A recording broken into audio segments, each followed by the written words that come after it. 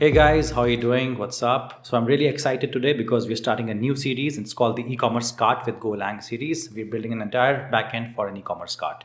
So we're done with our restaurant management Golang backend series, and we're also done with our JWT authentication tutorial series.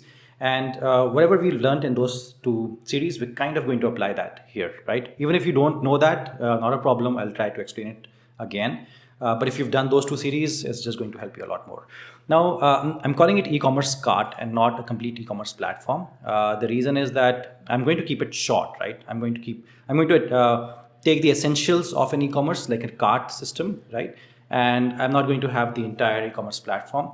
The reason why I want to keep it short is because with the restaurant management series, what happened was it lasted for 18 videos in that series and almost 30 minutes and above. So 2,000 people started the series and only 200 were able to complete it, right? So it's a big drop off. So what I'm realizing is that I need to keep the series shorter, like let's say 8, 9, 10 max videos. Can't go more than that because there's a huge drop off that I'm seeing. So, because I think people kind of give up after 10th video. They think it's too big, the project is too big for me.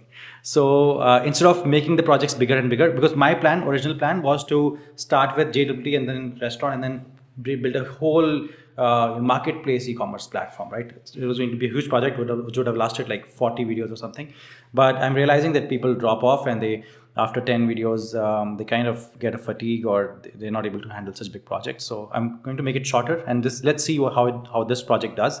And then probably we can include a bigger project later on, right? I hope that makes sense. So let me explain to you how it's going to work, right? You're going to have a user. As you know, I don't talk much. I get right into the code and right into explaining to you how things work, right? So this is, we're going to have the user. He's going to sign up. He's going to log in. So we'll have sign up and login APIs. We're going to use almost the exact same code that we've built in our JWT authentication tutorial series, right? There are 5 videos. If you haven't checked them out, it'll really help you if you check them out, right? So we're going to use almost the exact same code, not much changes, right?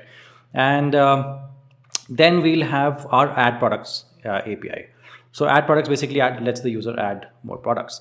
And then without logging in, the user can view the products and also search for products, right? Because let's say when you go to Amazon or Flipkart, you don't have to log in to see the products or search for the products, right? So you can access these APIs without logging in.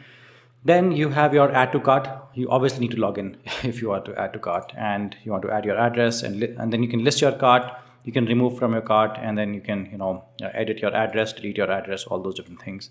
And so like I said, it's not an e-commerce platform, so we don't have things like guest checkout and all those different things. We just have like basic e-commerce cart functionality, right?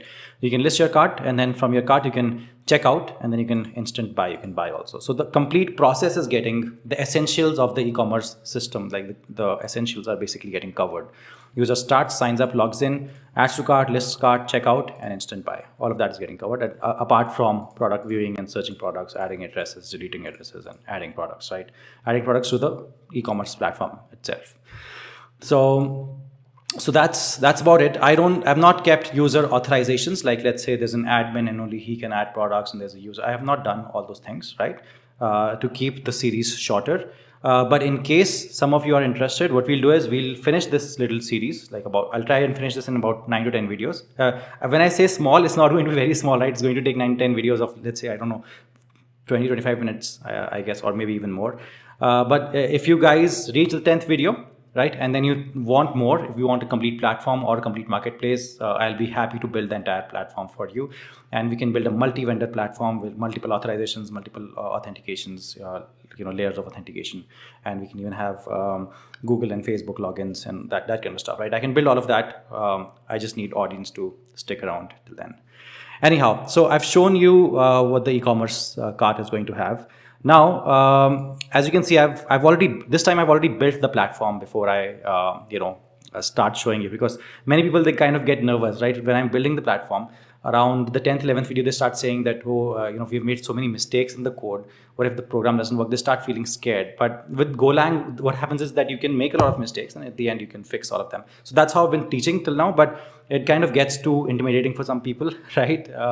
So what I've done is I've already built it. So I won't, this time I'll just, try to show only very clean code. I won't just write anything and then solve them later, right? I'll try to kind of fit into the worldview of junior developers, right? So junior developers, they're not very comfortable with just writing anything and then fixing out later on, right? Senior developers just write out in the sense, because we are just thinking and writing at the same time, right? We've planned it, but we're also thinking and writing at the same time. We're not kind of fixing while we're writing, we're fixing at the end. That's how senior developers write code, all right? So what I'll do is I'll try and work like a junior developer, in the sense, write everything and then explain everything to you, and then write the correct code and fix it at that same time. I'll try to do that, all right? Even though it's very difficult for me, I'll try and do that. That's, yeah, so I want to show you that the program is running, and the Gen framework basically lists out all these different APIs lists for us. It lists out all this, sign up, login, add product view, search, add to cart, all these different things. And here is your Postman. So in the Postman also I've created a collection. What I can try doing is I can share the collection with you. I think that'll make more sense. I'm not sure what works out for you. You can leave it in the comments below. Do you want the code? Do you want me to push the code right now on GitHub and then you want to follow along, code along, or do you want me to complete the series like I always do and then push the code on GitHub? You can let me know in the comments below. All right, I'll do that. And also let me know, how do you want the Postman collection to be? As in, how do I send you the Postman collection? I can maybe create a WeTransfer link or something like that, right? And or I can just copy and paste. I can create a Swagger documentation document and just copy and paste the whole link there on GitHub maybe. So these are all the APIs, right? You have the sign up API, which takes first name, last name, email, password, phone. You have the login API. You have the add product. You can add a product, and then you have to for add product you don't need authentication right now. For product viewing, you don't need authentication. Searching, you don't need authentication, but you need to add name, which is the key, and you have to add value to search the product. Then when you want to add products to cart, that's when you start requiring the token, right? And you also need to pass the user ID and the product ID that you want to add to the cart. For removing item to the cart, you also, again, you need to pass the product ID and the user ID. And to list items in the cart, you just need to pass the user ID, so that in the database you need to find the cart, items that he has passed into the cart. Then similarly with add address, you'll do the same. You'll need token, right? And then you'll need the user ID also, address. Then you have something with edit address, you have delete address. Then comes the one of the most important APIs, the cart checkout. For that, you'll pass the token and you'll pass the user ID, and the byproducts one, where you pass the user ID and also the product ID. All right, so those are all our APIs. I've already shown them to you almost, in this way also. So I've shown you the Postman, I've shown you the diagram, I've shown you the project is already there and it's working. So let me know if you want me to push it on GitHub right now. I'll push it and you copy it and then you start working on the series, or however you want to. So this was more like an introductory kind of a video today, and from tomorrow we'll actually start working on it, and we'll kind of build it fast, and as in I'll build it really fast, right? So if you've been working with me on Golang, you would already know a lot of things, but even though I'll work fast, I'll try and explain everything to you, so that even if you don't have any, if you've not done the previous projects on Golang, you'll still understand quite a bit, all right? So do subscribe to the channel, because I come up with awesome projects. You already know that, right? If you've been watching my videos. I have more than 100 videos on my channel for Golang only, all right? So do subscribe, and thanks a lot for watching. And also I've also been posting Web 3.0 and blockchain videos. Please check them out, because I'm creating a huge platform, NFT platform, right, where you can sell. It's like an NFT marketplace. You can sell your NFTs. I'll be showing that in a series on YouTube, but you won't understand anything if you don't watch the blockchain and the other videos that I've been posting, like SHA 256 video that I posted yesterday. If you haven't watched it, you won't understand anything in that series that I show you, right? Because I'll be showing you at a much deeper level. I won't just show you by using some technology how to make the marketplace. I'll show you at a much deeper level how you can actually create your own blockchain and then create the NFT marketplace. I don't waste any time. We have to start coding, right? So we'll create a new directory. We'll call it Ecommerce YouTube project, or let's just call it YT. That's it. You don't have a very long name as well. So you want to cd into it. You want to say Ecommerce YT, and you'd like to say go mod init and github.com/akhil/ecommerce YT. Okay. Yeah, spelling is correct. It has created a mod file. Hopefully, it has created a mod file for us. And now I'm going to open up the code window in VS Code. And you could be using anything else, doesn't matter. But VS Code is my preferred, what do you call it, code editor. All right, so in any Golang project, we have to create the main.go file, right? And there will be many more folders. So what I'll do is I'll just create the folders right now so that we're done with the boring work, right? So let's create all the folders right now. So we'll have a controllers folder. We'll have a database folder, and there's one update to this project. So as you know, we'll be building on the knowledge that we have gained in our JW authentication series and the restaurant management series. There's a change here in this video. I mean, we have we're using MongoDB, all of that is same, but there's a change. We'll be using Docker. So we'll be using the MongoDB inside Docker, right? A lot of people, they put a comment on my video saying that why don't you use Docker more? I can use Docker all day long, and it doesn't make any difference to me. So here I'm using Docker, all right? And most of the more complicated videos, the microservices ones, I'll always use Docker there. So in case you want to see how it works with Docker and a little more advanced kind of stuff, do check out my microservices videos. I use a lot of Docker there, all right? But here I've just used it again just to make those people comfortable who ask me why haven't you used Docker and Docker Compose. So I'm just basically running the MongoDB inside the Docker container in this project rather than using the regular MongoDB, all right? Okay, so database is another folder, and then we'll have another folder called middleware. Then we'll have models. So these are the usual suspects, usually the folders, if you use the same folders. You have to use routes, you can't do without routes.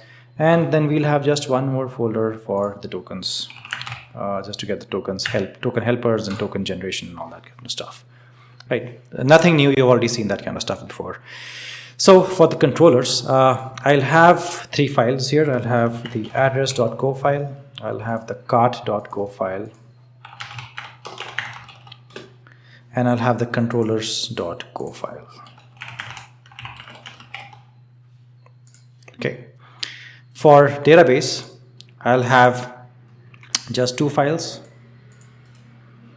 I'll have my cart.go file for my database as well, and database setup.go. So everything to do with the setup of my database, I'm going to put it in the database setup.go file.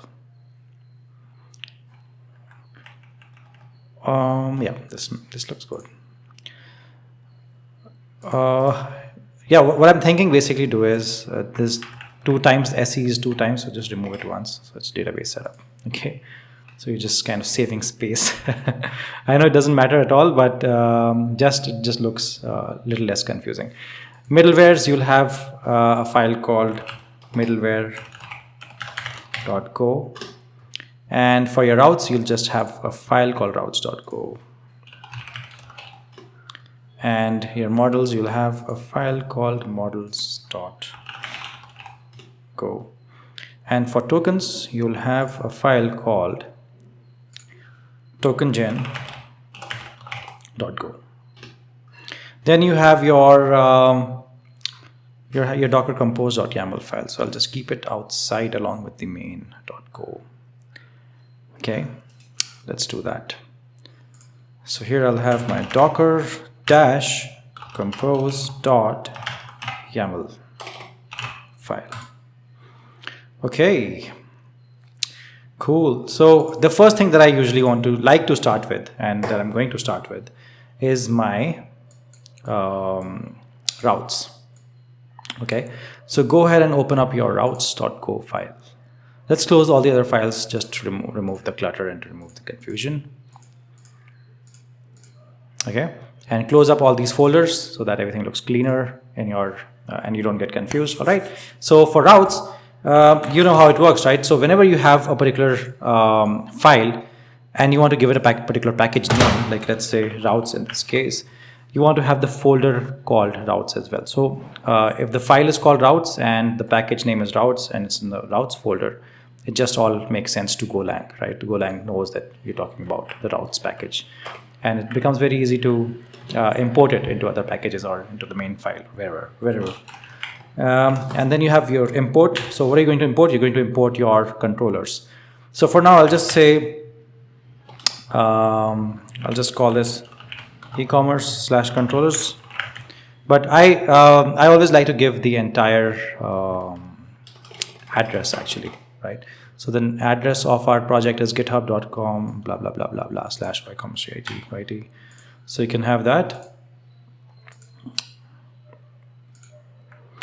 and then you import the controls. This just makes more sense to me somehow. And then you want to get the gen package. So because this is obviously the routes file, right? So you want to have the gen package because that's what you are going to be working with. And here's your gen connect/gen. The function I want to have here is called user routes. Now there will be some user routes, and there will be many more routes that will basically be with the product and cart and all those things. But the user routes are slightly different, so I'm just creating them first. The user routes are, I'm going to say incoming routes, right? And I'm going to pass, basically I'm passing incoming routes, which is of type gen.engine. And you're going to write incoming routes dot post, right? Incoming routes dot post again. I know I need 2 posts at least for sign up and login. So I'll say user/sign up, user/login. Both will always be post requests, your sign up and login. Then I want to have another one for post, and I'm going to call it the admin/add product. So I'll say admin/add product. Just remember to add a slash before admin, because we'll have our local host and then we'll have /admin/add product. Just make sure you add a slash before users as well in both the places. Then you want to write your get, which is going to be users / product view, and you're going to have your user search. Now, in many cases, I keep the search API as a post API because you build a query and then you send it to the backend. In this case, we don't have a very complex query going to the backend in any case, right? Like I said, I want to keep the platform simple, and in case people want to go ahead and want me to create a bigger platform, I can do that. But that we'll judge that at like the 9th or 10th video. We'll come to know that how many people are really interested in learning the bigger platform as well. But I usually keep, what I'm trying to say here is that I usually keep the search API a post API, and I assume that the front end will create a big query and a very complicated query and then send it to the backend.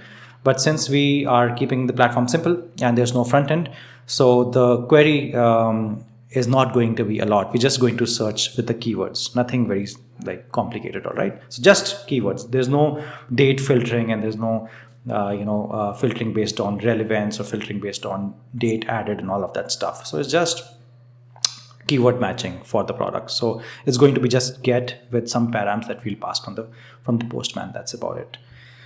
So here you want to say controllers. So for all of these routes, you want to handle these routes somehow, right? So you want to handle them with controllers, and you'll have a function called sign up in your controller. When I'll create that function, it'll have a capital S and capital U. And similarly here as well, I want to have controllers dot login. And for add product, I want to have controllers dot product viewer admin. Here I want to have controllers dot search product. Now just remember, we don't have authorization in terms of having an admin and only the admin is able to add products. Right now we're just assuming that even though I'm calling it admin/add product, there's no authorization as such that the platform will stop any other user from adding a product. But ideally the admin should only be able to add products. That's why I'm keeping it in a function. Sorry, I'm feeling a little uneasy because I've eaten too much chocolate, so I'm not feeling really well. Anyhow, So product viewer admin, I'm just creating this function assuming that in the future we can add authorization if we wanted to, right? So, but as of now, we want to keep the platform simple. We won't have any authorization because authorization is a huge topic, right? So it'll take a while to build it in case we want to build it. And it can always be done later on. We don't have to start with it. Sorry, here you want to have search product, and here you want to have source product by query. Make sense? So very simple file. You just have created the routes.go. And now I'm just thinking which other file should I show you, because I don't want to show you the controllers. It can get complicated. What we can do is we can work on main.go. I think we can work on main.go. And you know how the main file starts, right? You have your package main, you have your import, and you're going to import your controllers and database and all of those other things. So I'm going to copy this path here from the routes. I'm going to put it here. So I'm going to get my controllers, my database, and my middleware.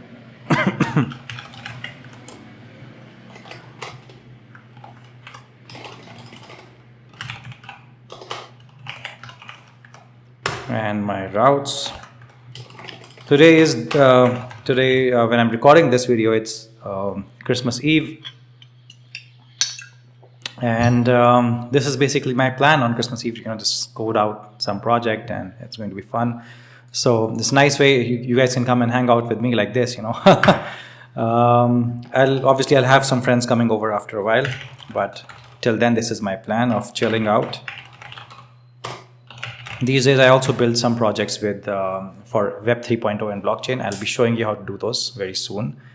And I hope you've been watching my Web 3.0 blockchain, all those videos, which I keep putting online these days, because you'll need them once I start showing you those videos. Okay, so here, the main.go file obviously will have its own func main. It'll have its own main function. And the first thing that you want to think about when you think about the func main is the port on which the program will run. So func main, the main job of func main is going to be to start the server, ideally, right? So you want to define your port, and you want to say os.get environment port. And you also want to check if port is empty, then you want to give it a default port. You're going to give it 8000. Okay. And I want to create a variable called app. With the help of app is where I want to handle all the other routes. So I'm going to say controllers dot new application and database dot.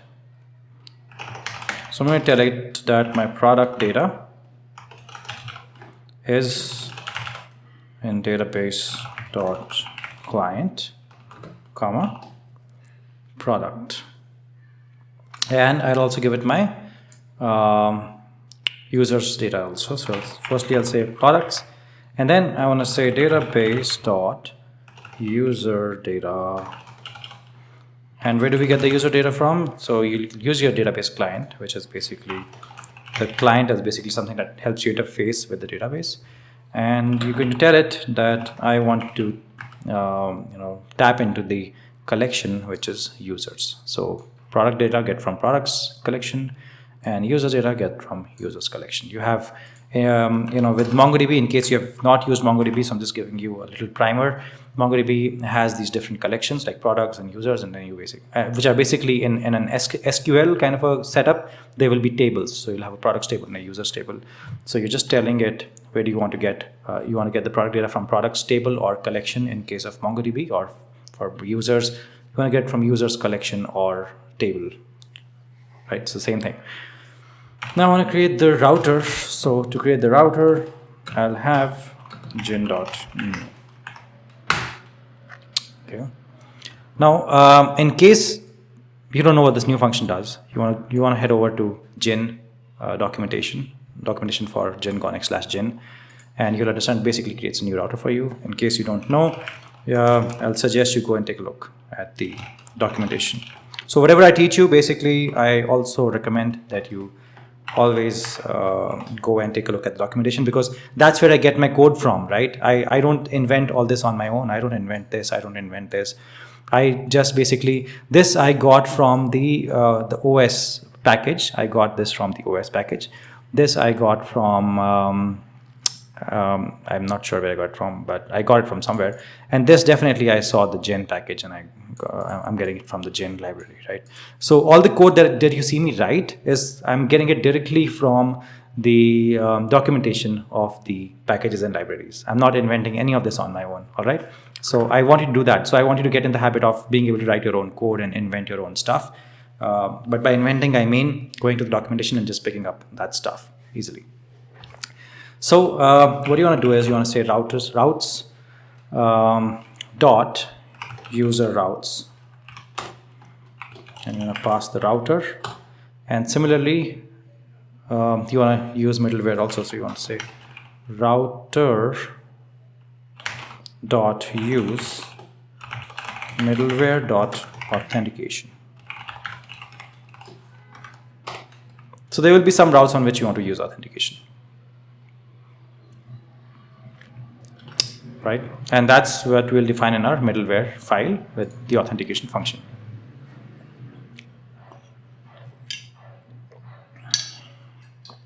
Okay. So now you want to define some more routes here. I want to define router.get / add to cart. Now we're defining routes separately, right? These are the routes for our user routes, and these are the other routes apart from our user routes, which are like add to cart. So it'll be basically an add to cart function. Then you want to have your router.get. So sorry, get is always capital, right? Get is always capital. Get, post, and all these. So here you'll have router.get, remove item from cart, app dot remove item.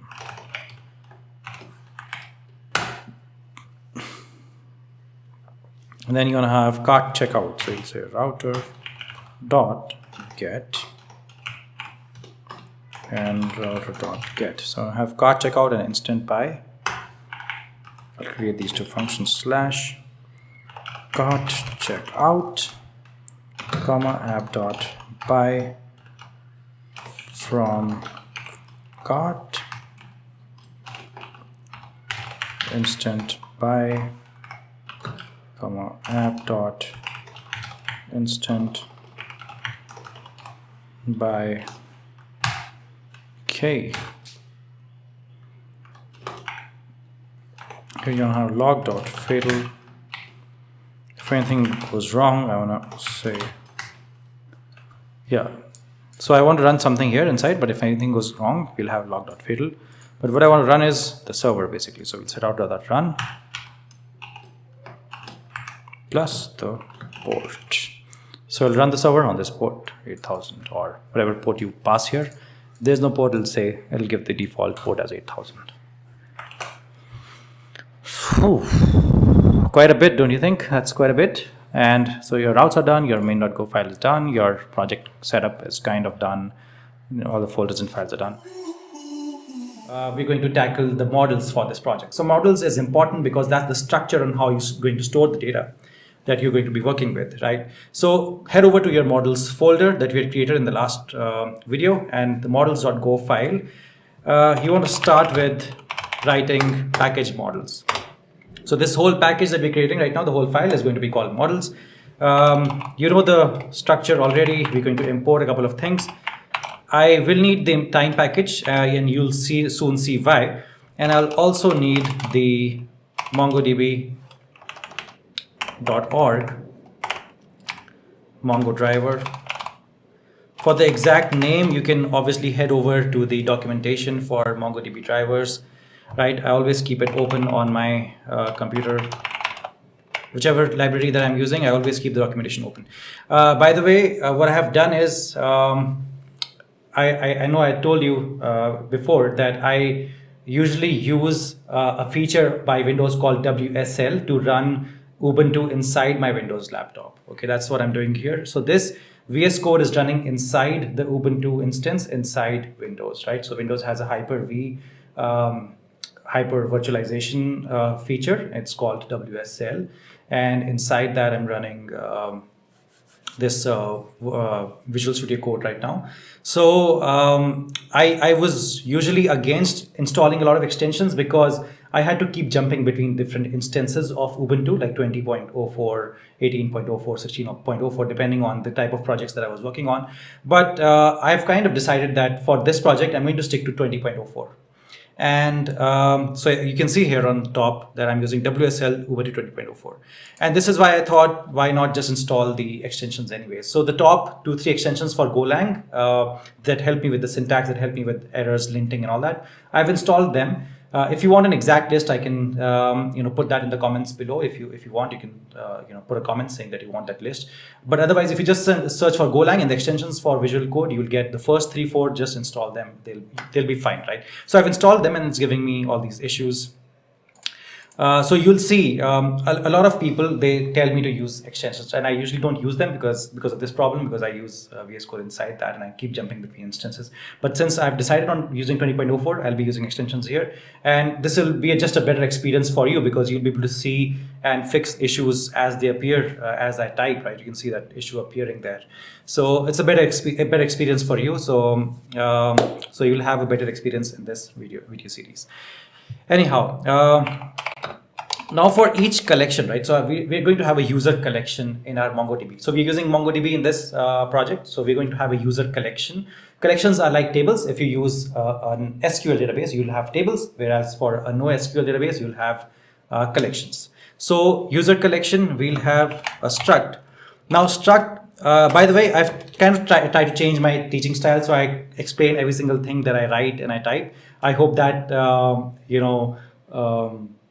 makes sense, or that kind of engages you better. But in case you're a senior developer and you don't like this kind of a teaching style where I'm teaching everything one by one, you can go over to my more advanced project series where I don't explain much. I just show a lot of code and show a lot of building blocks and how to actually build the project quicker and faster, right? So if you're a senior developer, there are so many more projects on my channel, right, where I've shown you how to actually build a project really quickly. Anyhow, so this is your struct, and the struct, the user object, you can call it. Let's say if you're from a JavaScript background, the user object, right, is going to have ID. Struct is kind of an object, right? So you'll have ID, you'll have first name underscore name, you'll have last underscore name. So struct is like you have these data types, right, in Golang, and struct is your own data type that you can create. So even though it directly correlates with a MongoDB collection, but your struct is basically used by Golang to understand and work with the data, so that Golang understands this is a struct and this is what those different data types are. And then you'll have your password, then you'll have your email. Now you can add or remove any of the things that you like or don't like in this struct. This is according to my taste and preference that I'm building the struct, that the user should have an email and phone number because it's an e-commerce website, right? And I want to have token to work with authentication. I want to have a refresh token, and I want to have created at and updated at, created underscore at and updated underscore at, user underscore ID. And we'll now a lot of people, they handle the cart, the user's cart in the front end. Many people handle it in the back end, but you can do both. It doesn't matter. So here I'm just showing you how to do it in the back end as well. Okay, so you have a user cart, and you want to have address details of the user. Obviously, you want to have address details, and every user also needs to have like their order status. What's happening with their order? They would like to know that. So that's why you have the order status. Okay. And then what does an e-commerce consist of? The e-commerce consists of a product, obviously. So you'll have product. Okay. So we'll say type product, which is struct. Then I'll have a product user to be able to put price and rating and image. Product.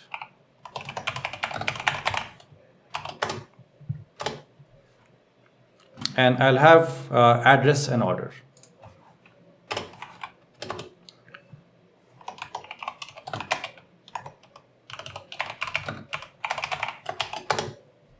So you want to store the address, and we'll soon create the inside fields. Don't worry about that. I'm just creating from like a 10,000 feet perspective. What all do you need? You need order, because somebody will check the product and then place the order, right? And then you want to have a payment object. You want to have type payment struct. Okay. So for the product struct, let's start from product struct. Okay. So what all will it have? It'll have an ID. It'll have a name. So whenever you go to an e-commerce website, you see product names, right? You see the price of the product, the rating, and the image. So let's create that. So the first thing is going to be product underscore ID. Then you'll have product underscore name. You'll have the price, the rating, the image. Awesome. For product user, you want to have the product ID and name. I'll just copy and paste from here directly. And you'll have the price, the rating, the image. And then you want to have the address. For the address, you want to have address underscore ID,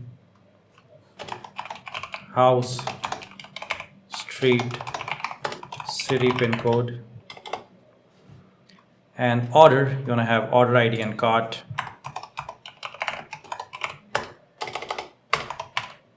Right, so whenever you place an order, you have an order ID, you have the cart,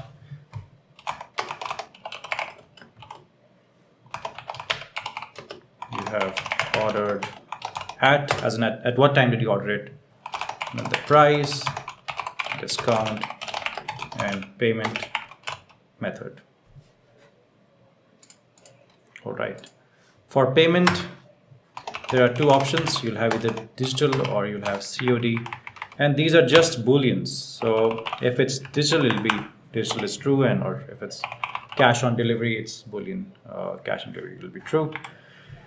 Now, so for these two, I have written the data types, but for all the others, I've not written the data types, and we want to now start doing that.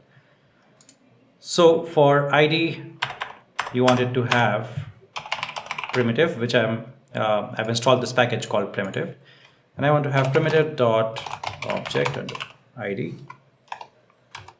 and first name is going to be string, last name string, right?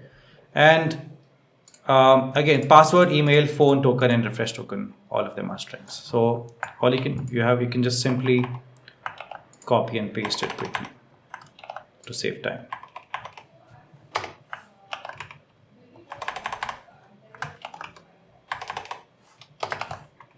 Okay. Now I don't encourage copying and pasting a lot. I mean, I don't do it. Whenever I build some production grade application, I never copy and paste. Even if I have to copy just one single word, I don't do that. It's because when copying and pasting, your mind goes on autopilot. And at least that's what I have observed. Maybe it doesn't work like that for you, but I can tell you it works like that for everybody. I'm just being politically correct, saying that maybe it doesn't work like that for you, but I know for a fact everybody, their mind just goes on autopilot mode. They're not thinking anymore, right? They're just copying and pasting. So their mind goes in that copying and pasting mode. When your mind is in that mode, you stop checking what you're doing. You stop actually even noticing what you're doing, and you end up making so many mistakes that become really difficult to fix later on, because at that point of time you didn't even register the mistake that you were making. So it becomes a little difficult to fix. With Golang, it's not that difficult to fix actually, but if you're working with something else like JavaScript, you can't copy and paste a lot. Okay. at least for like very critical production grade applications. I don't do it. I mean, if you're comfortable doing it, you can do it, but I don't encourage it at all. So here, since we're not doing anything very critical, simple application, so I'll just copy and paste a little bit here and there, time by time. I know other YouTubers, they have a habit of copying and pasting a lot here and there. I don't, support that or encourage that a lot. So here, when you see something like this, right? This is basically a slice. So it's a very simple form of a data type that's given to us by Golang, almost like an array. You should go check it out if you don't know what a slice is. It's very important to know. And here what you're doing is you're saying that you want a slice, which is like an array, right? You want a slice of type product user. Product user is something that you've created here, right? So since we're associating every cart to a user, and the cart will have multiple products. So we have something called as a user cart, which has it's multiple slices, and then you have the product user, where we'll store the product that user is storing in his own cart. Okay.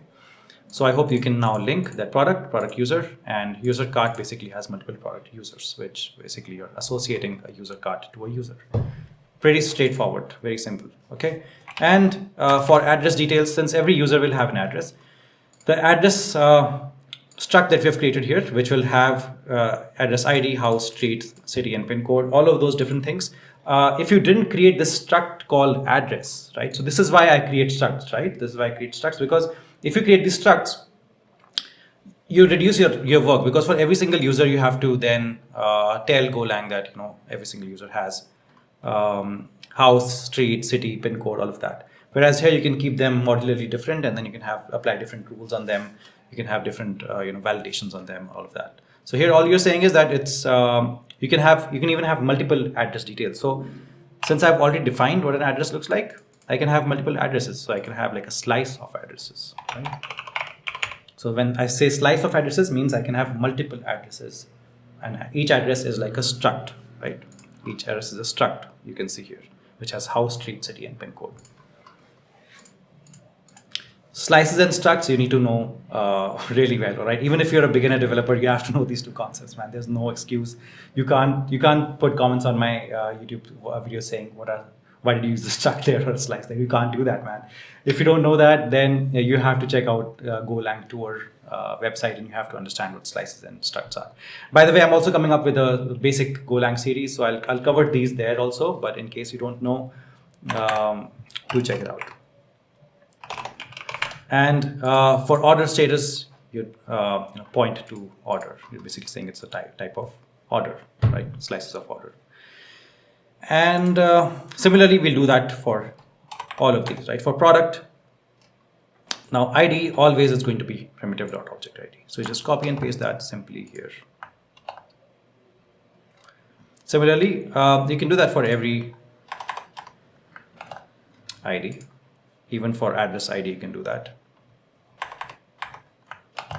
And for order ID also, you can do that. Cool.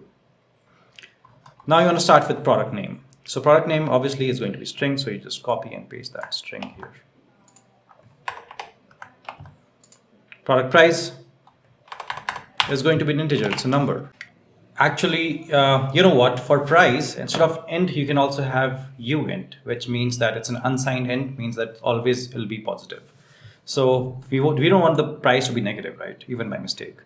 So because that'll cost the company money if you're building an e-commerce project. So for the price, you want to have uint. And I'll keep it 64.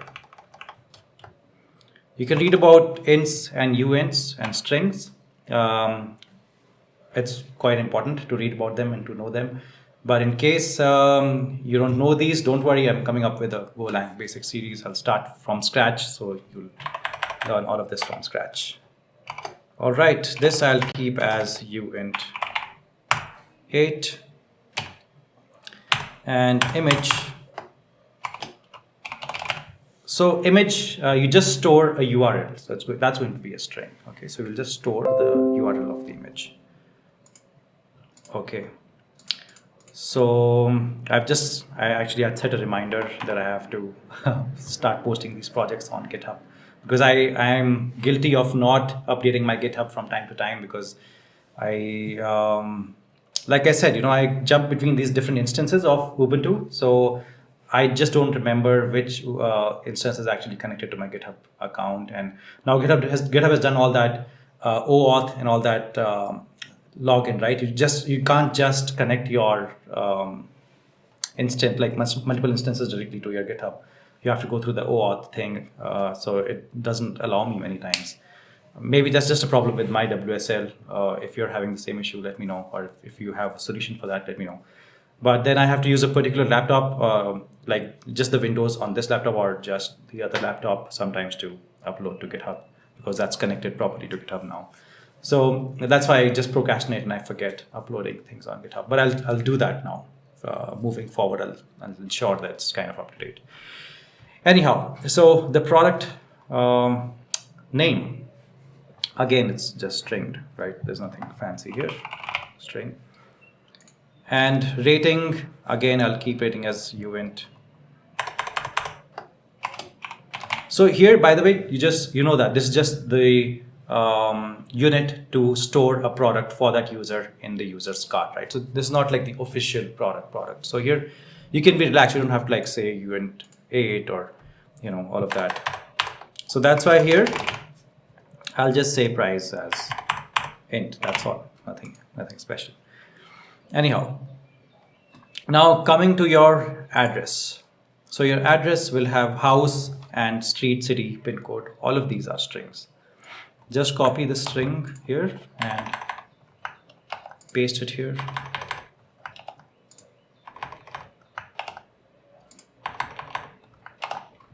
Okay, I've kind of kept everything formatted. You can also do the same, like, add enough spaces between these so that they all fall in the same line.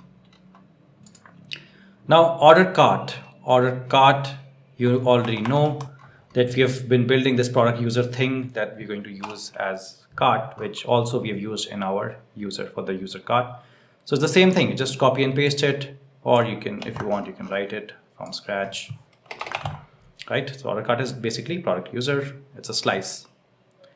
Ordered at, it's a timestamp. So how do you get timestamp? You get it from the time package that I've just installed up here. And the price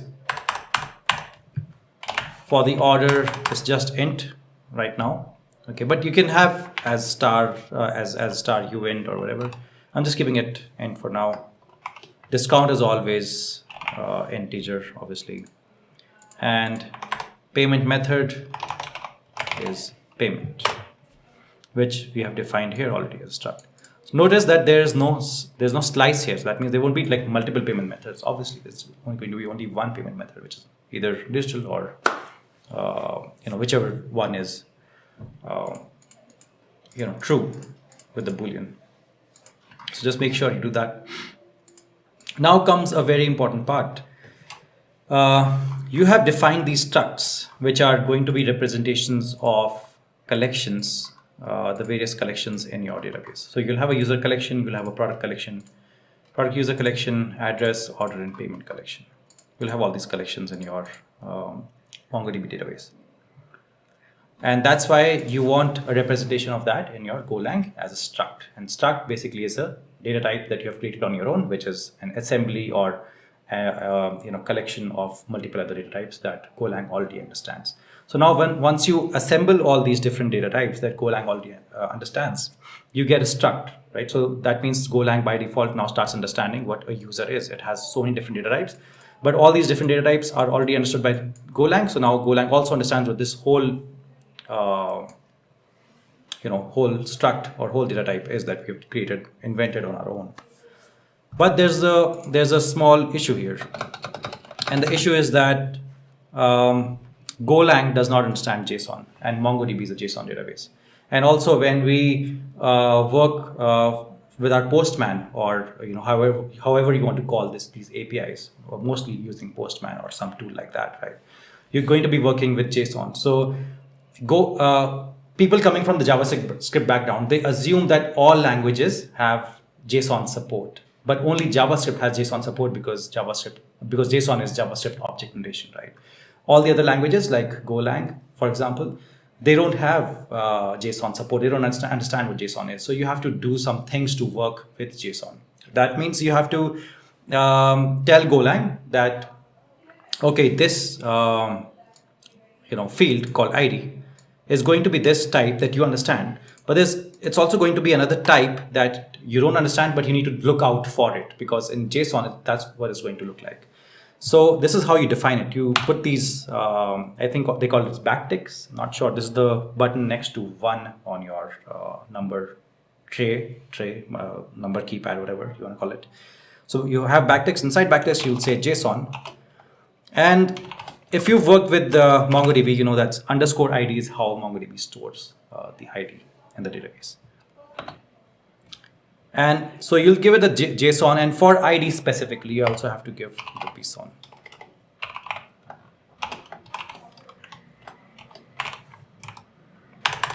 And now the thing is that for all of these fields, you have to do the same. So here you want to put those backticks again. For JSON, you want to say first underscore name, and you want to. Okay, so there's another layer of validation that I'll come to in a while. I won't confuse you just yet. So there's going to be another layer of validation, which I'll show you in a couple of minutes. But before that, let's do the whole JSON thing like I just did for first name and for ID for all the other fields, okay? So for last name, I want to have the same thing. I'll say JSON, and I'll say last name. Now, there are some tools that help you create these models automatically, right? So I have used these tools quite a bit in the past, and they work really well for Flutter, but for Golang, all of them, they kind of mess up quite a bit. So I don't completely depend on them. I'll show you how to use those tools, right? So here, the models are still very small, and the number of data fields that we have used are still very less. So we don't have to overtly depend on them right now, but in other projects, we'll use them, and I'll show you how to use them. But even though I use them, I always kind of very carefully verify if they have output the right data for me, because they're not very reliable somehow. For Golang at least. For Flutter, they work like a charm, right? For Flutter, whenever I need to work with JSON, I create these models, they work like a charm. But for Golang, I always verify, right? So this is small, this I'll do manually, but if it's a bigger project, I'll show you how to use those automatic tools as well. So here you'll say JSON, and you'll say password, right? So I'll go a bit quick here, and here you'll say email, and I'll just copy and keep this so I can use it later on also. And here after email, I want to say phone. I want to say token and refresh token created at and updated at.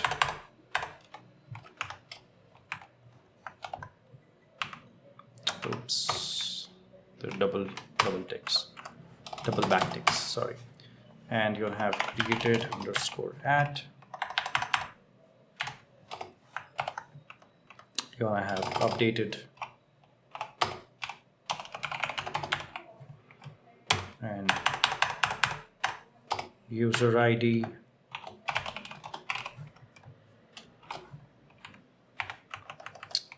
Sorry, I didn't end up using this.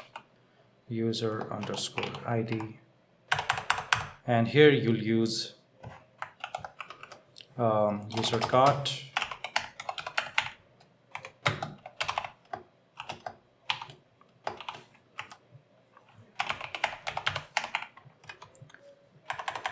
We'll have to use the BSOR notation as well, because we're referring to other structs for these three structs. Okay, so just make sure of that.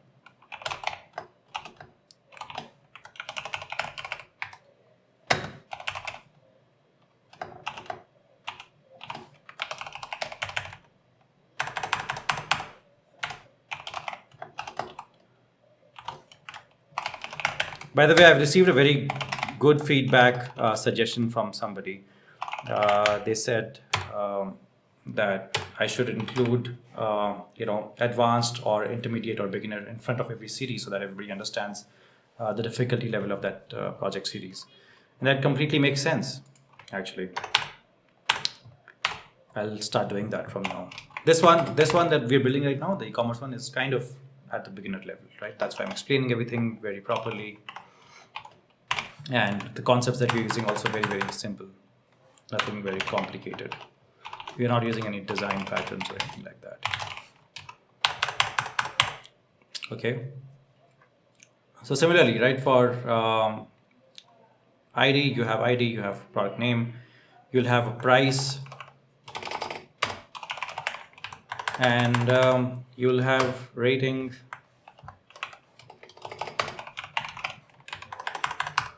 and you'll have the image. Now, even though we've told Golang this is how it's going to look in JSON, Golang will still need some help from our side. So we'll have to do something called as marshalling and unmarshalling. And usually there's a package called encoding/JSON that helps us with this feature that gives us, marshalling and unmarshalling basically to get Golang to work with JSON. Okay, so we'll be using that. Marshalling and unmarshalling is a simple concept. I'll explain it again in my simple video series that's coming in, but I've just told you what it does, like at a basic level. So for the product user, you want to have JSON _ID, and here you'll have JSON product _name and JSON product name. For the price, you'll have price and JSON price. And for JSON, here you'll have JSON rating, JSON rating.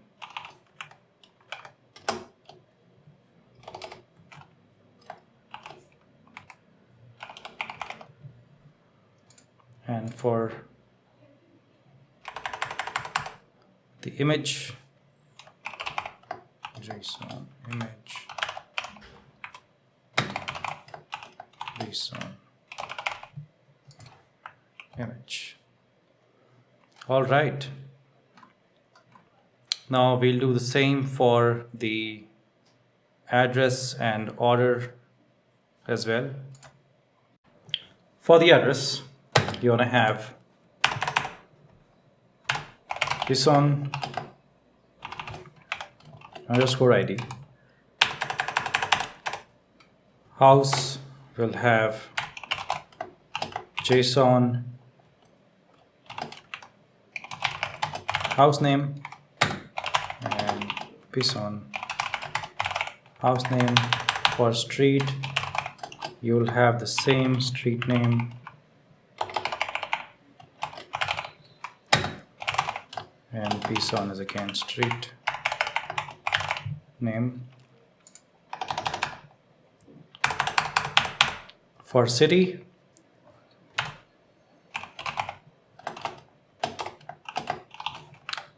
city _name and JSON would be the same as well.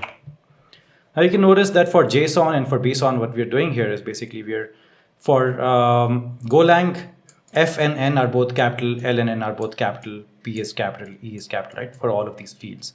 Whereas in JSON, everything is small caps, right?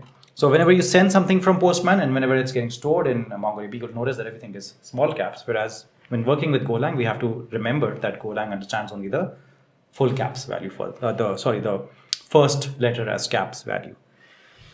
So for pin code, again, it'll be the same.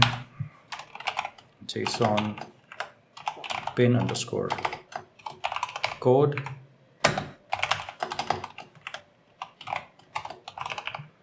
Cool. Now for order, You'll again start with the same bison underscore ID,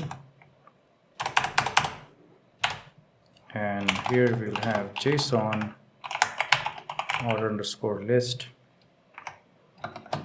and bison order underscore list. Okay.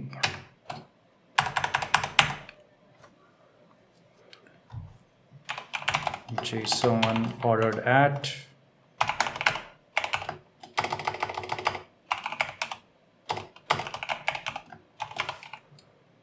and JSON ordered underscore at, and here you'll say total underscore price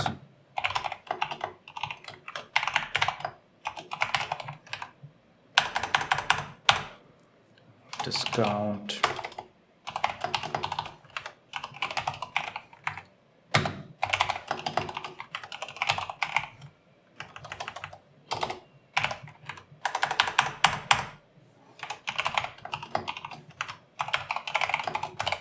payment method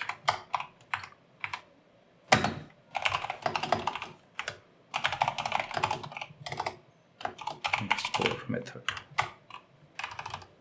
Awesome. So till now everything was straightforward and simple, and now also it'll be straightforward and simple, but I just want to show you something which you might find a little different to what you've been seeing till now. It's the validation, right? So we'll use an external package for validation, but to be able to tell it that this is how the validation is going to be, we have to define the validation here, which basically I'm saying that the first name of that user is required for sure, and there'll be some rules to it. The rule will be that it has to be minimum 2 and maximum 30 characters. Similarly, I'll define, make sure this is inside the second backtick that ends it. So validate here, again I'll say it's required, and it'll be minimum 2 and max 30. For password, again I'll say validate required minimum is equal to 6, and email is validate email comma required, and for phone we'll say validate required. The spacing doesn't seem correct.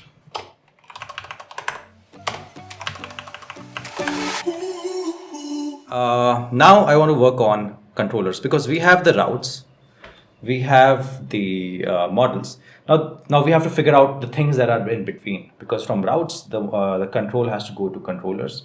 From controllers, we'll take some help with middlewares, and then directly to models. That's how the control is going to flow. Now I want to work on controllers in the sense that in this video I'm going to at least create the complete foundation of the controllers, because we have 3 controllers files, right? One is controllers.go, the other is cart.go, the third is address.go, and they have a lot of functions in between them. And I want to create all these functions, but firstly, in this video at least, I want to create the basics of those functions, in the sense at least write down what the functions are going to be, as in what are the different functions that I'll need, right? So at least I want to lay down the foundation. Before you build a building, you lay down the foundation, right? So I'm just laying down the foundation of the controllers in this video. Now, since the folder name is controllers, we want it all to be under package controllers, so that from the other packages, from the other files, from the other folders, we can easily access all the functions from any of these 3 files just by calling controllers package. And obviously this file will have its own import statement. Now the functions that I'll need here in the controllers file will mostly be to do with the users. So for example, let me give you an example. We'll have a login function, right? And before that we'll have a sign up function. Now since This video series is very similar in terms of the project structure and the technologies that we're using with the JWT authentication tutorial series that I've covered and the restaurant management series that I've covered, right? So it's all in the same universe because you're using the same technologies and the same way of coding. So that means that when I do my sign up and login, I need two functions. You already know that if you have seen those series, and that's the hash password series and verify password series. So what I'll do is I'll keep some space for that as well. So it will be hash password and verify password functions. With sign up and login, you also need one more function, which is product viewer admin.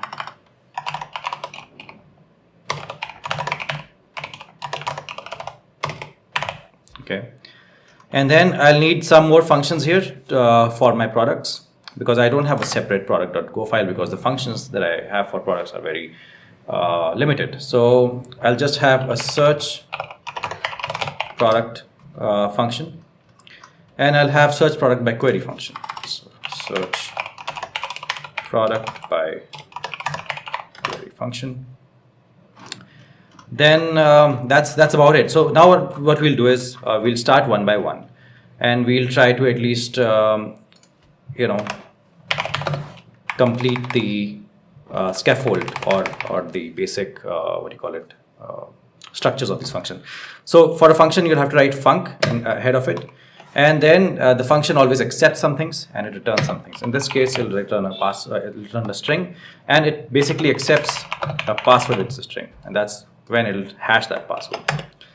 And there will be a function definition that we'll work on very soon. Now the next function is verify password. So you'll have func verify password.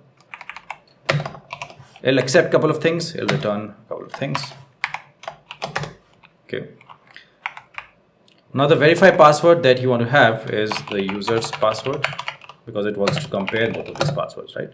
And the given password. So it'll compare both of these passwords and it'll give you that true or false, a boolean, and it'll give you return the password basically.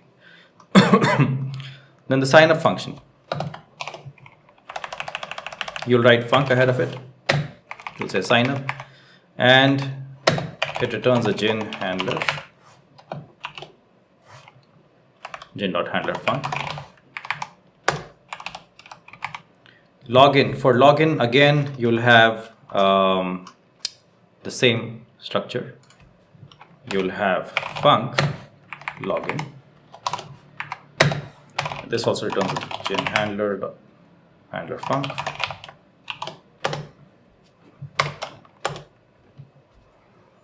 Then you have your product viewer admin. Again, returns a handler func. And your search products.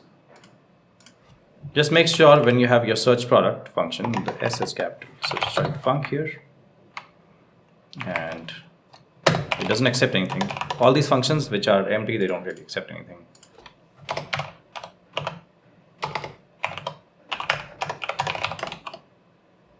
Okay.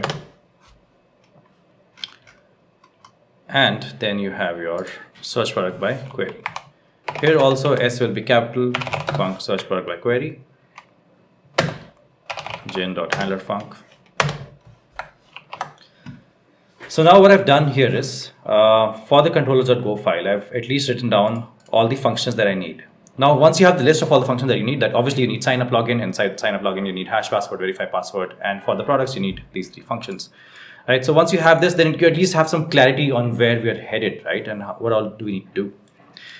And I always recommend this. So I always recommend creating all the folders that you have and then writing down all the file names like I've done. Even though there's nothing in the file, at least I've written down that I'll need these files in the structure.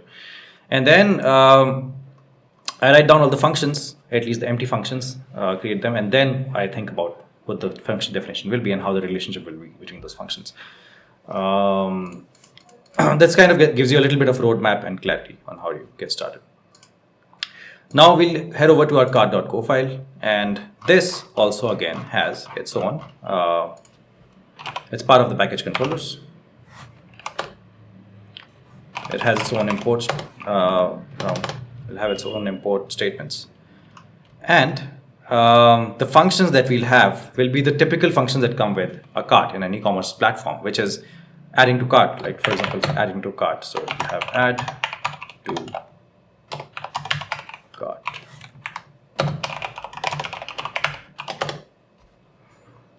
And you have remove item from the cart. So we'll just call it remove item. So I'll say remove item.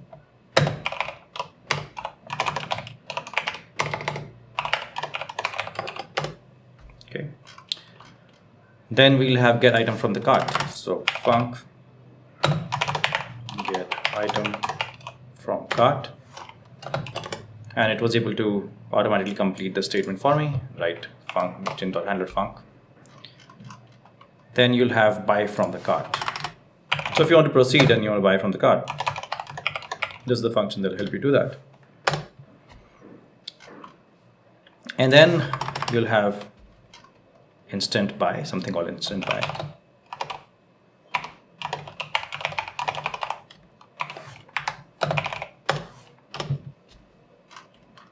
And that's about it. Those are all the cart functions that we need. Then you'll go over to your address.go file. And here, again, you'll have package controllers. You'll have import statement. And you'll have your functions now. So the first function is that obviously if the user does not have an address in the beginning, so you'll have to add the address for him, for that user. So you'll say add address. Again, it's gen.handler func. The second function that you'll have is edit. If you want to edit the address, so you'll say edit address. Returns the same things.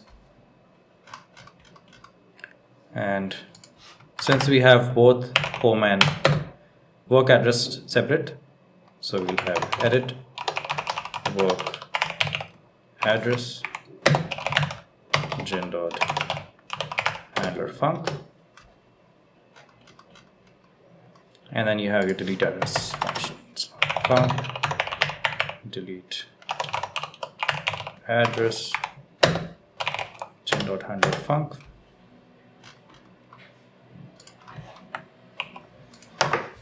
So these are the three files, and these are all the functions in those files that we'll have. And in the next video, we'll either create middleware related functions like this foundation, or we might start actually working inside these functions and start writing the definitions. But at least now you have some clarity. We have the main.go file, we have our routes file completed, we have our models completed, and we have the complete controller structure ready. We created these controller functions, and we'll come back to them later. And I know I was supposed to write the function definitions for these functions, but I realized that there's something better that we can do in this video, and that's creating the database setup, which is basically this file, the database setup.go file, is going to have the connection with your program in the database. So we can work on that, and we'll work on some functions. At least we'll write the basic definition of the functions for our cart.go file in the database package. Basically, so you'll have the cart.go file in controllers, and there will be these functions, right, for controller. But all of these functions will have a 1:1 relationship with your database functions. And this is the reason why I want to create all those functions for the database file right now, or like write the empty definitions of those functions rather than actually working on these, because I want you to know that I want to show you that there is a 1:1 relationship between all the functions that we'll have with controllers package with the actual database functions that we'll call the database with. All right. So first, let's head over to our cart.go file, and we'll call this package controllers. It'll have some import statements, obviously.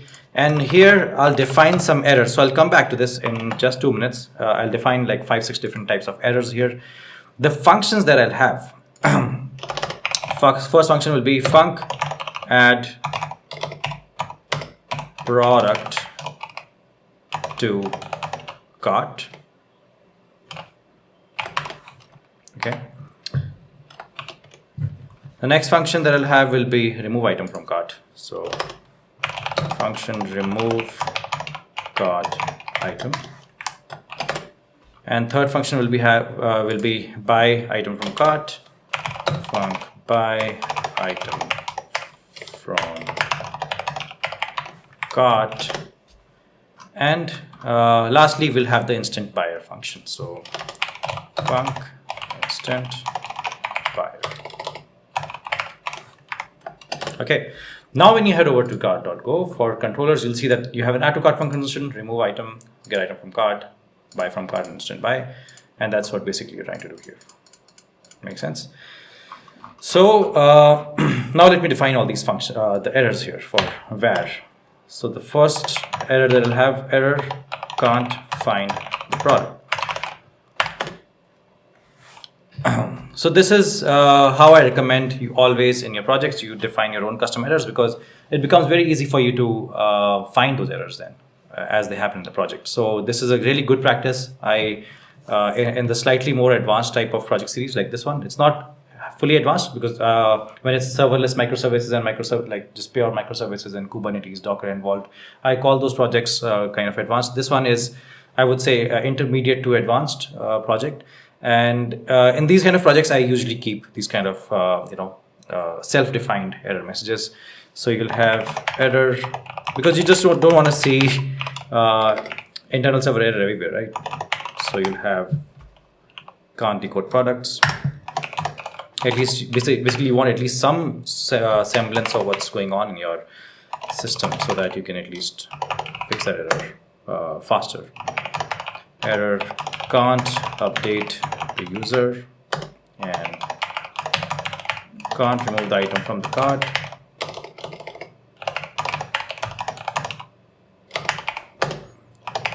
Error can't buy, can't get item. And error can't buy dot item. So wherever you're interacting with the database, right, where the database is involved and you're trying to perform some operation on the database and something that doesn't go through, you need to have an error for handling that. So you're trying to update a user, you have to have an error can't update a user. I mean, that function, that the process with the database didn't go through. Right. Similarly, you're trying to remove something from the item, from the cart, remove some item from the cart, doesn't go through with the database function. You want to have an error for that as well. All right. And here, everything will be basically errors.new with brackets. So what I'm going to do is I'm just going to copy and paste this very fast everywhere. And then we're going to define the actual text that I want in those errors so that when I see those errors, I can at least know what's happening. And these errors that we'll define in those two inverted commas will be very human readable errors, right, for humans. Errors should always be for humans. So we'll have can't find the product. And again, you'll have can't find the product.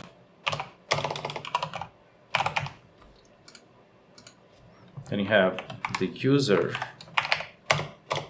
This user is not valid. Cannot add the product to the cart. Let's make it this product to the cart. And here you'll have cannot remove this item from the cart and was unable to get the item from the cart and cannot update the purchase. Now that we've defined these errors, we can easily use them between our functions when we work with the database functions. All right, so the next file that I want to work with is my database setup.go file, which is pretty important. It's again part of the database package. It will have its own import statements. And the most important function here in this file is dbset function, which basically sets the connection between your program and the database. And what you want this function to do is basically return a Mongo client. right? Because we're working with MongoDB. And this file will have two more functions. Since we have user data, which is separate in a separate collection, product data is in a separate collection. So we want to have a function that gets user data and a function that gets product data.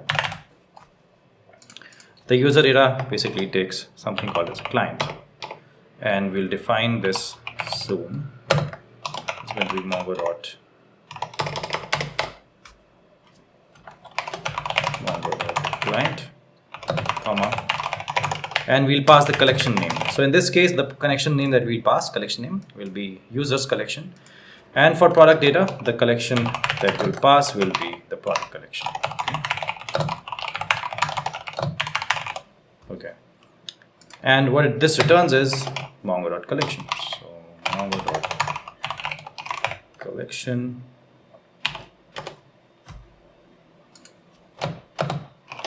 star mongo.collection. Now let me complete the dbset function. Otherwise, you might think that we're just writing function definitions and we're not actually creating the insights of the function. Don't worry about that. I mean, when we create the empty functions, it just gives us a great roadmap to follow along, right? But just so that you don't think that, I'll at least create the insights or write the function definition for the dbset function so that we get somewhere at least. Now the way to create a client is like this. So you take a variable called client and you take a variable called error, where you can handle the error if the client does not get created. And you use the Mongo package that we'll import soon. Actually, let's do that right now. Let's say go.mongodb.org/mongo-driver/mongo. Okay. And let me also get the options package. So let's say go.mongodb.org/mongo-driver/mongo/options. Okay. So this is when I say Mongo, I'm talking about the external package called Mongo. And when I say Mongo.newClient, newClient is the function that's provided to us by this package called Mongo. Make sense? Here you'll say options.client.apply URI, which is basically the URL that you will get for your MongoDB. In my case, I'm going to have localhost 27017, but you could have anything else, not a problem. Okay. When I say anything else, I mean that you might be using some external MongoDB client, like a fully managed MongoDB service, and that's completely all right if you have that. So whenever we call a function like this, which has a high chance of getting an error, we always capture the error and we handle the error in the next line itself. So we'll say if error not equal to nil, log.fatal error. Now when you said log.fatal, that automatically means you have to import the log package. Okay. Now let's worry about the context for the database. So we'll say context dot with timeout. When you say context, as soon as you say context, you want to import the context package, right? So we'll say context dot with timeout, context dot background, comma, time.second. So we're basically giving it a timeout, right? So if you work with PHP, if you work with PHP, MySQL, those kind of technologies, you know that there's always a timeout whenever you're trying to work with any database function. Otherwise, you don't want the complete program to get blocked because of this function. And you want defer cancel. And now let's connect. So you'll use the client that you just created here, and you want to connect. So you connect CTX, and you want to, if there's a possibility of error, you want to capture that error and you want to handle that error right here itself. So if error is not equal to nil, you'll again log.fatal error. Now that you have probably connected using the context, you've probably connected with your client, and the client you've created here, which is the Mongo new client. Now you want to test whether it's connected or not. So what you'll say is you'll say client.ping, again a function that's given to us, and then we'll say, sorry, the ping has a capital P, and we'll say context dot to comma nil, and error is equal to. Again, anything to do with the client, which is the database, you're trying to ping the database, anything to do that with that might lead to an error. You want to handle the error. If error is not equal to nil, you want to say log.println failed to connect to MongoDB. You can even make a sad smiley if you want right here. And you want to return nil from this function. If all goes well, there were no issues, then you want to say fmt.println. Now that you're calling fmt, you want to import fmt also here, so let's say fmt. Make sense? So fmt successfully connected to MongoDB, and you want to return the client. You're returning nil if there were some issues and errors, but if everything went well, you just want to return the Mongo client, which is what we're expecting out of this function. Now that this function is done, I want to create a variable called client, which is of type mongo.client, and you call the dbset function here itself. And whatever gets returned from here, you want to capture that in this variable called client with a capital C. So I hope everything makes sense. And now that you have, we have created the complete database setup.go file as well, we are getting somewhere, right? We have the functions all listed down for the controllers for our cart.go database file as well. We have the database setup, as in the connection to the database sorted. We have our routes sorted. We have our models sorted, right? Middleware isn't going to be much. It's just going to have some authentication related functions. That's about it. Main.go file is already almost sorted. And that's great. We'll write our sign up function in the controllers file, okay? But before that, there's one thing that I want to take your attention to, which is basically the client that we created in the last video for our database setup.go file. The client that we created, it's the same actual client that was being used in our main.go file. When we created our main.go file, we had this database.client, right? And it's exactly the same client, which is your package database, and you have your client with a capital C. And that's how you're able to basically create your app. So I hope that makes sense. Now I think it's a full circle and it'll make much sense to you. I realized that in the last video, in the database setup.go, when we were making this file, we didn't complete these two functions at the end. So let me first complete these two functions, and then we'll head over to our sign up function.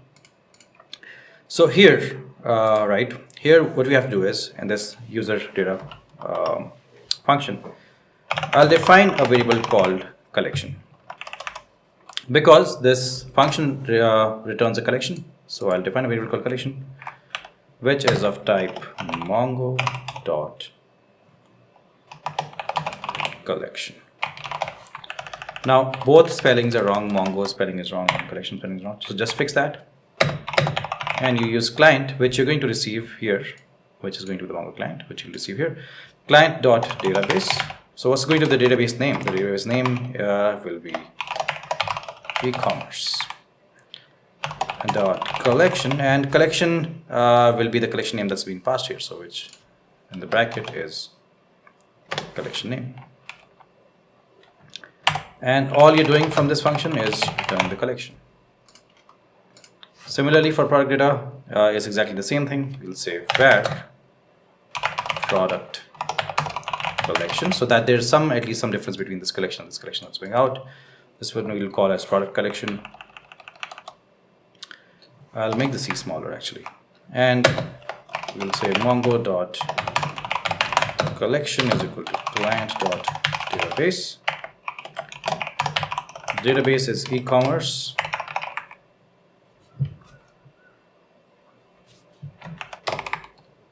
dot collection and collection name. Make sense? All returning is product collection. Okay. Actually, you know what? Let me make this C capital because I'm also a JavaScript developer and I just like camel case. So sorry. So I'll just make the C capital. Anyhow, so firstly, I just wanted to be consistent with collection, but now I just, I can't just get rid of camel case from my head. So anyhow, these two functions are done. Awesome. Now we'll head over to our controllers.go file and we'll work on our sign up function, which usually is an important function, right, in any file, any project. So what this returns is a gen handler func. That means it's basically returning a function, and this function takes context, which is of type gen.context. So this whole thing, the whole function is what's going to be returned from the sign up function. Make sense? Okay. Now the first thing that you start with, you want to set the context. So you'll say, you'll define a variable called context and cancel variable always. Context package is what you'll take. You'll define with timeout context dot background. You want to define a timeout basically for this function that will happen with the database, and defer cancel. Okay, so now with that, when that's out of the way, we'll also define a user which is of type models.user. So let me just show you what this means. You have your models file. You have your models file, which is part of the models package. And using the models package is how you can call the structs defined here. So user is the first struct, right? That's defined in the models.go file. And it's defined like this with a capital U, right? That's why we created structs with capital letters so that they're easily recognizable here. Because you define a variable called user, whereas models.user is a struct, and that's very easily identifiable because here the U is capital. Now user is a variable of type user, which is a struct. So that means it's going to have all of these fields. I hope that makes sense now. And I'm going to say c.bind JSON user.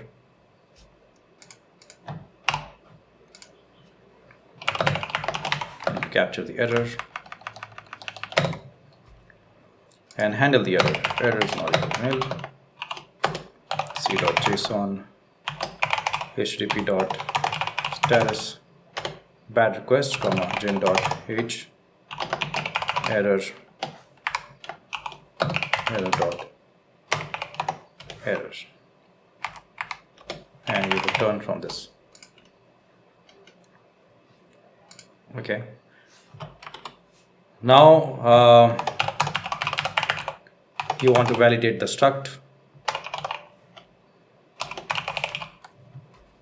So now you've created this variable, you have this variable user, right? So everything that you received, you want to basically capture in this variable called user, all the values. And now you want to validate the struct of the user. So you'll say, and you'll capture a validation error, validate.struct. And you'll handle the validation error now. So we'll say if validation error is not equal to nil, c.json http dot status bad request validation error, and you want to return from this function. Now comes the most important part, right? So now we're just writing the boilerplate stuff, but now comes the most important part where we'll check whether that user with that email already exists in our database or not, because then we won't let him sign up, right? So what you'll say is you'll say user collection dot count documents plus context json.m. We'll pass the email, which is user.email.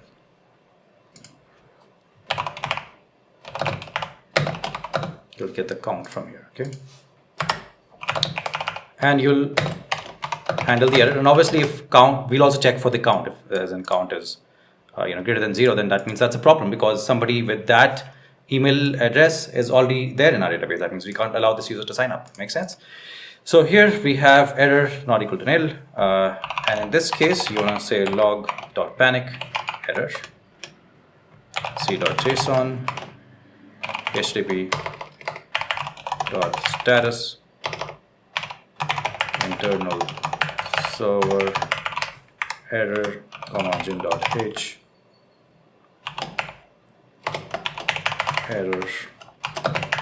error. Okay, return from this place. Now comes the important part that I was talking about, where the count that you just received here, you want to check if it's greater than 0. If it is, then you have to say that the user already exists. So you say c.json http dot status bad request gen.h error user already exists. Amazing. Now you also want to do the same thing for his phone number. So I'm almost using the same logic that we used in that JWT authentication tutorial, and the restaurant one also almost the same code. So we had a check for email and a check for phone number. So I'm going to do almost the same thing I'm doing here. Okay, so that we have some consistency. So you have user collection dot count documents, and you have ctx comma json.m, and phone is user dot phone count comma error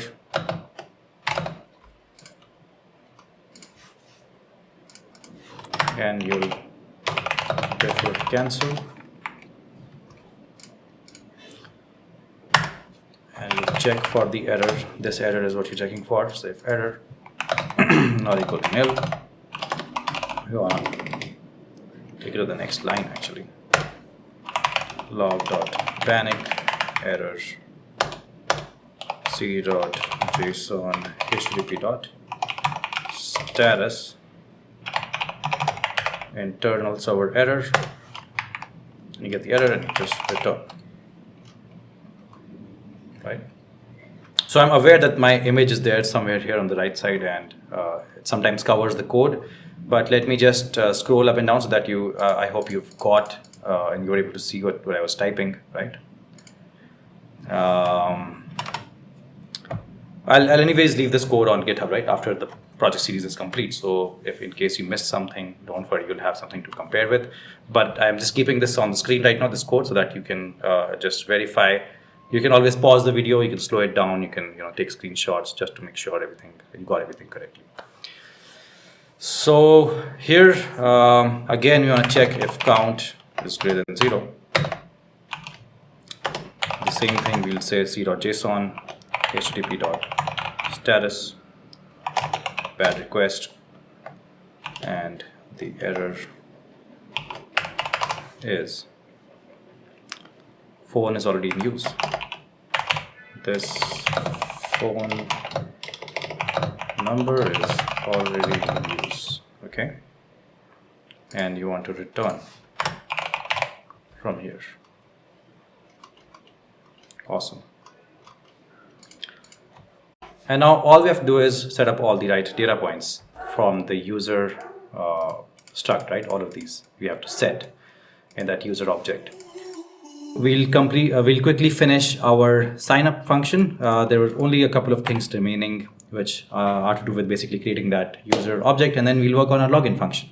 So let's get started quickly. Password will be hash password. Whenever you want to store your password in the database, you also always want to hash it. So we're creating the user object with all these values like password and all, and then we'll store that in our database, right? That's what we're going to do in the final parts of this function. So this is how you want to hash the password. You want to say user.password is what I want to send to the hash password function, which I'll create, which is here basically.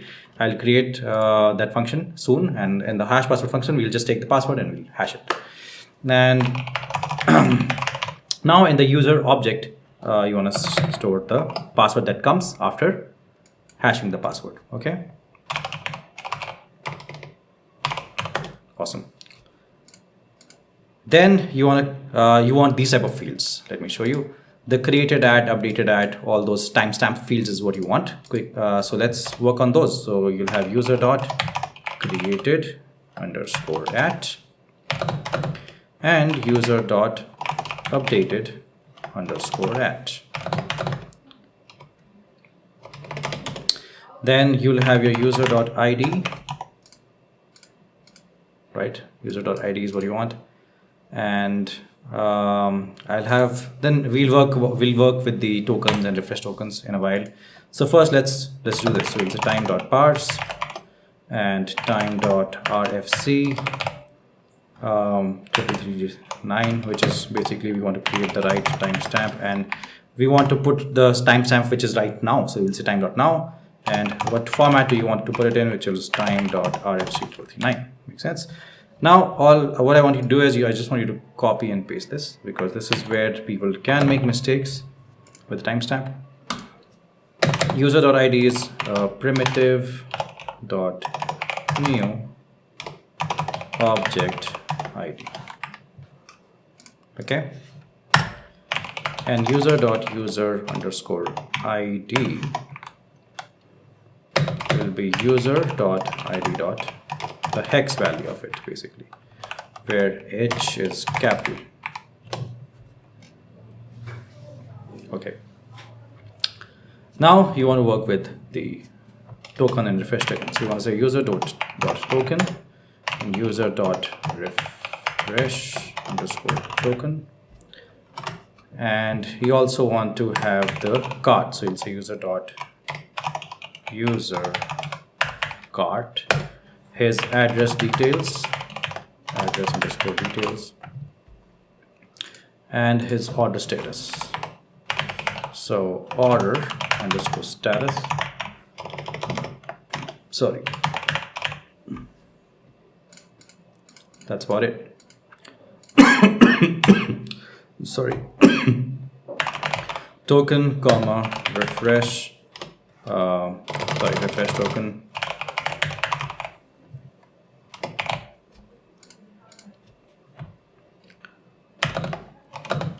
Will be equal to generate dot token generator. Okay, so this is your token gen.go file, which will have this function token generator, and you want to pass your user.email there.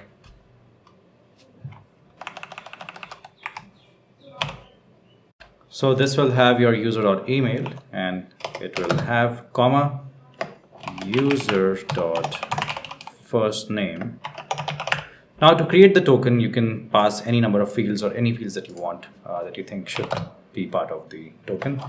And in my case, I'm just using first name and last name and user underscore ID. These are the fields that I'm choosing. With the token now is going to be this token that you've just gotten back from token generator function. Basically returns token and refresh token, and user.token is the more specific token inside the user struct or the user object that we want to update now in our database, insert in our database now. So the user token is equal to ampersand token, and the refresh token is equal to the user.refresh token is equal to ampersand refresh token. Make sense? User cart will basically be equal to models dot product user, and our address details, since they're all slices, will be equal to models dot address comma 0, because there will be multiple products in the user and multiple addresses that a user can have. So this is why we have slices. We're using slices and not just one particular value. Order status is equal to models dot order comma 0. And now you want to go ahead and insert this in the user collection, because since we just created the user object, complete user object, with all these values, created at, updated at, ID, user ID, token, refresh token, user card, and address details and order status. Now we want to insert this in a database. So how do you do that? You take user collection dot insert one, and you pass the seat context, you pass the user object that you just created by updating all these values, and you want to call this function, and you want to capture this in a blank character, in the sense you don't actually want to use the value that gets inserted, but you at least want to handle the insert error, right? Whenever you're working with a database, you want to handle the errors that might happen when working with a database function. So if insert error is not equal to nil, what you want to do? You want to say c.json and http.status internal server error, gen.h error, the user did not get created.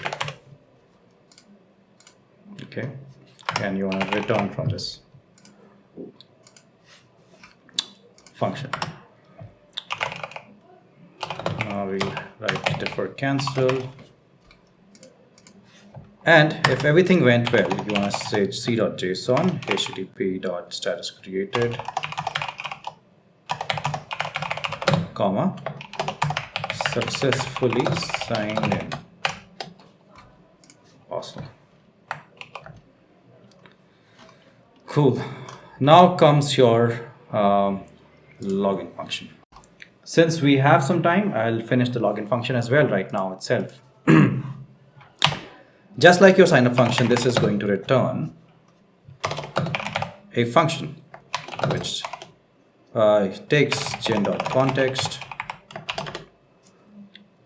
and just like your signup function, you want to start with context.with timeout, and you want to pass context dot background, comma, 100 seconds, time dot second. All right, and you want to capture that in a variable called context.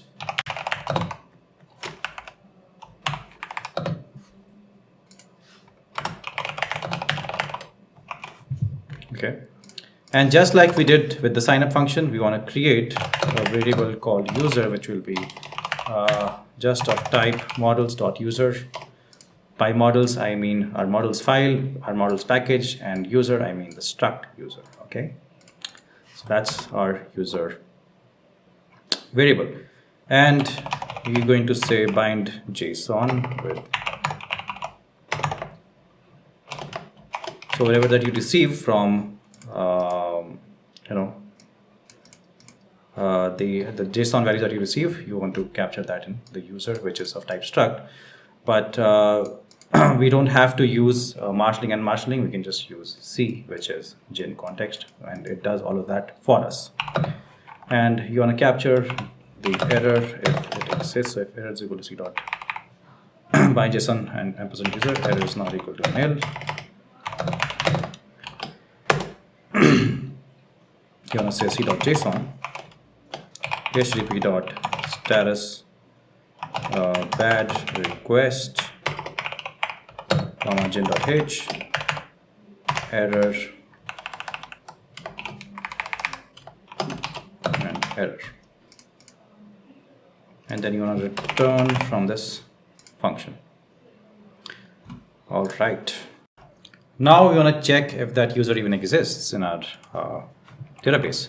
So you'll say user collection dot find one, and you'll pass context and json.m, and you'll pass the email of the user. So you'll say user dot email, and then you'll decode the user, and this is the found user. So if you found the user, obviously he exists in your database, and only then it makes sense to log that user in, and you will check for the error as well. Defer cancel, and if error is not equal to nil, that means you got some error while performing this function. So, database functions here, wherever there's a database function, you ideally want to check for error. So if error not equal to nil, c.json http dot status internal server error,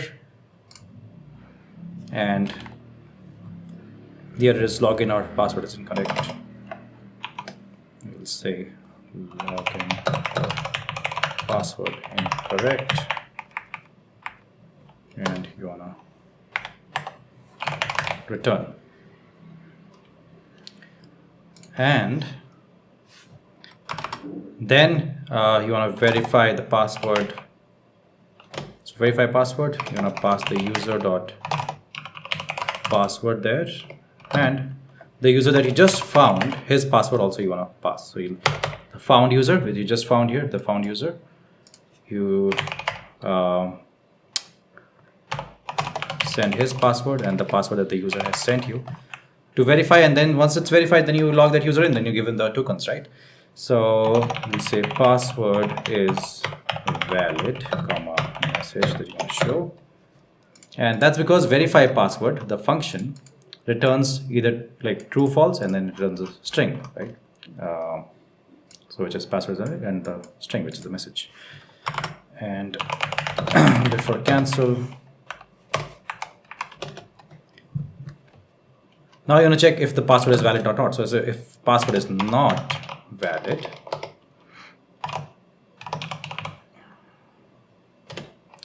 right? Password is not valid. Then in that case, you want to say c.json http dot status internal server error, comma gen.h error and message. fmt.print ln message, and you want to return from this function.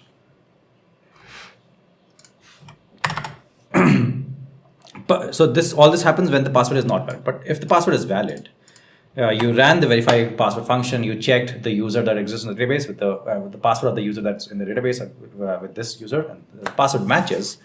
Then what you want to do is you want to generate the token for this user, because everything is perfect, right? You have no reason to stop this user. So you'll use the generator token generator package, the function we'll create in this file, token gen.go, and token, comma, refresh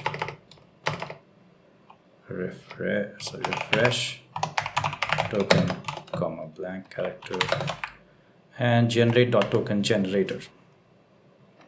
Now to use the token generator function, right, you can pass any variables that you want, but in my case I'll pass the email of the found user.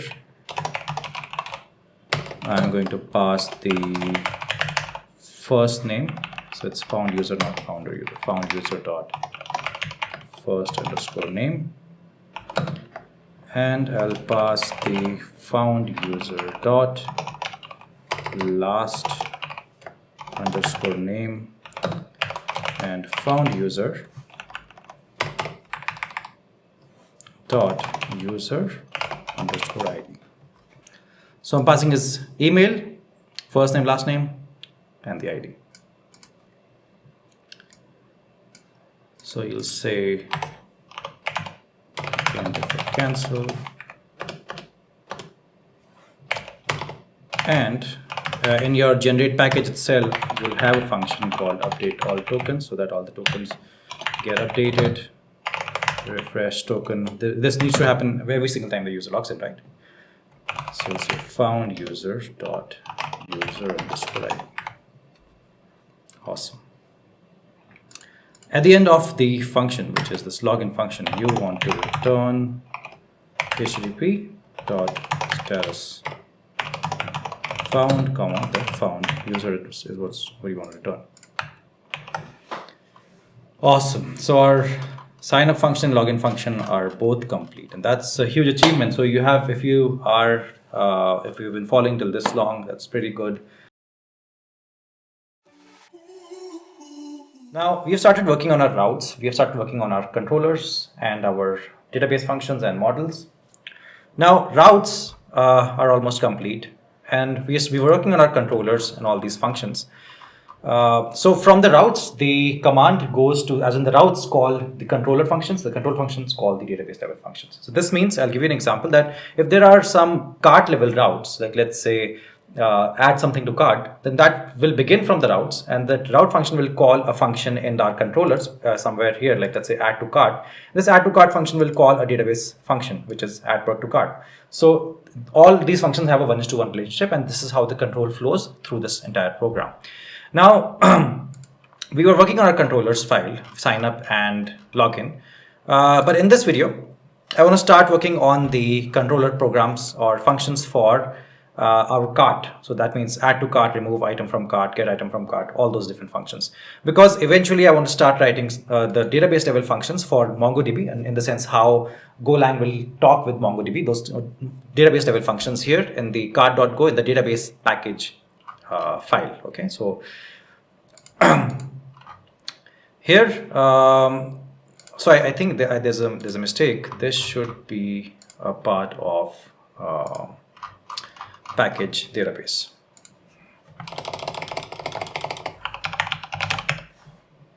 Right, because all the files in a folder, let's say the folder is called database, that'll be the name of the package.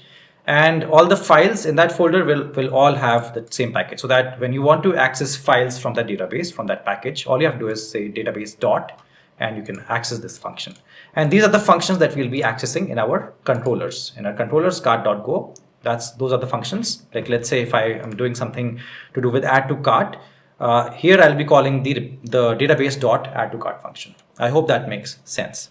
So now I want to get started with my cart.go file in my controllers. I'll import a couple of things that I know I'll use. Just the common things, like I know I'll use the time package. I will definitely need context, because I want to do something with the database or run some database queries, and I will have an errors. I'll have log in different line. Then I will have net/http. I'll need a couple more, like gin and all those packages, bson and primitive. But let me just leave this here, and let me import all the other ones later on. Before I start working with these functions, I want to create a variable called application that is of type struct. Now, all I'm doing here is I'm just defining two different type of collections. So in our project, there will be two types of collections. Right? So if you know the basics of MongoDB, you know that it stores data not in tables, but in something called as collections, which are kind of like tables. So you have a product table or a collection. So like that means a product collection, right? And you have a user collection. So in an SQL terms, if you're not familiar with MongoDB, in an SQL term, it would mean that you have a product table and a user table, which are some completely separate things. So you're storing products in a product table and users in a user table. In the context of MongoDB, which is a NoSQL database, it's product collection and user collection. So with the help of application, I want to be able to access those two collections. So I'll say prod collection. By the way, structs, in case you're not familiar with structs, these are basically your own data types that you can define in MongoDB in Golang. So this is your prod collection. This is your user collection. Mongo.collection. All right. Now, once you create a struct, you also need a function to be able to create a new application or a new struct. So we'll say func new application, which basically returns a new struct, and it takes prod collection, it takes user collection, which are both Mongo.collection, and it returns an application, which is this. It basically returns this kind of a struct, which will have product collection and user collection variables. And what do you want to return? You don't want to return an application, because obviously that's what we're saying. We're going to return an application, right? And that's what we're returning. We're returning the application here. And the application has two things. You already know, because you've defined the struct here. So the application has two things. One is the prod collection, which will be equal to prod collection that you'll receive here in this function. So it just receives these two variables, and it creates this nice little struct for us, this whole function, and it returns to us. Okay. And you have your user collection. user collection. Without this function, it won't be possible for us to initialize an application struct, which will have a product and user collection. Okay. Now we'll start working with our add to cart function. Now the most important thing here is that this add to cart function is not just a regular function. It is a struct method, and the struct that we've just defined here, that's what is the struct, the underlying struct for the struct method.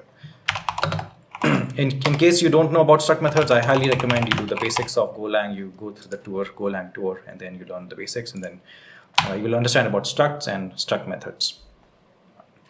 So here you'll say return. Now that you know that it returns a gen.handler, so that means it's a function that it's going to return. What does the function take? It takes C, which is gen.context, sorry. And this entire function is basically what's getting returned here. And when we say gen.handler, this entire function add to cart is returning this entire function. Okay. Now there are 2 to 3 things that I want to do in this function. One is when you add something to the cart, you need to have a user, right? The user who's adding something to the cart. And that something is the product. So you need the user ID of the user who's adding that item to the cart, and you need the product ID of the product that's being added to this user's cart. So these 2 things are required. At the same time, you also want to check if the product ID was genuine or not. So we'll use the primitive library to check that. And then at the end, we want to run the database level function, which will add this item to that user's cart. And for that, the database function, we'll call the function that we are yet to write in one of the future videos. We'll write that function. So that'll be in our cart.go file in the database package. And that's the function that we want to call from this function. Okay. So let's start with product query.id. So like I said, you will first check if the product ID is there, because you need the product ID, you need the user ID, because that's how you will add something to that user's cart. So first you want to check if that's even there. So firstly, let's get the ID of the product into a variable called product query ID, and let's check if it's empty or not. So let's check product query ID is empty.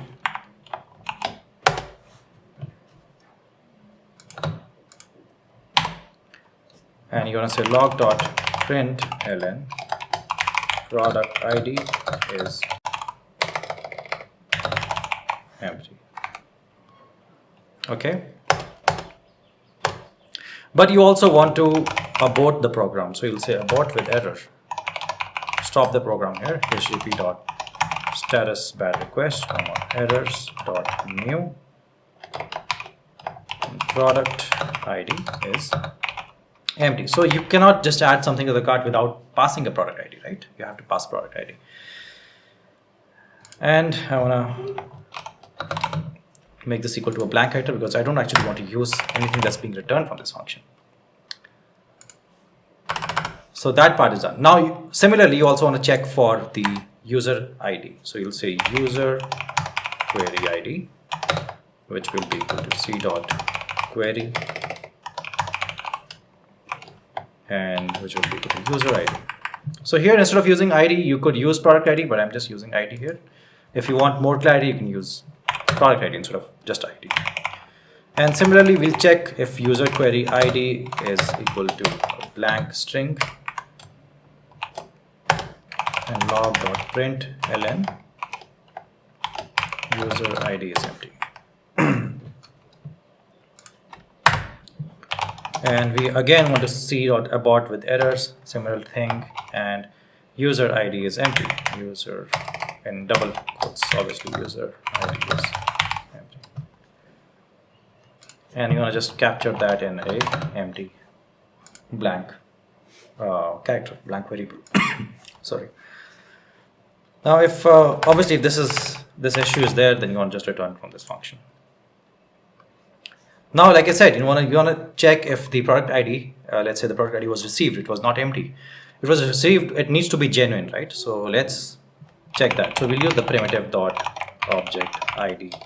We've used this function many times, this package many times, this function many times in all the other video series that I've done. So in case you don't know about it, you can read the documentation from the primitive package. So here we're checking if the product ID is genuine or not, is acceptable to us or not. And this primitive, you get that from your Mongo driver. So let's get the MongoDB packages. First, let me get the gin connect/gin.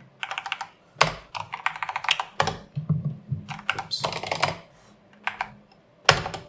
Then I'll get the GitHub, go.mongodb.org/mongodriver/json. Then I'll get go.mongodb.org/mongodriver/json/primitive. And this is the package that we want right now. But I'll also get the regular Mongo package. So it's mongodb.org/mongodriver/mongo. Okay. It'll give me squiggly lines obviously here because I've not imported these packages. So we'll run go.mod_id soon to get those packages. So once you do this, right, you want to check for the error. So if error is not equal to nil, println error, and you want to abort with status http.status internal server error, return. So now that everything is all right and you have received the actual product ID right from the hex, and you have checked if it's if it's all right or not, and you have also handled the error, now you can run the database level function. So to run the database level function, you obviously have to pass context and timeout because you don't want this to block the entire program, right? Because with MongoDB there can be issues. So you want to say context/cancel context.with timeout context.background. Give it 5 seconds. So this is where I'm using the time package, and this bracket that I've closed here by mistake is supposed to get closed out here at the end. And we'll defer cancel.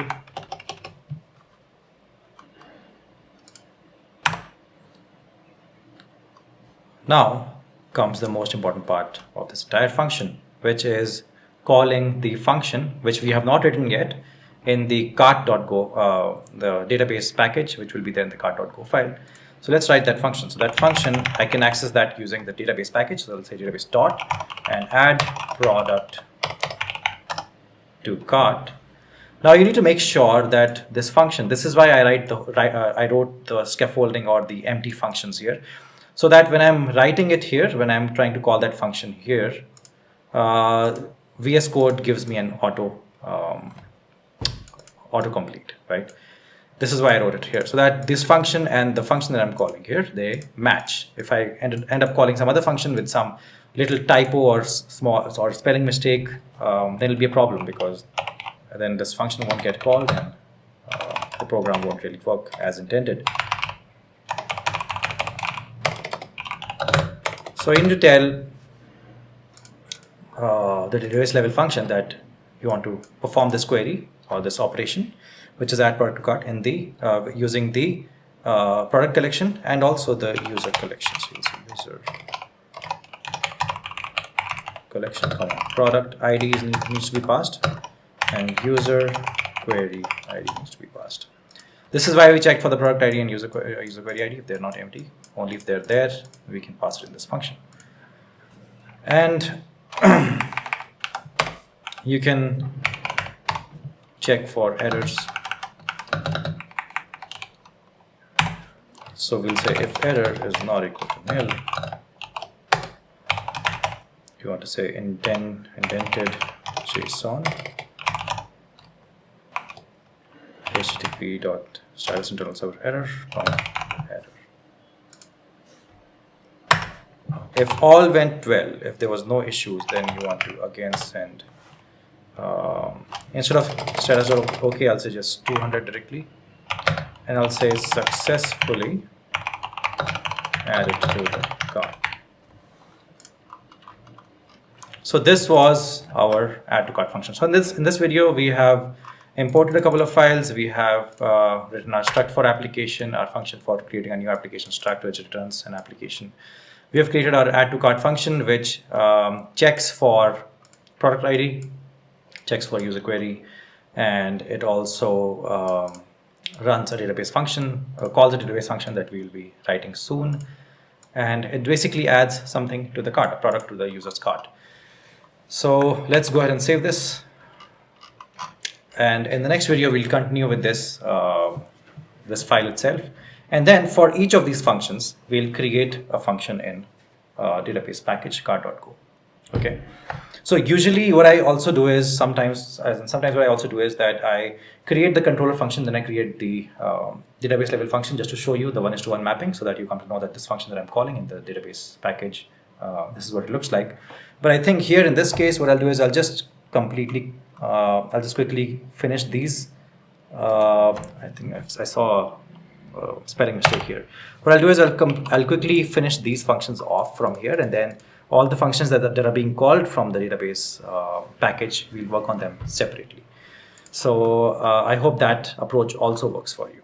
We spent quite some time in building the add to cart function, but that's going to benefit us quite a bit right now. That's why I spent a lot of time there so that you could understand the entire structure, because the remove item function and the instant buy function are going to be very similar in structure, right? As in so similar that we're almost going to copy and paste a lot of stuff from those functions. All right, so let's start with the remove item function, right? Now, the most important thing you have to understand is that it's not a regular function. None of these are a regular function. They're all struct methods. So you have to say app and application. Okay. And here, because they're returning a gen.handler function, that means that this returns a function which takes in C, which is gen.context. And here's the you have to do a lot of similar things. As in, you want to check for product ID, you want to check for user ID, you want to check if the product ID is compatible. Then you want to handle this error. Then you want the context as well, and then you want to also defer cancel. So let me select it till here and copy and paste it here completely. Now with copy and pasting, I don't really recommend copy and pasting a lot. The reason is that the one issue that you made in one place, you're going to copy and paste it everywhere in your code, and then you're going to have such a difficult time in solving those errors, right?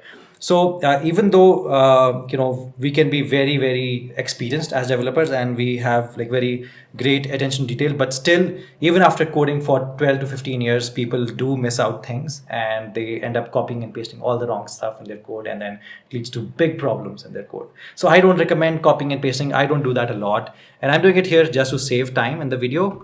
But I know that we may be opening ourselves to a lot of errors here, but it's okay. Golang is very, very forgiving language, and it'll help us solve all the errors. But with other languages, with JavaScript, it's not that straightforward, right? I've spent hours, days fixing errors with JavaScript. With Golang, it'll tell you exactly what the issue is, so you don't have to worry too much. So that's why I will copy and paste right now, but I don't recommend doing it a lot, right? Especially when if in your job you have to work on a production level application. Don't do it. You might face a lot of consequences. Anyhow, so now comes the time of the calling the database function. So when we say database basically means the package database, and the function that we'll be calling will exist in our cart.go file, which will be remove cart item. And because it belongs to the package database, that's why we can access this function very easily, remove cart item. And that's the function that we're going to call out here. So we'll say remove cart item, and you want to pass context here, obviously. You want to pass app.prod product collection. So we'll say prod collection.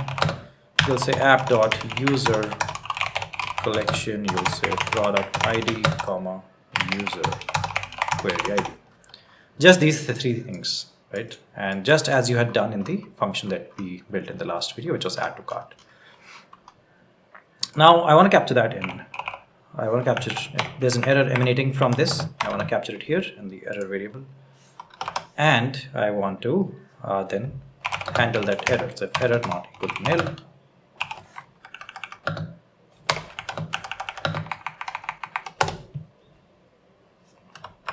I want to say c dot indented JSON http dot status internal server error comma error, and you want to return.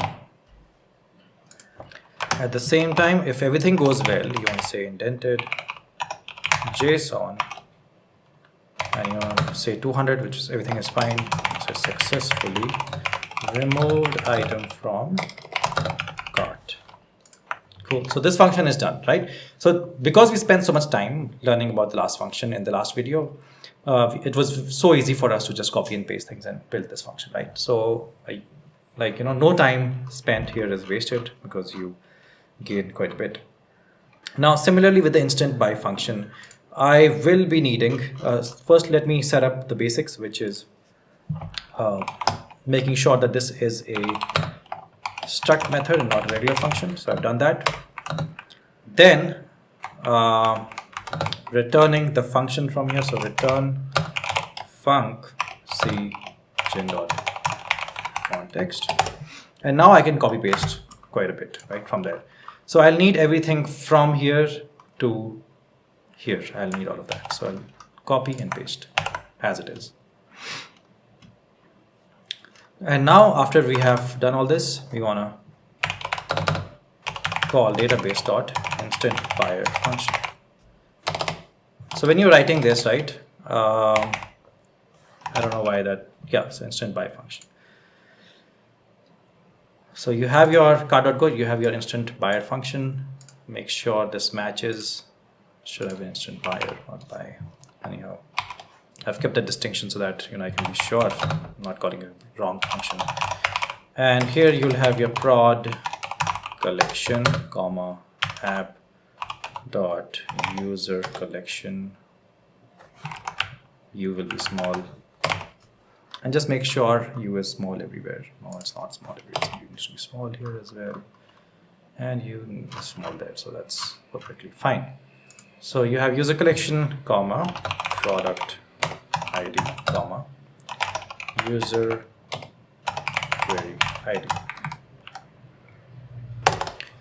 You want to now handle this error. So if error is not equal to nil, c dot indented JSON http dot status internal server error comma error.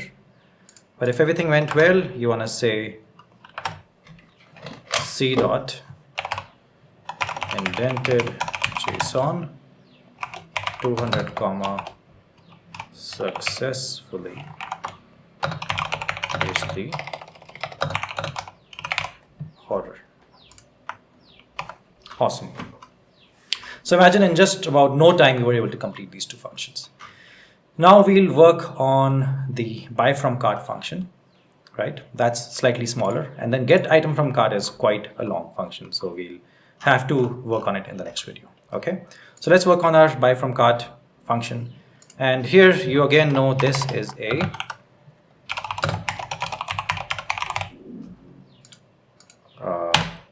struct method. So it returns a function which is basically returning the gen.handler func, takes in gen.context,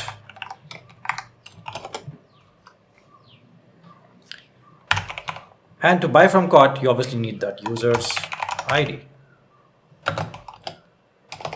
which will be equal to c.query and ID, and we'll say if user query ID is empty.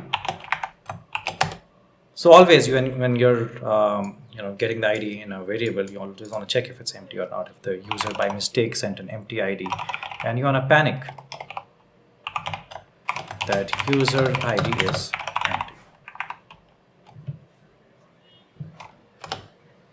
and you want to abort also with error. Abort the function with error. You want to say http dot status bad request comma errors dot new and user ID is empty.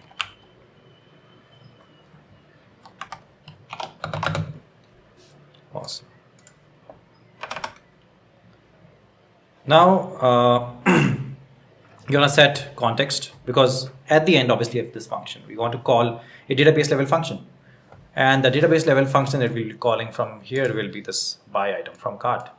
So to do that, we obviously need the context. Let's set our context, and we'll say context dot with time out, context dot background, comma 100 multiplied by time dot second, and we'll make it equal to var ctx cancel. It's equal to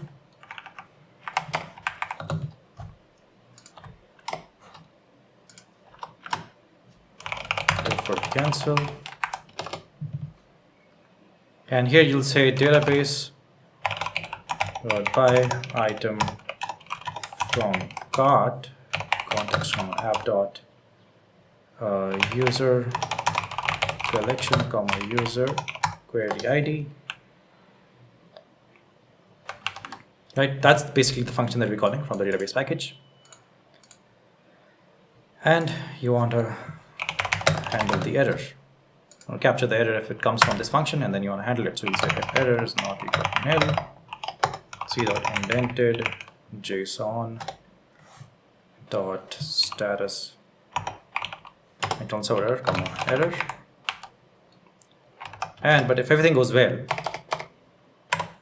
when I say c dot indented json successfully placed the order. Makes sense. So for both our buy from cart and instant buy, we were able to complete the entire functions quickly, and also for our remove item, work on our controllers.go file. And I want to finish the hash password verify password and the search function quickly. These are quick, easy functions. So, and we've already hash password verify password. You've already seen those in the JWT authentication tutorial series. We've already used these functions here. We're calling this function from sign up and login. So I thought, why not just like finish these off quickly.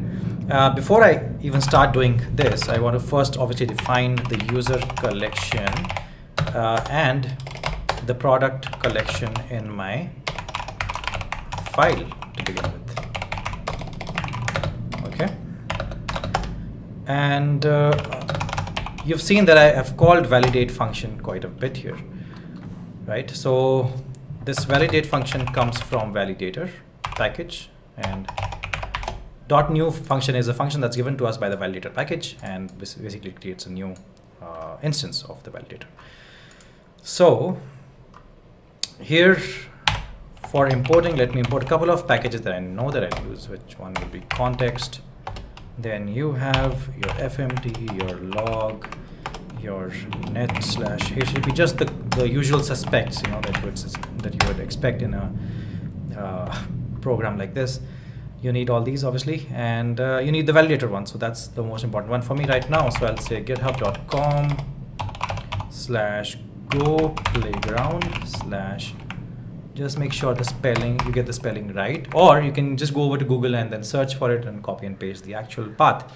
Go playground validator and /v10. Okay. Now for your user collection, how do you create it? So firstly, user collection is of type mongo.collection. Now when I say mongo.collection, I also need the Mongo package here, obviously. So what I'm going to do is I'm going to say go.mongodb, or I can just go to cart.go and just copy and paste these quickly. You know, why do I have to write it again? So I need these three packages, right? So I'll go here, I'll just copy and paste these quickly out here. So I need primitive, I need Mongo, and I need Python. So let me press tab to get the spacing correct. And there you have it. So I was saying that user collection is type of Mongo collection. Similarly, product collection is also of type mongo.collection. Okay. Here you'll say database dot user data. Database is your package database that exists here, the database folder, and here somewhere you'll have this function called user data, and you'll say database dot client comma users with a capital U. Here you'll say product data database dot client comma products with a capital P, and you already have the validate variable. Now to hash your password, right? So we've called the hash password. So whenever you want to store the password in the database, you don't want to just store it like that. You want to hash it always so that nobody can just go and get access to your database and get access to all those passwords. So you always want to hash it. How do you hash it? You use something called as the bcrypt package. Now, if you want to use the bcrypt package, you obviously want to import it here. So you'll say Golang, get the spelling right, golang.org/x/crypto /bcrypt. Awesome. So here you have bcrypt, and you get a function called generate from password. You pass here a slice of bytes, pass the password here, and you say 14. So 14 character long will be your hash, and you'll get that in bytes. And so here it'll say if error is not equal to nil. That means if there was some error that you got while running this bcrypt function, then you want to say log.panic error. Otherwise, you just want to return this hash, which is return string and bytes. Awesome. So your hash password function is done. Now you want to work on the verify password function.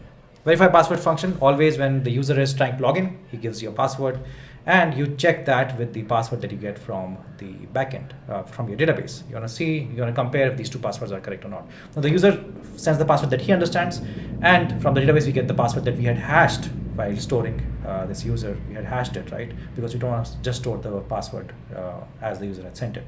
So now you want to unhash it, you want to compare it, and you want to say, yes, your password is verified. That's what you want to do. So here you want to use the bcrypt package, and you want to say compare hash and password byte, and you get something called as the given password comma byte. So you want to compare both of the passwords, the one that the user gives you, the user, and the one that exists in the database. You want to compare both of them. And you do that with the help of the compare hash and password function that the bcrypt package gives you, which we've already installed, and we've already used that package in the hash password function. And you want to handle the error that you get here. Now you say valid is a flag that you define as true, and by default message you defined as empty, just empty like that. And if you get an error, so if error is not equal to nil, you wanna put the message as login or password is incorrect, and you wanna say valid is equal to false, and you wanna return valid comma message. Awesome. So your hash password and verify password are done. Now let's work on our search product function. With the search product function, all I want to do is I want to just get all the list of all the products in my database in just one go. That's what I want to do with the search product function. It sounds simple, and it is a simple function. It returns a gen.handler func. So firstly, what we have to do is we'll have to say return func c star gen.context. Returns function. Now the list of the products that exist in my database, all of the list, the complete list of all the products, I want to be able to first keep it in a variable. So that variable is going to be called product list, and I need Golang to be able to understand it, right? Golang doesn't understand directly what it gets from the database, because what you get from the database is MongoDB. The database is MongoDB. What you get is JSON. So Golang doesn't understand JSON. So you want to first create a variable called product list, and it needs to be something that Golang understands. So for Golang to understand what a product is, we've already defined that in our models. So if you go over to our, sorry, this is going to be P capital and everything else small. If you go over to our models, you will see that product has already been defined by us as a struct. So, and structs are something that Golang understands. Structs are the default data, the new data types that we create on our own by using default data types that Golang already understands. So we create like collections of different data types and create our own new data type using that collection. So that's how you define product list, which is a variable which is a slice of type different products. So product list is going to have multiple products of, and each product is a struct which has all those different values that you just saw in the models. And that's what I wanted to show you. So here you want to first set the context, because eventually you want to call a database function. For that you need to set your timeout. Timeout is set with using the context.background package function, sorry. And we'll give it a time of 100 seconds. So it's time.second. Awesome. And we'll defer cancel. And here I want to say product collection dot. So you already used the find function, right? If you have some if you know some basics of MongoDB, you already know that find is a function, and in the find function for that MongoDB, you pass an empty query. When you pass an empty query, it returns everything that a database has in that particular collection. I want to capture that in a variable called cursor. So now from this function, we'll get back all the data in our product collection, and I'm holding that in a variable called cursor. And I will also handle the error. So if error is not equal to nil, I'm going to say c.indented JSON http.status internal server error, comma, something went wrong, please try after some time, and you return from that. Now you know, say cursor dot all context comma and product list. Again handle the error. So if error is not equal to nil, I'm going to say log dot println error, and you want to abort the entire program with a particular status. Status would be http.internal server error, but I really need to pass something as a text here for the error, and you return from here. Okay, and you'll say defer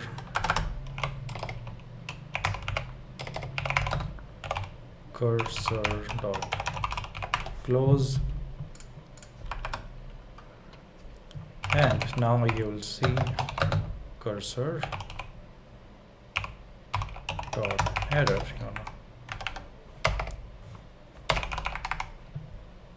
Say error is not equal to nil.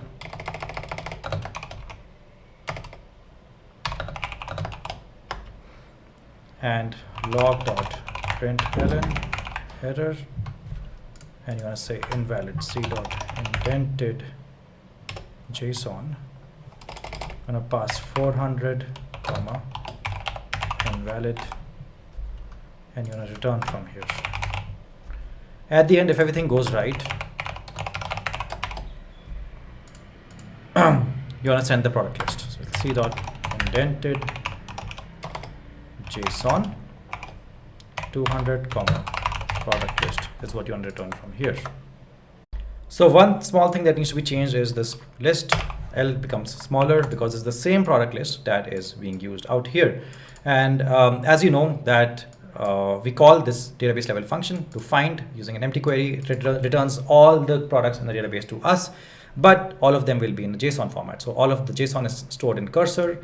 Now cursor needs to, we want to run this function cursor.all and convert all the data using product list into product list, which will basically be models.product, which is something that Golang understands. So you already know that Golang doesn't understand JSON. We want to have to convert it into proper structured data that we have defined the struct for, which we've defined in our models and the product struct, right? So we'll get the slice here, slice of products, right? The way we've defined it. So we'll get structured data here in product list, and that's the product list that we want to return here at the end with the 200 status. Make sense? We're also checking for error somewhere in between here. And that's what's happening with the search product function. All that this function is doing is just returning all of the products from our database to the front end. That's about it. And now I want to work on the search products by query function. So the query will be basically the name, and we'll get the query in the gen context. And using that, we'll basically find the products that match that name. Now, I have a few squiggly lines and also a couple of issues that are being caused by these two packages not being there. I'm sure there are more issues, but at least this small quick issue we can take care of right now. So heading back to my terminal, what I'll do is I'll just say go mod diary. I'll keep installing those packages in the background. So coming back to the search product by query function. So as you know, this function is going to return a function, and that function takes gen.context. All right. It's quite early in the morning out here, so I'm really enjoying this, like today's video at least.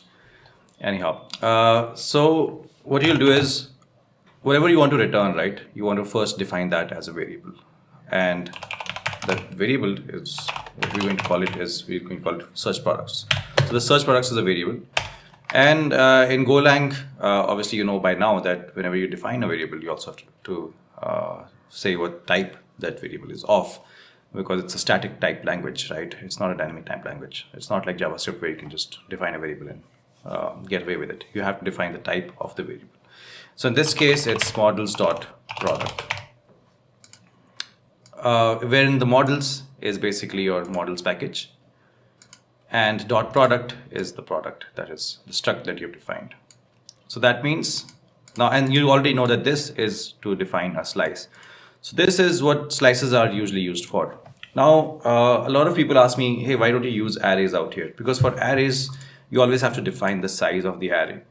And with slices, you can get away with not defining the size of the slice. And also, slices are more suited to store data coming off any data type, right? So for slices, let's say you can have a slice of models.product. And basically, the slice is going to have multiple products, which are basically structs that you've defined. Right, so that's just a little bit of trivia. I'm sure you already know, if you've reached this far in the video series, you all know all this. I'm just going over it again because I get questions, these questions on my comments asking, hey, why don't you use arrays, or why do you use slice like this, and how do you store structs? So this is why I was just clearing it out. So like I said, you know, in this C, which is your gen context, you'll get a query, access to that, and you want the name basically, right? So name is the query that you'll have, and you'll store that in query param. And now you want to check. So a couple of things can happen, right? That when we're passing the name, which is the query param, it could be empty. So you want to check if it's empty. Right, so how do you do that? You do that by saying if query param is double equal to empty string. Then you want to print out query is empty. And you want to say c.header content type, comma, application/JSON.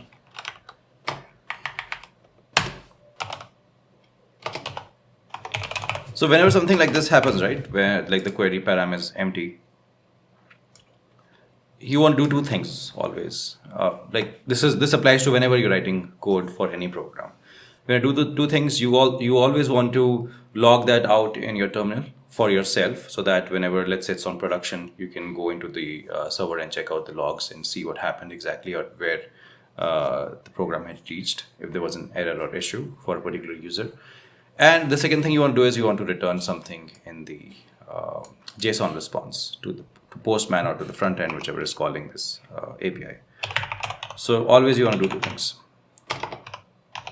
Now, in many of the projects that I show you, I don't do both of these two things all the time. And that's because we're rushing through things and I'm just showing you the main concept, but I just want you to know that this is what you can do. So like, let's say if I'm showing you a scraper and I don't log it out as well as send a postman or JSON response.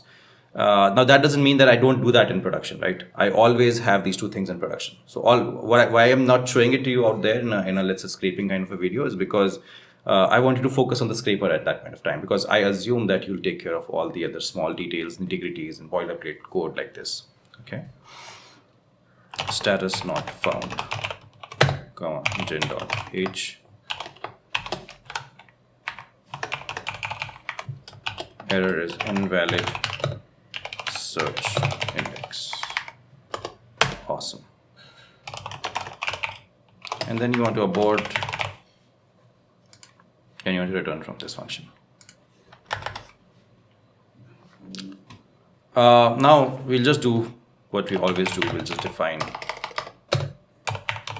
context and cancel. We'll use the context package with timeout, context.background,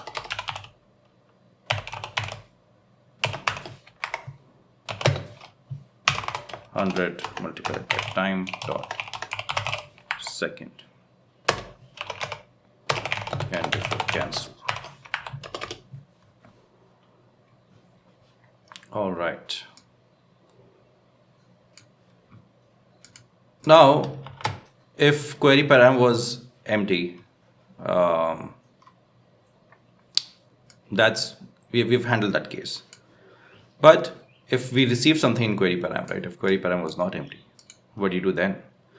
Then what you do is you go to product collection, and then you find the products with that name or with that query parameter. So you can say you're going to pass, obviously, whenever you want to work with a database, you want to pass the context with the timeout, because you don't want it to block the complete process, right? Forever. So you want to have a particular amount of timeout. So you're going to pass the context and you want to say bison.m, and you'll have your product name.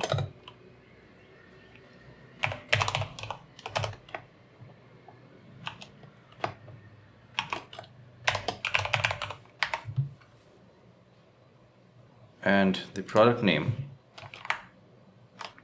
is going to have the query parameter, right? So we'll say regex query param, and just make sure the right number of brackets have been closed, like all the brackets that you opened up, you've closed them, just make sure.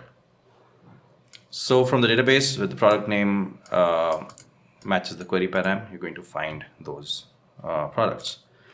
And you're going to capture that in a variable, right? Whatever is returned from this function, whenever you perform a database function, if you've been seeing all my other videos, when you perform a database related function, you will get two things. You'll get what you want, which is the search query db, and you'll usually or ideally get an error depending on the ORM that you use or the way that you interact with the database. But you can expect this is a very common pattern. You always get an error back. If you don't, if that function doesn't return two values, Golang will automatically tell you that, hey, this function doesn't return two values, so you don't have to try to capture this error. So this error return. Now with Golang, you already know probably that you always want to handle the error in the next line itself. So let's say c.indented JSON 404, something went wrong while fetching the data.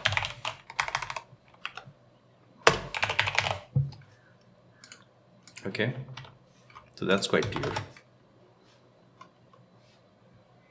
Now what you don't want to do is you want to say search query db, basically what you have received here, dot all,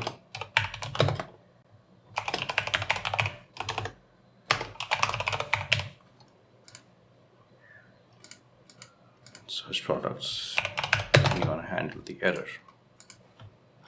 And here also you'll handle this error.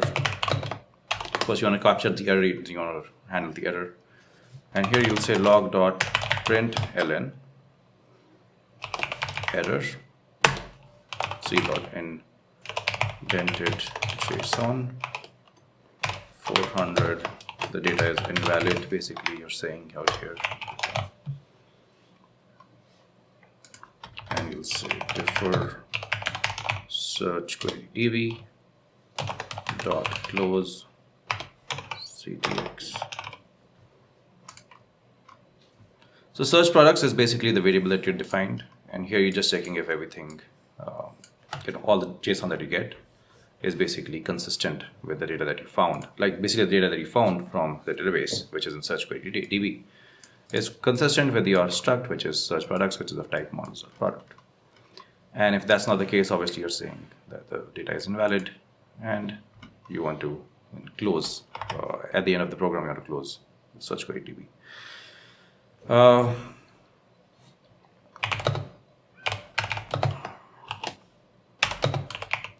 And in the search query DB, if there's an error,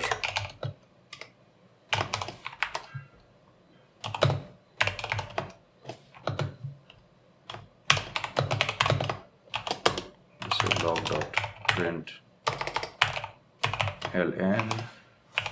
error c.indented JSON 400, invalid request,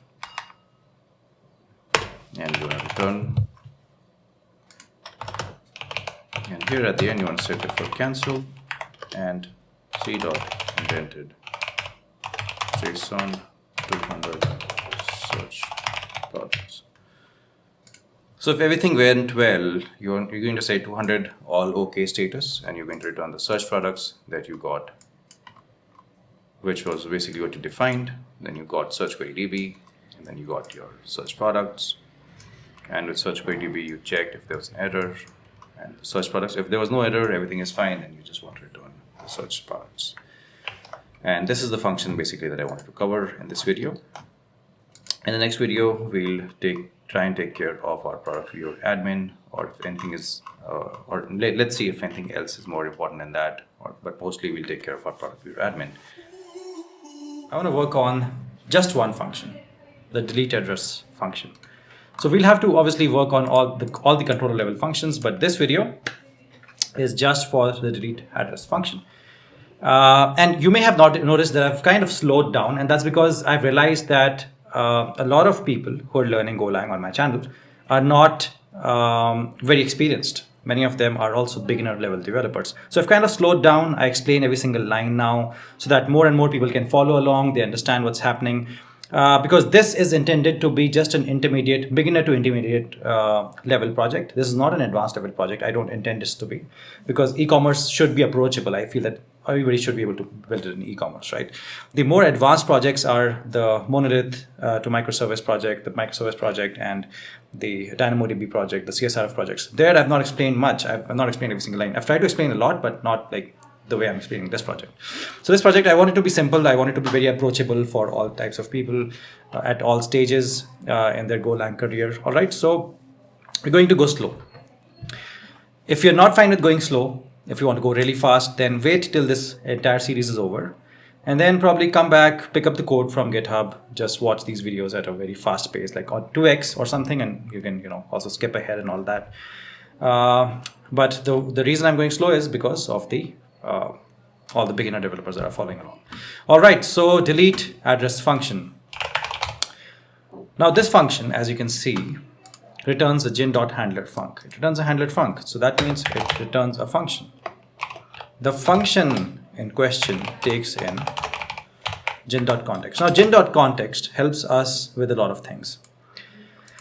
It helps us firstly to get access to things like query. So let's say you're sending a request, right? And the request is being handled by Gin.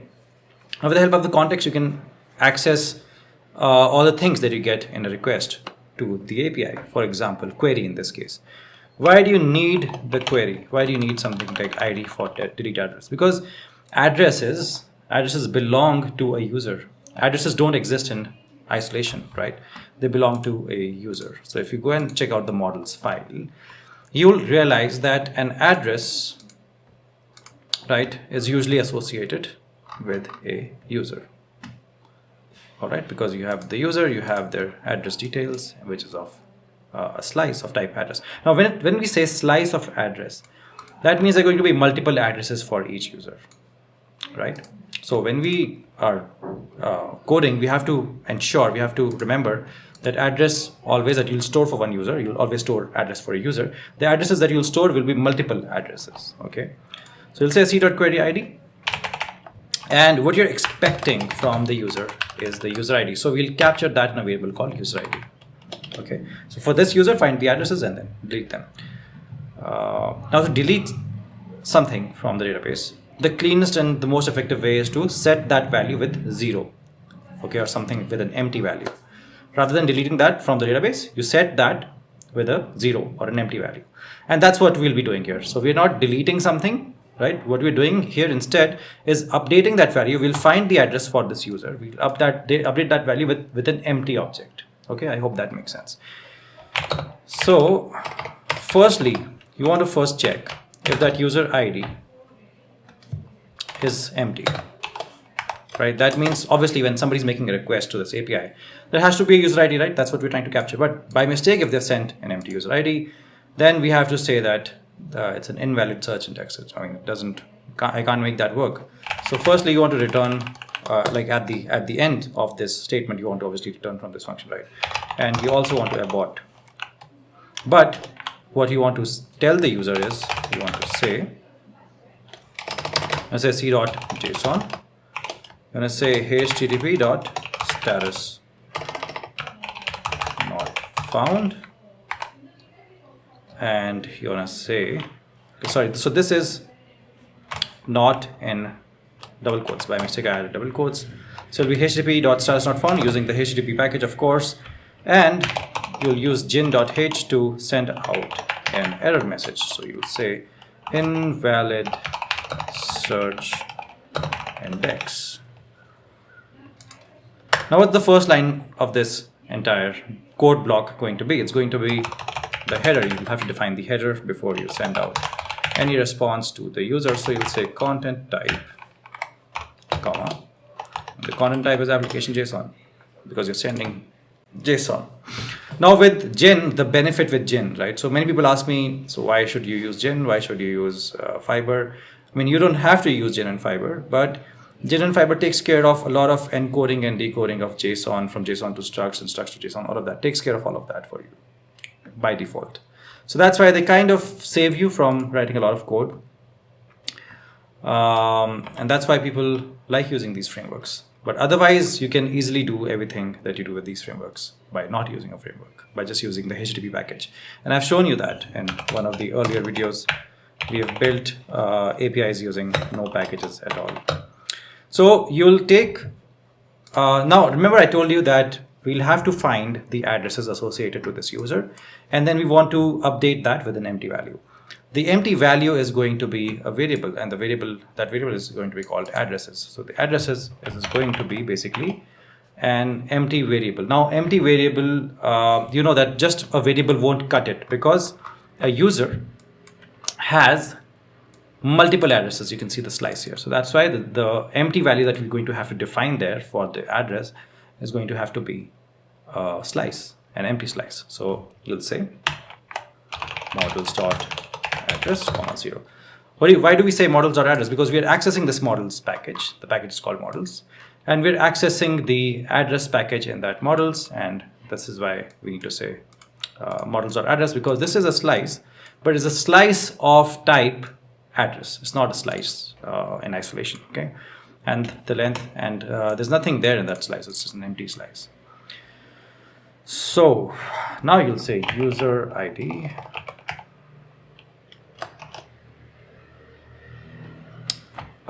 user ID is something you already defined, right?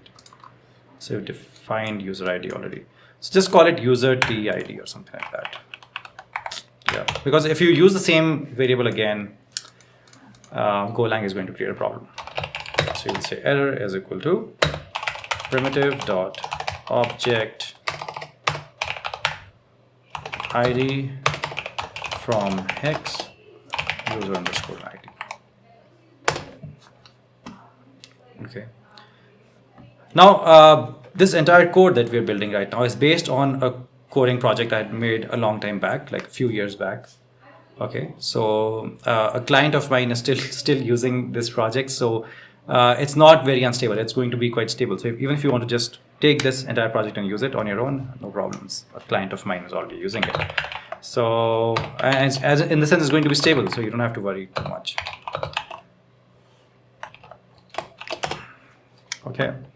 Now we're handling this error. So if error is not equal to nil, you want to say c dot indented JSON. You'll say 500 error and internal server error. Okay, makes sense. So you want to obviously get the object ID from hex, and now you all now we have to obviously run some kind of a database operation to update, as in we'll first have to find the data for that user ID, the address data for that user ID, and then we want to update it.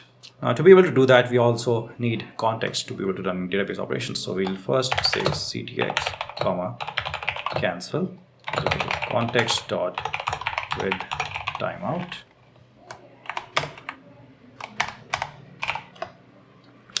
We'll say context dot background comma 100 seconds.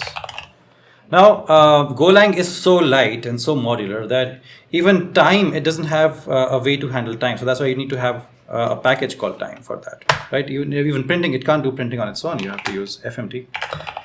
And many people ask you why Golang is so fast and so light. It's because Golang doesn't have much. It's completely modular. It's expecting you to get in all these packages and then use all these packages.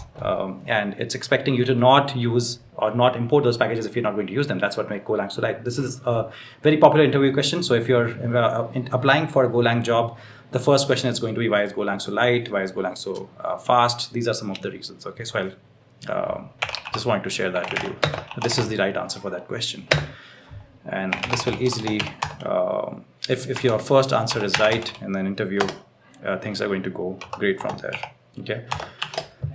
Now we'll create a variable called filter, and this is how we've been doing things till now. We first create a variable called filter. We create a key.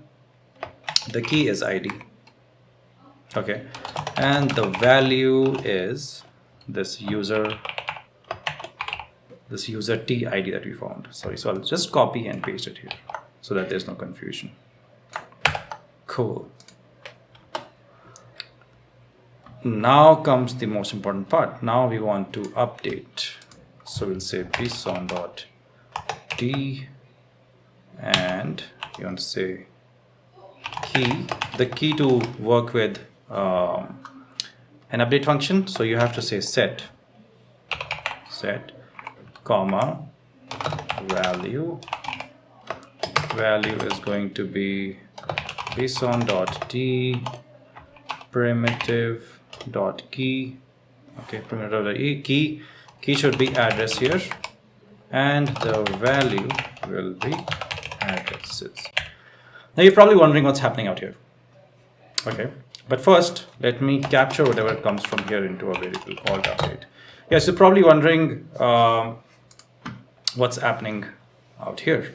So we've created filter, which is equal to this, and we've created update, which is equal to this. Now we're going to call the database with these two values. We're going to send the filter and we're going to send update. Now what's important to understand is what's happening in the update function. What's happening here is that the value, which is basically for address, is going to be set to addresses. So where's addresses? Addresses is this is addresses. Addresses is empty, is an empty slice. So you want to find that value, you want to find the value for the user ID, and then you want to find the address for that user ID, and then you want to set it with this empty slice. Okay, so I hope that makes sense. This is the cleanest way to delete a value because you're just setting it to an empty value. All right, now you'll use the user collection dot update one. Context, you'll send filter, you'll send update. Okay, you'll send context, you created the context out here. You need that timeout, 100 seconds timeout. This is another important interview question. They might ask you, why would you have to have a timeout bit? So whenever a server is working with a database, now this answer is going to serve you forever. Okay, so whenever a database works with server works with a database, you can't have it endlessly waiting for the result, because the database many times it's working on your machine, localhost, but many times it's also working on, let's say, a cloud server. Maybe they're in the cloud, and maybe the cloud, those servers, those database instances are down. There's some problem with the database. Something has gone wrong. It's crashed. The network is broken. So your program cannot just keep waiting for the database to return some values. So it has to have a timeout. Okay, so you always pass timeout whenever you're working with databases, and in this case you're passing a filter and update key as well. And whatever comes back, you don't want to do anything with that value, so you'll just put a blank character out here. So with Golang, obviously, if you don't want to do anything with that value, put a blank character. If you don't put that, then Golang is going to have a problem. It's going to say that, hey, you got this value, but you're not doing anything with it. Why not doing anything with it? Could be a possible issue if you don't do anything with it, right? That's what Golang is going to tell you. So here you're going to say wrong. Command, anything. You can just write anything out here, right? If it doesn't get updated, it doesn't matter what error you want to send out from here. So you return from here, and then you want to outside the statement, you want to say defer cancel. I'm going to say context dot done, and then you want to say c dot indented JSON 200. So if everything went well, you want to say 200 successfully deleted. Yay, complete. So this was today's video. We just want to create one function, delete address, and I wanted you to focus on these small details, right? That the way that we're not deleting something, the way that we're just updating it with an empty value, all right? And the way we created slice, an empty slice with an empty slice, okay, with the make command. So these few things that I wanted you to focus on. We are going to get items from the cart. We're going to go and get some items from the cart. All right. Now, a lot of people have this confusion, have this doubt that, hey, carts are supposed to be in the front end. I mean, I have React, Vue, Angular. Why don't I keep the cart in the front end? And obviously, you do have a cart in the front end, but when your project starts scaling up, when you have to think about hundreds and thousands of users, which almost nobody teaching you on YouTube thinks of, you want to have, after you have to think about thousands of users, you have to think about having a cart in the backend. The reason for that is that, I mean, there are hundreds of reasons for it, but let me tell you the most common reason for it is that you want to be able to know which user has what items in the cart and why didn't they check it out. Because that's how it's called as abandoned cart recovery. That's how you market to them. That's how you make money. I mean, not all users go and buy everything that they have, right? So you want to push them special offers saying that, hey, you had this in your cart, you haven't bought it yet, or is there a reason why you haven't bought it yet, or can we do something for that? So that's a huge part of e-commerce sales, all right? So you want to always have a backend cart. You can't do without it if you're building a production level application. Anyhow, so this function does a lot of calculations. I won't say a lot of calculations, but it has to obviously find the total value of all the items in the cart. Now, there are ways to do it. Okay, so you can do it at the client side, which many people do, calculations on the client side. Let's say at the React or Angular side. Many people do it at the server side. Many people do calculations in Golang, on the Golang server or the Node.js server.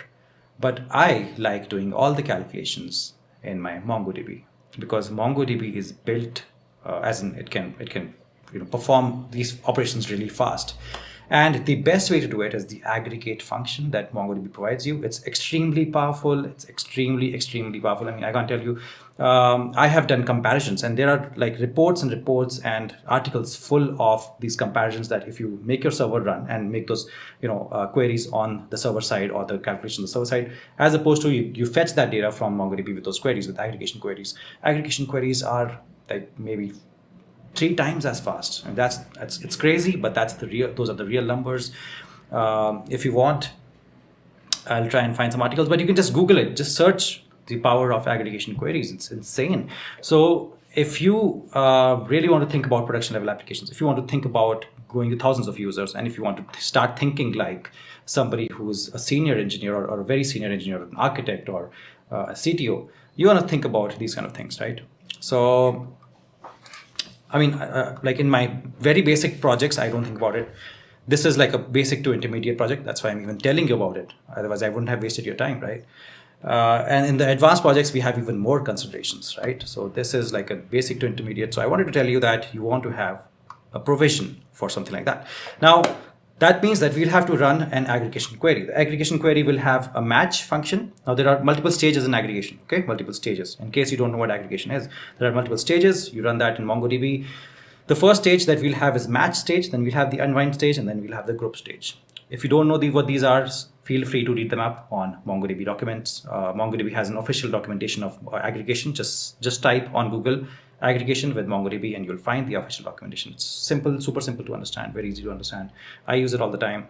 And so I'm going to be using 3 stages, okay, to run this aggregation aggregation function. And the 3 stages, I want to run them because I want to first take that user and match the user's ID, and then find the cart for that user, because the cart does not exist in isolation, it belongs to a particular user.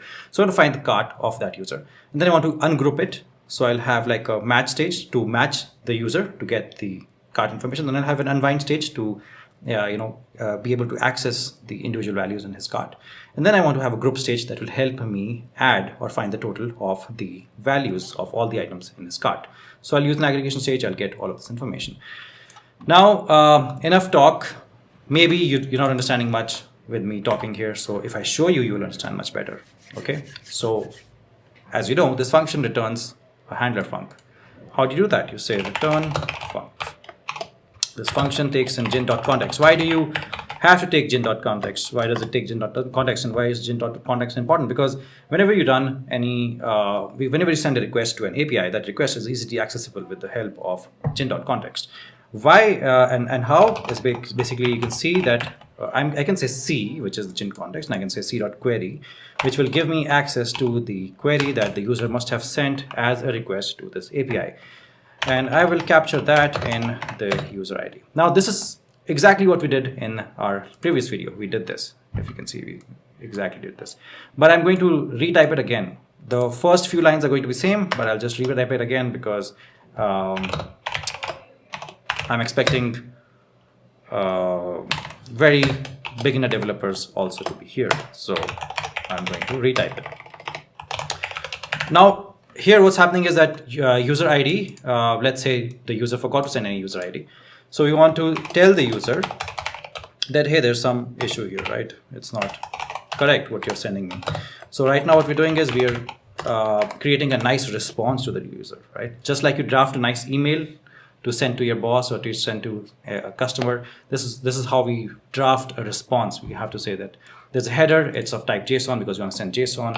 Then you want to write the actual JSON, right? You want to say http.status not found, and you want to say gin.h. You want to return the error, invalid ID. All right, then you want to abort. Okay, then you want to return from this function. La la la la la. Okay. Perfect. And now, just like we did out here, we want to get the user ID. And because we've already used the variable user ID, so what we did here was we just added a small t out here. This small t out here just to differentiate from a user ID, but also for us to not forget that it stores user ID, right? So you'll just put t out here. This is a very common practice. You'll see this all the time. Just slightly changing the name of the variable so that you don't forget the context of the variable, in this sense what it stores, and also you don't have a clash because you can't have variables doing multiple things, right? So you have to have a different variable here. So you'll take user ID, you'll get object ID from hex, you'll store it in user TID. And now when you want to work with a database, you want to have the context as the first thing. So you'll define the context and you'll say context dot with timeout, context dot background, comma 100 time dot second. So what you never want to do is you never want to just call a database function without having any timeout. You want to have timeouts because databases can take a very long time. Databases can be down. They can have some problems. They can crash, right? You don't want to keep, you don't want your server to always keep waiting for the database response. So you always want to have a timeout. All right. And now, now you want to obviously find the cart data for a user. So that means you'll need a variable called the filled cart. Why? Because this function gets items from the cart. So you need a variable called filled cart to be able to do that. So you'll say filled cart models dot user. Okay. And now what you'll do is you'll find that user's data. So firstly you'll have to find the user. So you'll say user collection dot find one. You'll pass the context. You'll pass bson dot d. You'll say primitive dot e, and the key is id, comma, the value here is this user t underscore id, this one out here, right? This is the value that you'll pass out here. And here you want to say, you want to decode this. You want to say decode as filled cart. Okay. Filled cart. Where have we heard about filled cart before? It's not here, right? It's not here as filled cart. So that means not a struct. What is it? Filled cart is this, guys. Filled cart is this out here. And by mistake, I've written user ID. It's just user, models.user. So filled cart is a variable of type models.user. This is the user. Okay. And as you can see, obviously we're finding the user. That's it. We're just finding the user for now. And what we'll say is we'll capture that in error. And here you'll say if error is not equal to nil. That means if error is not equal to nil, means that there is an error. Okay. So we'll say log.print ln the error. You'll print out the error and you'll send an indented JSON. You'll say 500 comma not found, and then you just return. Okay, now comes the most important part, guys. You'll have to create a variable called filter match. As you know, we'll be running an aggregate query somewhere and sometime now. And I had told you in the beginning of the video that we'll have a match query, we'll have an unwind query, we'll have a grouping. So I'm calling them queries, but they're actually stages. So we'll have a match stage, unwind stage, and grouping stage. So you'll have an unwind stage and you'll have a grouping stage. And filter match, you'll say bson.t. T will have a $match. Now a couple of more things need to happen out here, obviously. What do you want to match? You want to say value is pson.d, spelling mistake out here, pson.d, and primitive.e. You want to have key is underscore id, comma value is user t underscore id. Okay. So this is your match query. And for unwind query, unwind basically helps you unwind data and helps you basically unwind, but like why would you unwind the data, right? So let me first explain to you that. So firstly, you'll match, right? You'll match that, and then you'll find everything for that user. Now that user has a user card, right? The user has something called as a user card. And user card is something that you want to work with because you want to find the total of whatever things are there in the user card. So you want to unwind it, right? Unwind basically helps you to unwind the data. Like it's very simple. It unwinds the data and also helps you to work with that data, what's there inside. So pson.d, and then you have key, you have $unwind. So with the help of unwinding, you can access the internal values of that array that MongoDB gives you from this stage. So the processing happens stage by stage. From the first stage, get some data, and the data is existing as an array, for example. Now you want to unwind that data in that array so that you can run operations on it. So pson.d is primitive.key. Okay, key here will be path, and value here will be $user card. Okay. This means that the data that you just found in this first stage, which is the match stage, for that data, for that user, you have a variable called user card that we just want to unwind for now. Okay. Now is the grouping stage. Grouping stage is where you want to find the addition of all the values in the card. How do you do that? You say pson.d, and you want to say key is $group. $group is the key. And what's the values? The values will be here, pson.d,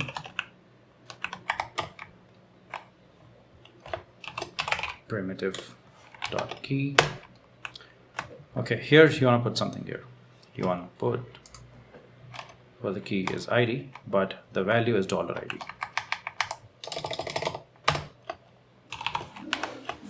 $_ID.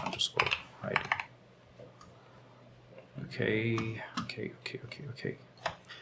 Now you want to be careful about these brackets, as in how many brackets at the end, how many brackets in between, right? So just after this bracket, this particular bracket with primitive.e, right, just after this bracket, you want to have the other bracket. Like you want to put a comma just after this bracket, and then you want to have the part with the finding the total amount, total of all the amounts of all the values in the cart. Okay, to write that, you want to create a pair of curly braces like this. You want to say key total, comma value is pson.d. Then you say primitive. Again, just if your auto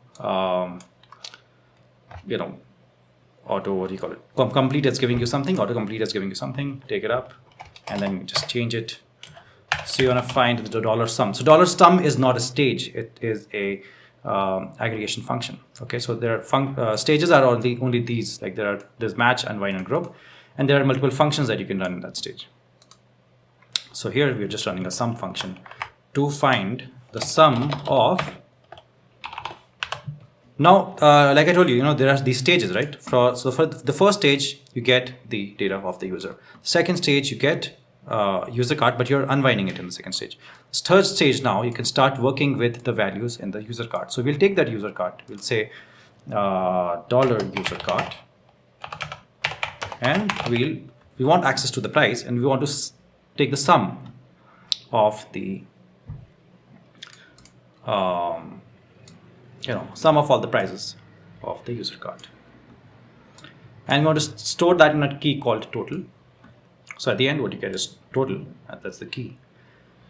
And here, in case you don't understand this basically means that with the help of ID, so the ID is going to be used as the key here. So that's what $ID is. Okay.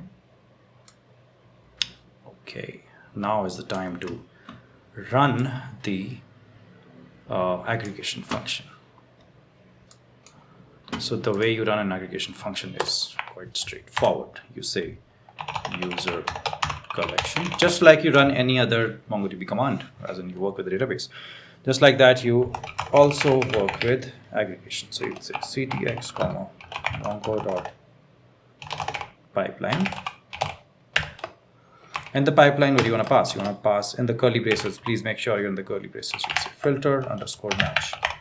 Is this first value out here? Filter underscore match, comma. You want to pass unwind. You want to pass grouping. So all these three things you want to pass here. Amazing. So everything is looking pretty amazing. The only one thing that we have not done is whatever comes back from this function, you want to capture that in a variable called point cursor. Okay. Now this error that you just got out here, you want to handle that error. So you want to say error is not equal to nil. What do you want to do then? You want to print out the error. Okay. So for now, let's just create a variable called listing, and it's a slice of type JSON.m. Then you say point cursor, which is this point cursor.all. You want to go over all the values. You'll say point cursor.all ctx, type of listing. My autocomplete has put these curly braces here. They don't need to be here. And this is actually point cursor, not curson. So you'll say if error is equal to point cursor.all ctx listing. When I handle the error, if error is not equal to nil, you'll say log.println error. Now see, whatever you've received out here, right? You can't just directly return whatever you're getting from MongoDB to the user. He's not going to understand anything. So that's why you have to do this kind of a step to basically make that data into some sensible data. All right. So you'll say c.abort status, http.status internal server error. Now you want to range over that data for some JSON. So you'll say for JSON is equal to range listing. So you want to range over the listings that you just got. And you want to say c.indented JSON. Say 200, JSON total. So I told you that at the end of this, all these stages in the aggregation query, what you're going to get access to is the total, which is basically the sum total of all the items present in the user's cart, sum of the prices of all the items present in the user cart. And that's what you're returning from here. c.indented JSON, you'll have 200, filled cart dot user cart. After this bracket, you want to say ctx dot done. Phew, this was quite a long function. We're doing quite a few things. Let me just go over them again. So you get access to the ID, which is the user ID in the request. That's what you get access to from the context, which is C. You want to check if that ID is null by mistake, or an empty string by mistake, you want to say that, hey, it's an invalid ID, it doesn't exist, blah, blah, blah, blah, all right? And then you want to get the object ID from hex, and you want to store that in a variable, which looks like user ID, but it's not user ID because you don't want to, again, use that variable. You want to have a new variable, okay? User TID, we'll call it. And this is a common pattern you'll find, so that us developers, we don't want to forget what that variable has, and we don't want to make it a very long variable. We'll just put a new letter here, and while it might look like a typo to many people, but the keen-eyed developer would know that, okay, this is why this guy has done it. You'll find it in many people's code on GitHub. Might be something new to you if you're new to programming, but like I've seen this very often.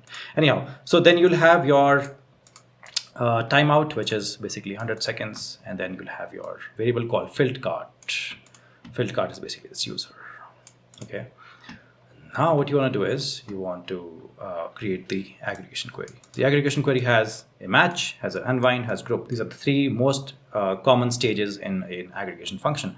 If you don't know what aggregation is, I told you, just go to Google, search MongoDB aggregation, you'll be able to understand really well these three main stages. But I'll anyways tell you what these stages do. Match stage basically finds that particular user, and find that user ID and all the data for that user ID. The unwind stage is basically going to unwind this data, which is user card data, from a closed array into something that's processable by us, and then processable by the next stage at least. So the next stage is grouping stage. The grouping stage, what you want to do is you want to group all the values there with the help of ID, and you'll find the total. So, and at the end, the aggregation query is just finding the total of all the prices of the items that exist in the users and that particular user's cart. Okay. Then you run this aggregation function. Then you take a variable called listing. It's a slice of bsum.m, and then you want to go over all of the values that you just got here, point cursor, and then you want to convert that into listing. And then you want to range over those listings with the help of that JSON, and then JSON you'll get access to total. If you don't do this last stage, right, all these stages, if you don't do all this, then you're going to have data that doesn't make any sense to the user or to Golang. So that's why you have to work like this. And now the data that you get, that you send back to the user, is proper JSON data, which is in total. The total data is what you're sending, the total of the all the items, and also you're sending the user card. So this is what your get item from cart function does. It's quite a long video, right, for just one function, but I wanted to explain everything to you properly because just like that, I just felt like doing something good today.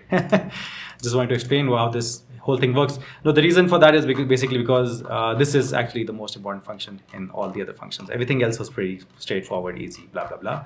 This one is a little important. I thought people might get confused, so I thought I'd spend more time on it and explain it to you properly. The add address function. So this function is quite long, and it might take me 2 videos to do it. So let's get started. So firstly, what I want to do here is, since I know that it runs a handler func, I'll say return func. C is of type bin.context. All right. Now the next few stages are going to be very similar to this, right? And I've already explained this in the previous 2 videos. So let me just quickly type it out. I won't explain it now very much. I'll just quickly type it out. Okay. So the user ID could be an empty string if yes. But before that, you want to obviously get the user ID, which will be c.query and ID. Okay. And the user ID will have c.header content type application JSON. Okay, and you'll have c.json http.status not found, comma gen.h error invalid code, c.abort and return.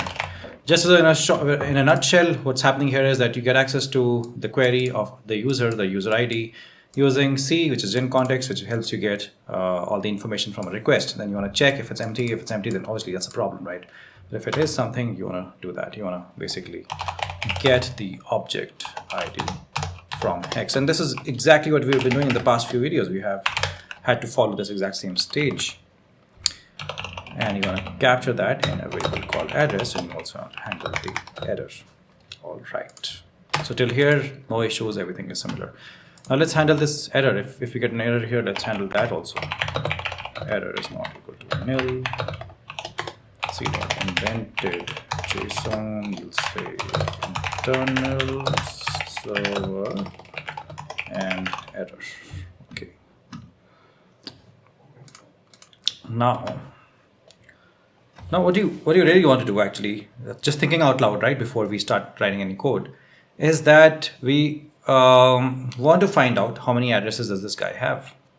Because why would I say that, right? Why I'm saying that is because when you look at the user struct, you look at address details. He has a slice of address. That means he has multiple addresses. He could have a home address. He could have an official address, blah, blah, blah. Okay. So he'll have multiple addresses. Now, you obviously want to be aware of how many addresses he already has, and then you want to add a new address, right? So to add a new address, we'll define a variable called addresses. It's of type models.address. Models.address. Okay. So this is your struct address, and it's there in your models package. That's why you want to get access to models.address. So you have addresses. Now what you'll say is, you'll say primitive dot new object ID, and you'll be able to get the address ID for your addresses. Okay, so you created a new object ID for this new address ID that you're creating. Now you'll say c dot bind JSON, and you'll pass here addresses, and you're saying if error is equal to, if there's an error here, then you want to say error. That means you're basically trying to find out if there's an error here, so error not equal to nil, and you will say indented JSON.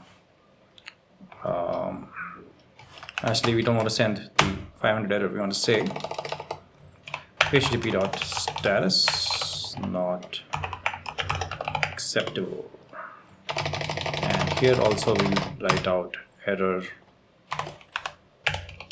dot error. Okay. So now you want to first create the context.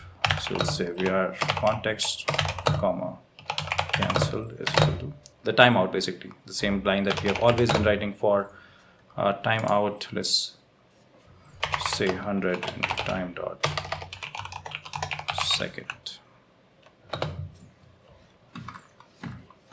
Okay.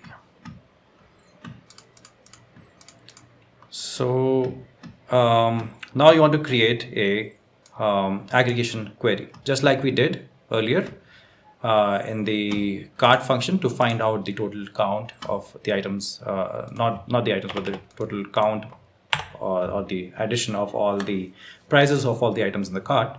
You want to do something same here. You want to find out the total addresses here. So we'll start with the match filter. So we'll create a match filter, which will be bson.d, and you'll have a key here, $match, comma, value is bson.d,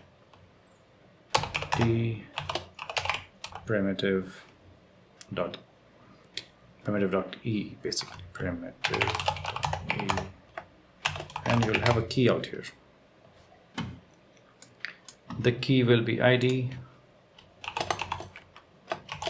underscore ID and comma, value will be address.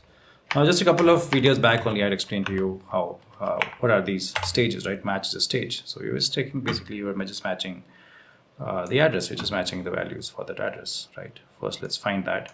Then we'll unwind, we'll say unwind exact same order of stages that we had followed in the cart function, right? When we're doing the get item from cart function, exact same stages: filter, unwind, and group. So for unwind, you'll have bson.d, you'll have key and dollar unwind, comma value, bson.d, and here you'll say primitive dot e. And now the key that you'll pass here to a unwind function is path, and the value that you usually will pass is address. Now, like I said, there could be multiple addresses there. Even when you matched for that particular address, okay, which is basically your user ID. When you match for that user ID, there will be multiple addresses that the user will have. So that address will be a array, and you want to unwind that to be able to run any operation on it. The operation that you want to run on it is basically your group operation. So you'll say group is equal to bson.d, key is your dollar group, comma value is bson.d, primitive key,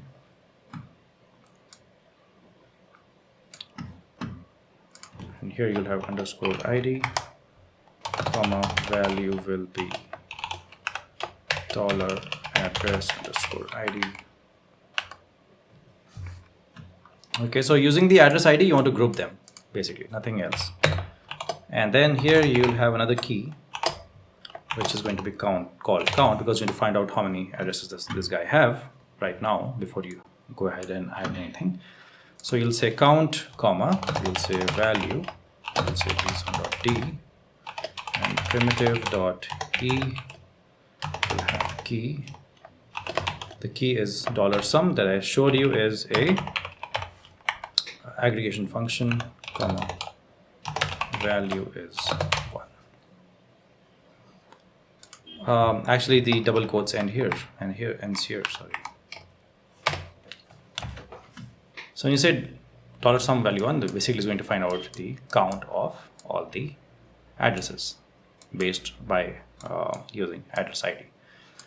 Okay, so all the counts will be found.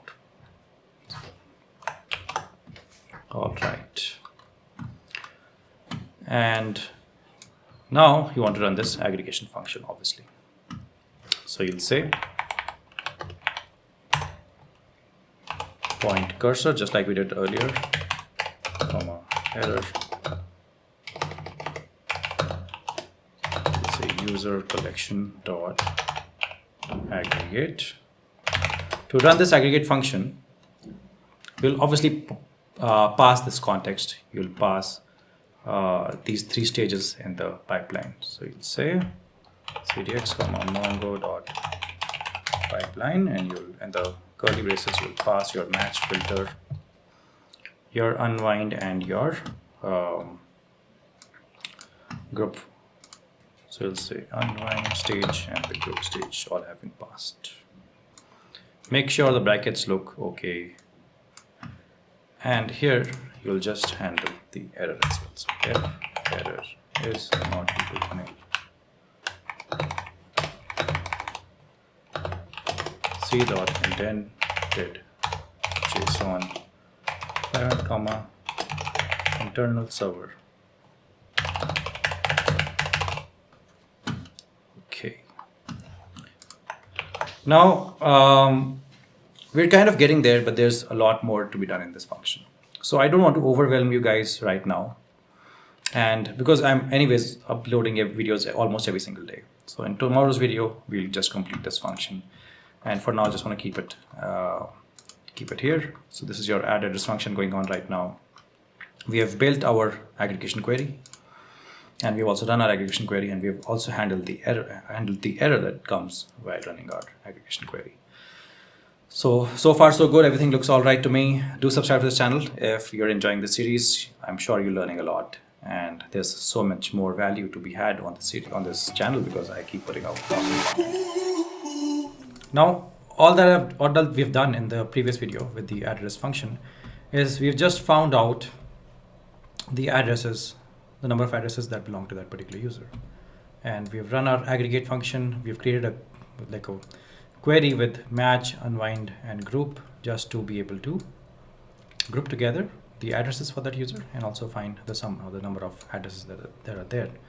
Now we want to start going ahead. In the sense, till now we have not really added the address for that user in the database yet. Okay, and now is when we want to do it. So how do you do that? So firstly, we'll create a variable called address info, which is of slice, which type sliced or bson.m. It's a slice of type bson.m. Sorry, and we want to take point cursor and pass context and our address info, which is right now an empty struct, empty slice,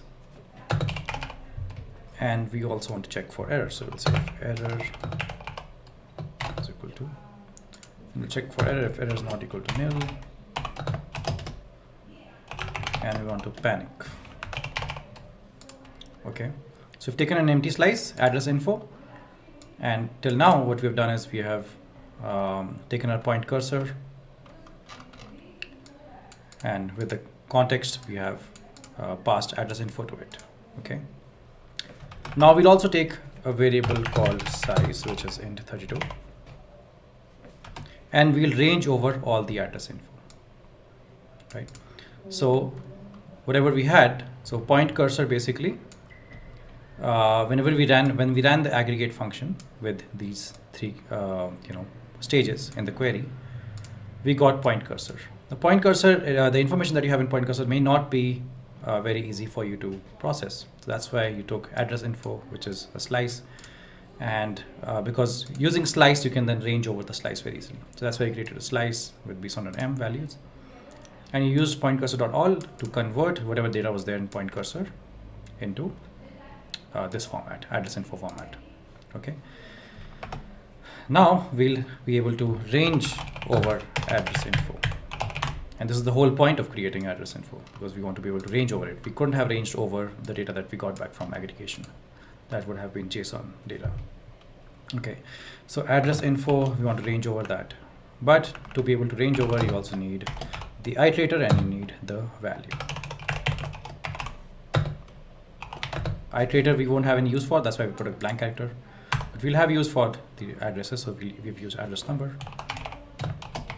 And while we're ranging over it, we'll get count, which will be basically address number count. So count is nothing other than this count that you've found in your group stage. Count that you found is the key that will be added by MongoDB, which is basically the sum of the total number of addresses that you have for this user. So you'll get basically in your count variable, you're now able to access the count that MongoDB aggregation had returned to you. And the size basically will be count dot int 32. So whatever you got in count, you're now able to create an int32 variable out of it, which is basically your size. Okay, and why did you do that? It's because, okay, sorry, this was all inside, supposed to be inside this bracket. Yeah. So why did you do that? You did it because you want to be able to compare size with 2. So if size is, less than 2, as in the addresses that you have found is less than 2, then you can create a filter query. You'll say bson.d, and so this is if size is less than 2, but if size is greater than 2, what do you do? What do you do then? So you're gonna have an else block also here, and you want to say indented JSON 400 comma not allowed. Because obviously if you have more than two addresses, home and work address, you don't want the user to be able to add even more than that, right? So you'll say if you already have 2, which is size not less than 2. So size would be 0, 1, right? 0 and 1. That means if there's no address there, then also you can run this. We'll write something here in this block, don't worry. So size less than 2, then we'll allow all this, but if it's more than 2, then we can't allow. So we'll say not allowed. And here we'll say defer cancel, and we'll say context done. So what do we route here? Out here, we first create the filter query. We say primitive dot e, and your key will be ID, comma value will be address. Your update key will have pson.d. Key will be $push. You use $push when you're expecting that some values will be there, and then you want to add some more values. So that's why you use push. And then you say comma value pson.d primitive.e. Inside this you'll have address, and value will be addresses. And then you'll create your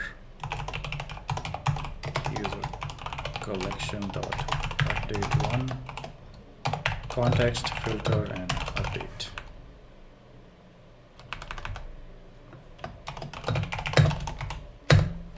Okay.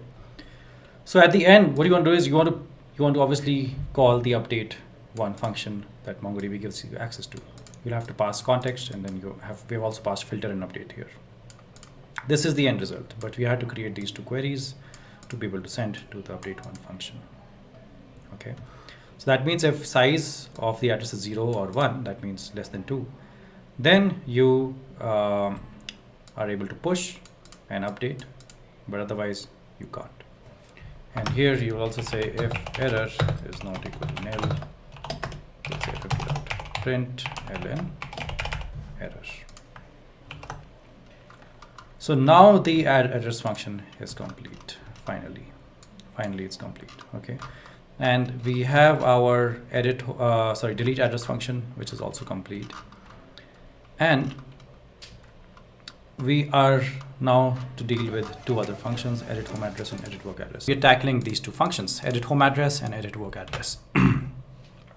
So as I had mentioned that I'd need to cover these 2 functions in one single video, so this is that video. All right.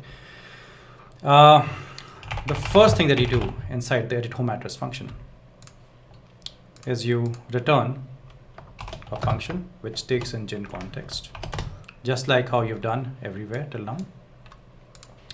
And now the addresses, they belong to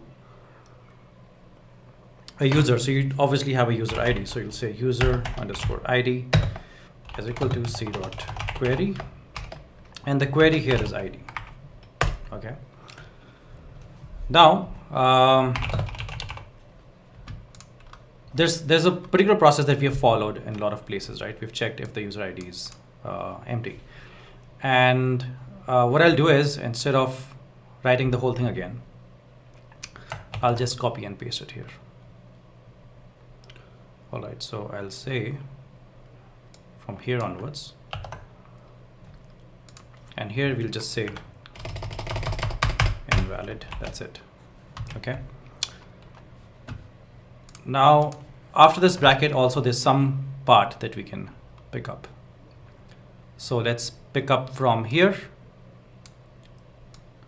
from user ID, user T ID, till about here, till about the filter part. We can copy and paste that entire thing out here. Okay. Now, if you would write everything again, this video will become pretty long. So I always suggest writing everything. I don't suggest copying and pasting your own code here and there, because that kind of increases problems. If you have made mistakes in one place, it can increase those mistakes. But right now, just for demonstration purposes, I'm just showing you to save your time that you can just copy and paste till filter. Everything is quite same. All right. Now things start changing from update. So update, you'll say update.bsound.d, and you'll say key is $set, comma, value is bsound.d primitive .e. Now here's where things will change. So for address, the key will be address.0.housename, and the value will be edit address.house. Okay, because this is your home address. And you'll also have street name and city. So where you close this bracket off, you put a comma, you'll say key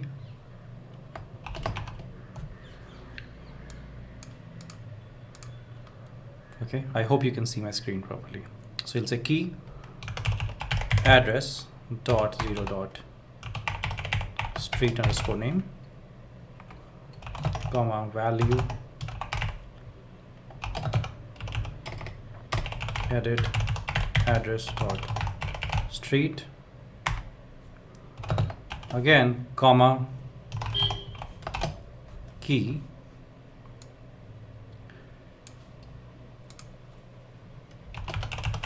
address dot 0 dot city underscore name, comma, value edit address dot city,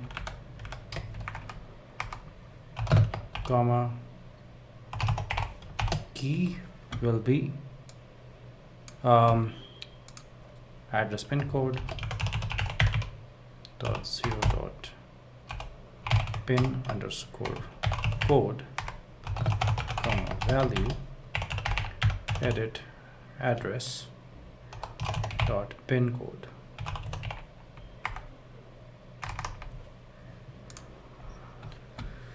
Okay,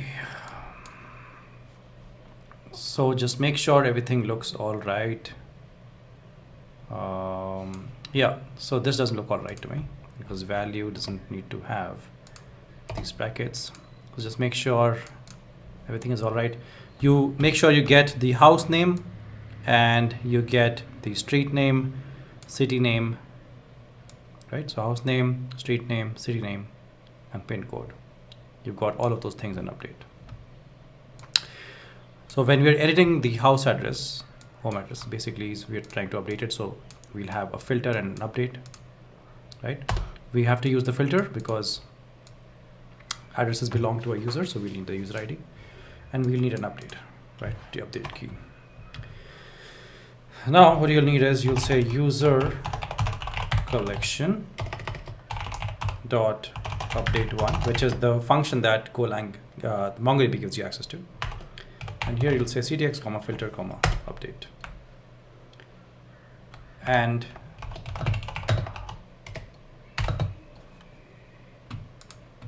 whatever MongoDB returns, you don't want to do anything with it, so I'll put a blank character out here, but you'll also have an error so that you can handle the error as and how required. So here we'll handle the error, so we'll say if error is not equal to nil, it's a c dot indented JSON 500 comma something went wrong, and you'll return from this function. Default cancel ctx.done, and we'll say if everything went well, we have to give 200. So we'll say 200, everything went well successfully, updated the home address. Okay, very straightforward. Now, obviously, editing work address is going to be very, very similar. So what you're going to do now is you're going to pick up quite a bit from here. I mean, you can just copy quite a bit from here. So what we'll say first is we'll say return func c context. Okay, and now the inner parts we have to kind of start copying a bit. Okay, there's just one thing that we left out here by mistake, and that is the variable that we're using. So we'll say variable edit address. It is of type models.address. Okay, so it's important to now visit your models and see what address looks like. So address has an ID, has a house, street, city, and pin code, right? So in case you were wondering till now what we're doing out here with house, street, city, and name, etc., basically we're just trying to update all of those values. So we're going to ensure that all of those values get updated. All right. So this was your so you've created this edit address, but you also want to now say if error is equal to c dot bind JSON ampersand edit address, error is not equal to nil. And what do you want to happen here? So we would like to say c dot indented JSON bad request. So we'll say http dot status bad request, and you'll print out the error. So we'll say error dot error. All right. So now coming back to your edit work address. Now we can start picking up quite a bit from here directly. So you'll say you'll start picking up from here all the way to here, and even the filter key. So copy and paste it here. Okay. So here in the work address also we need the edit address variable, and so you have filter, and now after the filter part is when we're going to start working. Now you can create this update query from scratch, or you can just come here and quickly pick it up. And there's only one thing to be changed. So the first address that so a user is supposed to have two addresses, the home address and the work address. The home address we are assuming that it'll be at the 0th index, whereas the work address we are assuming will be at the index 1, which is at the second position. So just everywhere keep all the values same, just update the index. Okay, everywhere out here.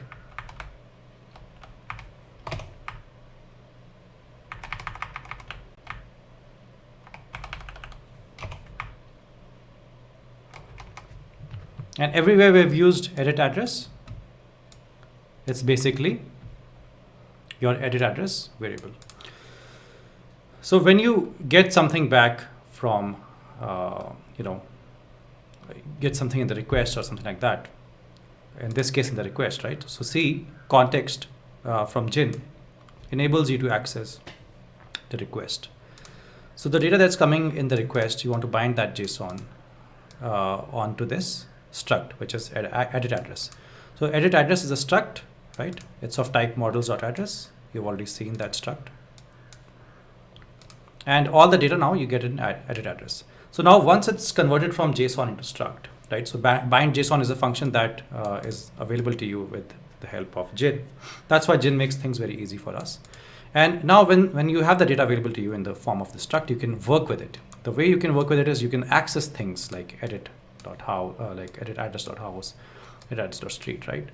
Otherwise, JSON, directly working with JSON with Golang, it's not, it's not supported. That's why you have encoding and decoding, right? Marshalling and encoding, basically you have all of that. But you don't have to do that when you're working with Gin. Gin gives you access to these kind of functions already, okay, to work with JSON, which kind of takes away a lot of the details and gives you a lot of abstraction. This is why a lot of people like Gin. So I hope you like the inner dynamics that I've explained to you of Gin and why people use it a lot. Otherwise, you can, a lot of people ask me, why don't you just use HTTP or, I've shown you how to use just HTTP. I've built projects using just HTTP, and I prefer using just HTTP in many places. But a lot of people use Gin like this, like I'm showing you how to use Gin, and a lot of people use Gin in production. So I'm just showing you why they use Gin. It's basically, it makes things really easy to work with, makes, development really fast, and also maintenance really fast, okay? .update1. So you pass context, filter, and update. And if error is not equal to nil, we'll have c.indented JSON. Again, we're just doing the same thing. There's nothing new out here. Something went wrong. I'm basically, following the format of this function. I'm actually looking at this function only and just copying all the data from that function. Defer cancel, and then you have ctx.done, c.indented JSON 200, successfully updated the work address. Amazing. So these were your functions for editing home address and editing work address. I hope you're enjoying this series as much as I'm enjoying explaining every single detail to you. I've kept this series very, very accessible in the sense I'm explaining every single line. I usually don't do that when it's an intermediate or an advanced project. I assume that you know a lot of Golang already to be learning a project like this. But since I want this to be more accessible, I'm just trying to explain every single line so that, even if there are people who are not very conversant with Golang, they can still start learning from this project. Probably, I'm not sure if you can, like without any Golang knowledge, I'm not sure if you can. We will work on some token creation logic. So this token gen.go, this is not a folder, has to be a file. So I'll rename it. It's basically tokens folder, and inside that will be your token gen.go file. So we'll have our logic to create our tokens, like the regular token and the refresh token. And to be able to do that, we need our claims. We need claims to create the token, right? Using the JWT package, obviously. And we need refresh claims to create the refresh token using the JWT token package, of course.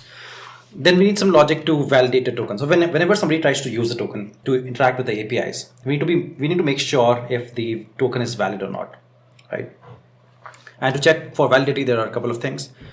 For example, if the token has expired, like the expires time is lesser than the time that is right now, that means not valid, right? So multiple such things we have to do to check the validity. So all of those functions and all of that logic will be here. Now this obviously belongs to package token because that's how you want to import this. So you want to be able to import this as a package tokens.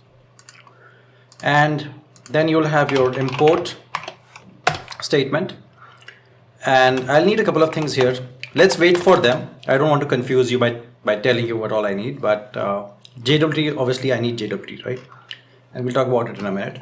But before that, I need a struct called sign details.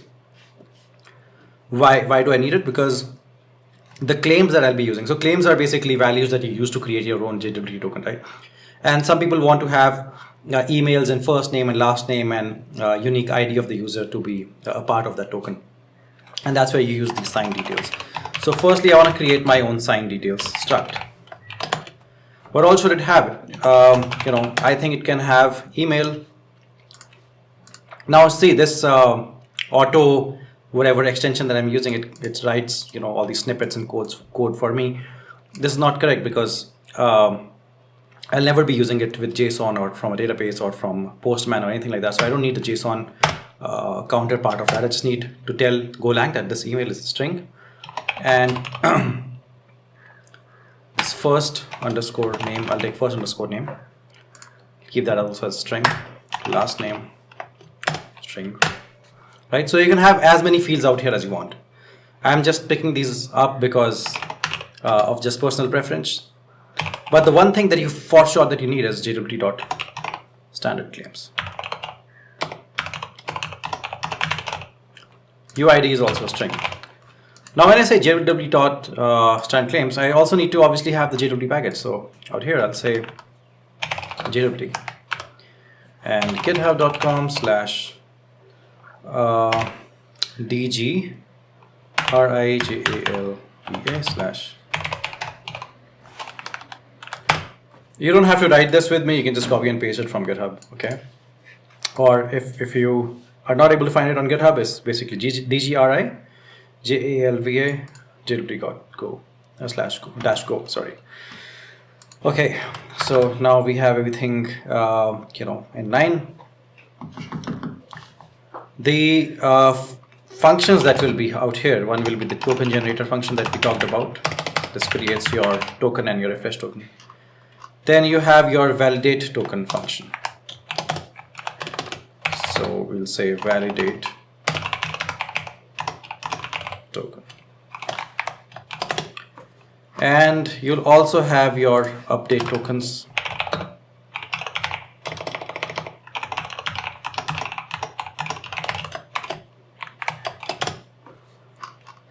So these are the three functions that you'll have. Now let's start working with the token generator function. Okay, so it's going to take email. Basically, this function will require all of these values. Then only you'll be able to send it to the JWT package, right? So it'll need email, it'll need first name, it'll need last name, it'll need UID. And what does it return? Now that's the important question. So it returns a couple of things, or three things actually. One is your signed token, obviously, which is of type string. I will make this t smaller. So signed token is string, and then you'll need your signed refresh token, which is again a string, and it might return an error if there's an error out here. So these are the three things that it will return. Okay. Now you need to create the claims like I told you. So the claims are going to be of these signed details basically. So you'll say signed details, and in signed details you have these values, but these values are being passed as arguments to this function. So you'll say that this email, so you'll copy and paste this email, is actually equal to this email out here, this one. So you'll copy and paste that as well, put a comma. Similarly, you can say first name, feel free to copy and paste. I don't copy and paste a lot because you make a mistake in one place, you make it everywhere else. So I don't really recommend, but if you want to save time, copy and paste. So out here you'll have standard claims, which is JWT.standard claims. And we'll have expires at, you'll use the time package, time.now.local.add, you'll say. So what you're saying here is you're creating a value called expires at. Now standard claims can have two values. Usually it usually has two values, right? Expires at is compulsory, and then you can also have like an issuer value out here. So expires at, we're just giving expires at here, but you can also have an issuer. So issuer could be yourself, your company, or whoever's basically is responsible for issuing this JWT token. So you can have that if you want. And what you're essentially doing is you're just taking the time that is right now, and you're just adding some time to it. So you're saying add time dot duration 24. So you're adding 24 hours to it. So the token is valid for 24 hours. Put a comma here. This is your claims. Now you want to create your refresh claims. And they're obviously also of type sign details. But here you just have your standard claims, which is JWT dot standard claims, and you have your expires at out here. So it's it was able to autocomplete for me and get this entire thing for me. Yeah, so out here also you'll say I'll add a little more time actually, or I'll say time dot duration. Instead of 24, I'll add 168, and then I'll say dot Unix. Put a comma here. Awesome. Now you have your claims and your refresh claims in order. What do you want to do now? You want to create the token. So how do you create the token? You create the token using the JWT dot new with claims function. What's going to come out of this is your token. Okay, it's actually, people really confused with authentication logic. It's not a lot, right? It's just creating claims and just calling this function new with claims from the JWT package. You'll get your token. You don't have to do much. Everything else that we do is just the cherry on top, right? The essential thing is just creating this token. That is it. You don't have to work with refresh token, refresh claims, blah blah blah. All of that is cherry on the cake. Okay. So I'm just letting you know, in case you want to really build something in a very short period of time. You just need to know what's really critical and what are things that are extra. So signing method 256, and here to this function you also are supposed to pass the claims. That's why we created the claims in the first place. Okay, and we'll say that this is the signing method that we wanted to use. And we also have a string,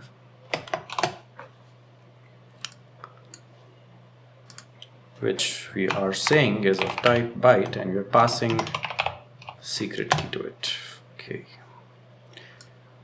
Now about the secret key. So secret key, out here, you come out here, and we can define a variable for it. So it's a var secret key is equal to os dot get environment secret key. So in our environment, obviously we need to have something called a secret key. Okay. Again, secret key is not compulsory, but it just makes the token way more secure, because you know, with these things, these are still things that you can predict or get the values out when you decode the JWT token. But your secret key is something that only you'll have. So it will increase, put some noise, introduce some noise into the token, which nobody will be able to guess easily. Like, where is that noise coming from? As in, what are those values, extra values? They'll be basically your secret key. Okay. Then to be able to work with some user data, I'll also introduce this variable mongo.collection is equal to database dot user data database dot client users. Okay, coming back here, created my token here, and obviously there will be a provision for error, and I'd like to handle my error out here itself. So I'll say if error is not equal to nil, I'll return empty for the token, empty string for the token. I'll return an empty string for the refresh token, and I'll return error. Okay, so always when you're returning anything from a function, please check what you're supposed to be returning. So out here, returning sign token, sign refresh token. So for both, I'm returning empty strings, and for the error, I'm returning the error because there's an error, obviously. Okay. Now for the refresh token. So refresh token comma error is equal to. Again, how do you create the refresh token? There's nothing different out here. It's the same thing, guys. It's the same thing. Okay, and here instead of claims, you'll just pass refresh claims. All right, and again here also you should have ideally your secret key. So just copy and paste it out here. Simple. And again, you want to handle the error. So you'll copy this line out here.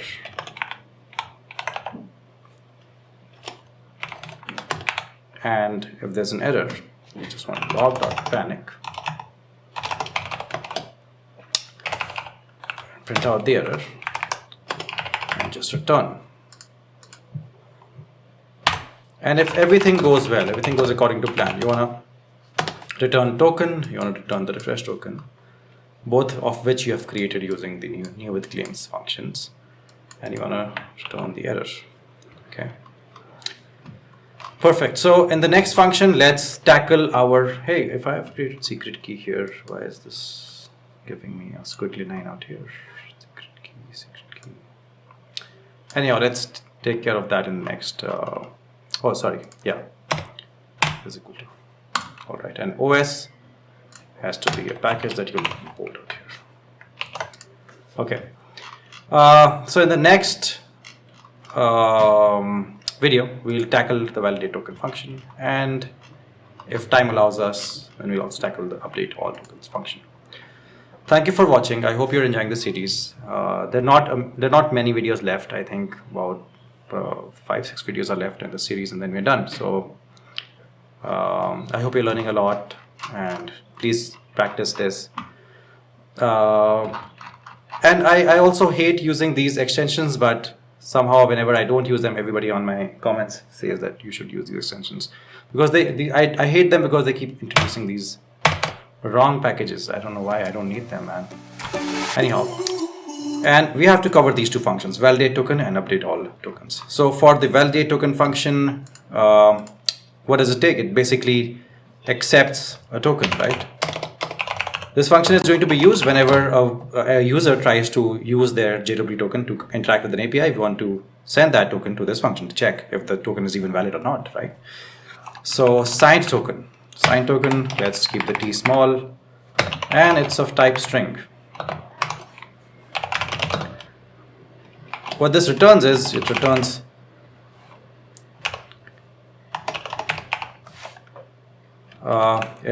claims, which is of type signed details. Now signed details is something that we have created together as a struct, right? These are the claims, and that's what it returns out here from here. And it can also return a message, which is a string. Okay. Now here, what you'll say is, you'll say JWT dot parse with claims too. Now your JWT token consists of claims, because we use the claims to create the token, right? That's how we created the token, because we said new with claims, create the token with this method, use these claims exact to create this token. So this token only we'll be using, and using the function called parse with claims to be able to parse the claims from that token. Whatever we get back from this function, we're going to store in token. And to this, we'll pass the signed token. And we'll pass the signed details. We'll also pass our function, which will have a token of type JWT.token. And this function also has a definition. It just, okay, so before the definition, I want to tell you that this returns an interface or an error, depending on if something goes wrong, it will return an error. And this simply returns the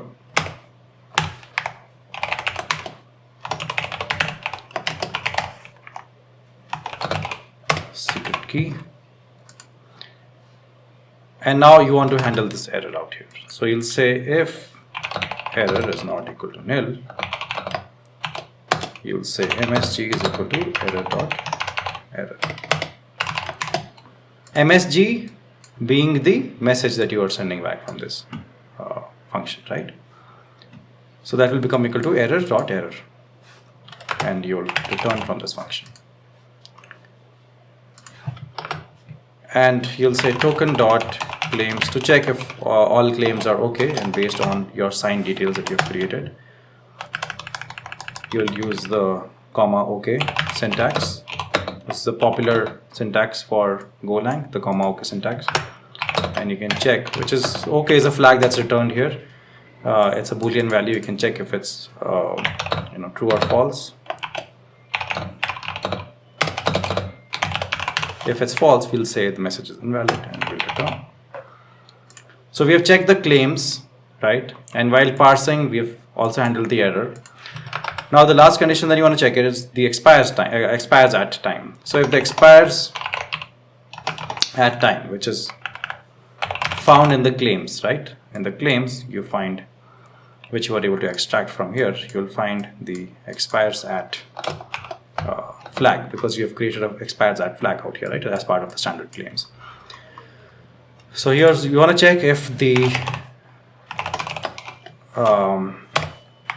expires at is not less than the local time dot. If it's less, then that means obviously the expires at has already happened, right? Because it's less than the time that is right now.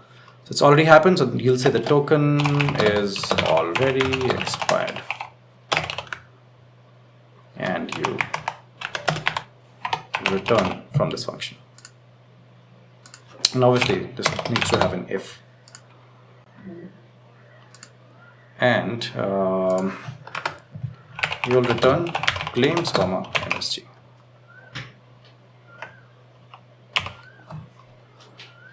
Okay. This Unix, the US capital. So now everything's look all right. Okay. So now the update all tokens function. This takes in your signed token, which is a string, and your signed refresh token, which is again a string, takes in user ID, which is a string. So firstly, let's create our context. So context dot with timeout, context dot background, comma 100 multiplied by time dot seconds, which is 100 seconds. Okay.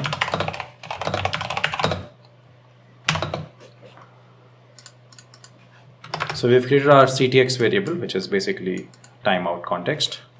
And we'll create another variable called updated object variable, which is of type primitive.d. And we'll keep updating our things that we need to, appending all the things that we need to update with this in this update object. So first thing that we want to append. So we'll say update object is equal to append. We'll append to our update object the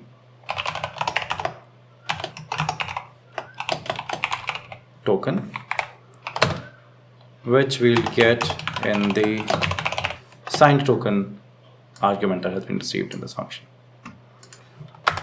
And we'll also append the refresh signed refresh token. So you copy and paste this, and here refresh the change this with the refresh token, and change this with signed refresh token.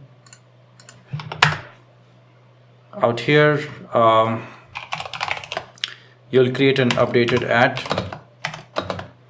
value time dot parse time dot rfc739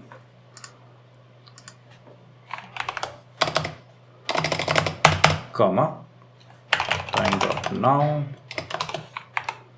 dot format 339. Now this updated at flag or value will also be appended to your update object. So you can simply copy this and paste it again, and instead of token it will be updated at, and the value will be updated underscore at. Great. So you want to use the upsert flag and you want to set it to true.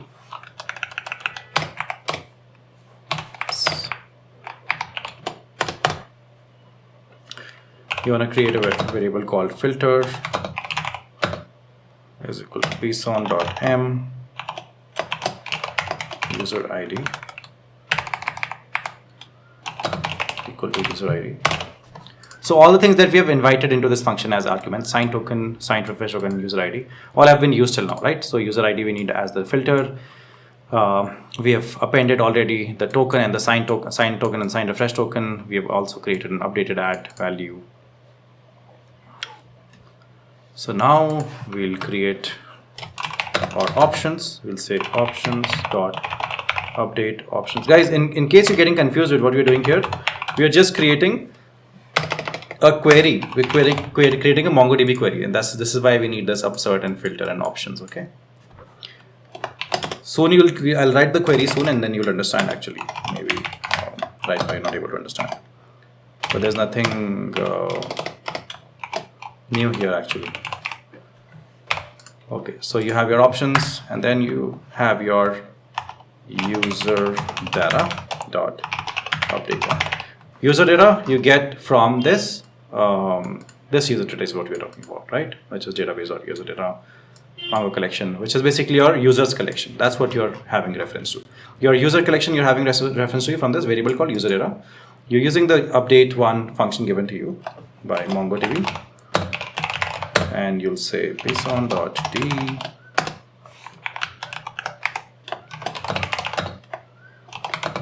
and we'll handle the error also here. But before that, let's write the code out here. So bson.d, and then here you'll say key equal to actually we'll have one more bracket. So we'll have key equal to $set comma values update object comma and pass the options. Now, if you've ever seen an update one query with the MongoDB, so MongoDB gives you access to update one query, right? It takes in $set, which basically is saying that set the value, right, with this new value, which is updated object, and that's what you are doing right now. You also pass the options there, and now you will defer cancel. And you'll say if error is not equal to nil,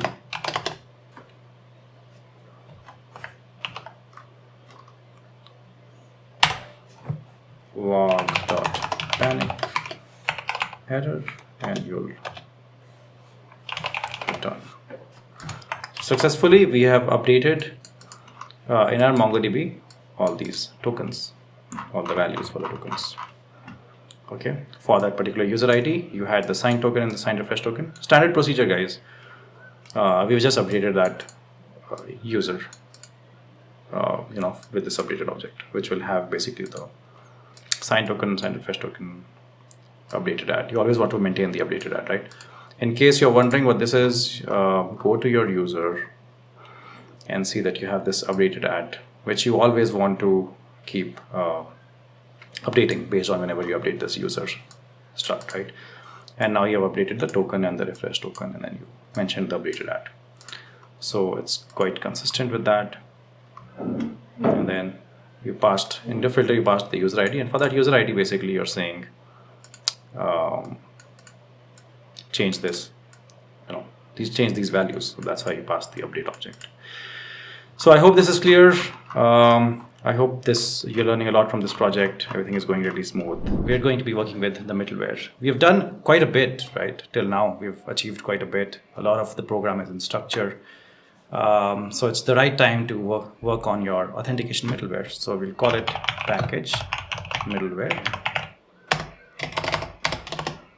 And you'll import a few things. What I really need is this tokens package out here. Okay, so let me go to my go.mod file and let me pick up the name of my project and put it here. And ahead of this, I just want to say /tokens. So if I try to save it, it just makes this disappear because these extensions that I've installed, they know that I'm not using it right now. So they kind of make this package disappear, but I don't want to do that right now. I want to keep it here because I'll be using it in some time. And this, I want to call it token. That's how I'll be referring to it for the entire program. I want the net/HTTP package. I want my gin package. So I'll say github.com/gin-conic/gin. All right. And now we'll start working on our authentication function. Doesn't take anything, but returns a gin handler func. So if it returns a gin handler func, then you obviously know it has to return a func which takes in gin.context. So you take in client token c.request.header.get token. Okay, so all the APIs that get called, you're expecting the token to be in the request header. And that's how you will get access to the token that the user is going to pass when interacting with these APIs through Postman. And you'll capture that in a variable called client token. So you want to check if client token is empty. I mean, by mistake, if somebody has not even sent a client token, that's a problem, right? And that's what you want to capture out here. So you want to say c.json http.internal server error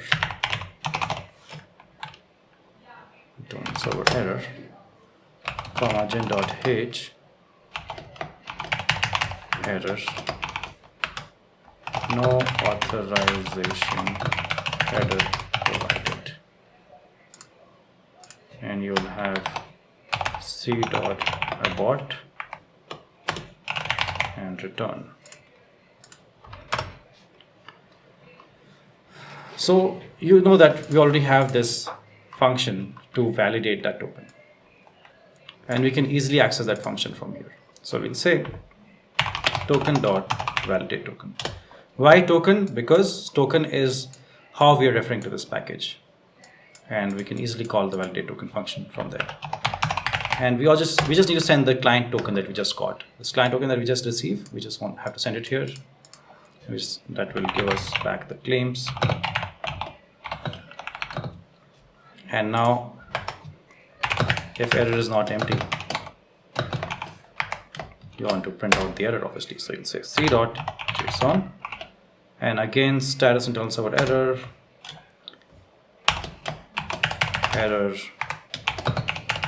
We'll print out this error, and you will abort this program, return from it. Okay, so why do you need these claims? Because you want to set in the context the email claims.email. You want to set the UID claims.uid, and you want to say next. Now if people from you are from the Node.js and Express background, then you know that middleware basically has this next kind of a function which says that whenever a function is called, let's say whenever an API is called, middleware just is always there in between, and it checks for let's say in this case it's checking for if the token is valid or not, right? If the token is present, and also if the token is valid or not. And then c.next says that the process can now proceed to the next thing, which is what the user wanted to do, which is he wanted to call the API, but then the middleware happened in between, and then now the process can now transition into the next thing, which is calling the actual API, right? So that's the magic of middleware. And if you're coming from an Express background, you've already seen this kind of syntax, because that's what you do in Express as well. You have c.next, and you can create as many middlewares as you want. It's very similar with Golang. You can create as many middlewares as you want for many types of different things, with authentication middleware being the most common. So this is why I want to show it to you. Today we'll be working with some database functions. But before we go any further, let's go ahead and say go mod tidy to get and import all the packages in the background so that some of the squiggly lines will at least go away, right? Okay, so now in our cart.go file, what we need to do is we need to start working on our add product to cart function. Okay, this takes in context, which is context.context, comma, takes in your product collection and takes in your user collection, which is mongo.collection.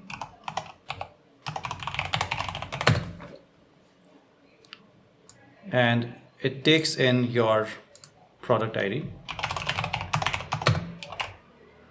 primitive dot object ID, comma, your user ID, which is simply string. So your product collection and your user collection are both type of mongo.collection, okay? And returns an error. All right.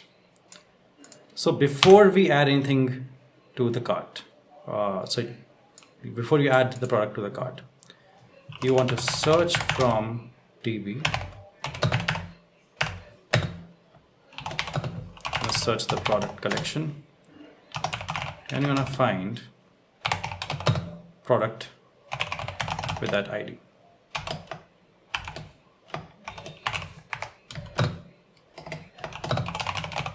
So let me tell you what's happening here.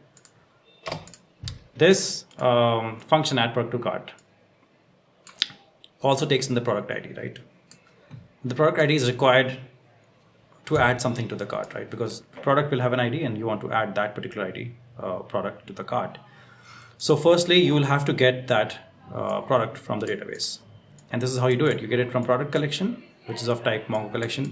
You get the product with that product ID. And okay, so now that you have found that product from the database, you want to also check for the error, because any database related function might lead to an error. So you want to say if error is not equal to nil, log.println, you'll print out the error and you'll return can't find product. So this is the beauty of defining the errors beforehand.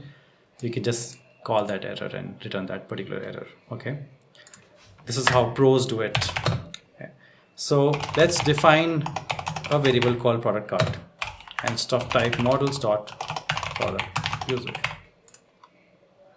So it's a slice of type models dot product user. Now let's take a look at product user. So it has a product ID, product name, price, rating, and image. Okay. So now let's go back to our cart.go and let's say search from DB, which is this, all the products out here. Sorry, that particular product with that particular ID out here. So search from DB dot all. You're gonna say ctx dot product cart.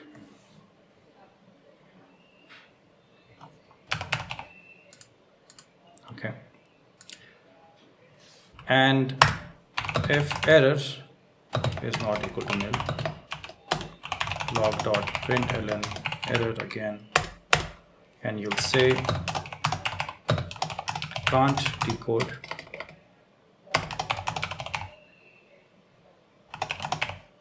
products.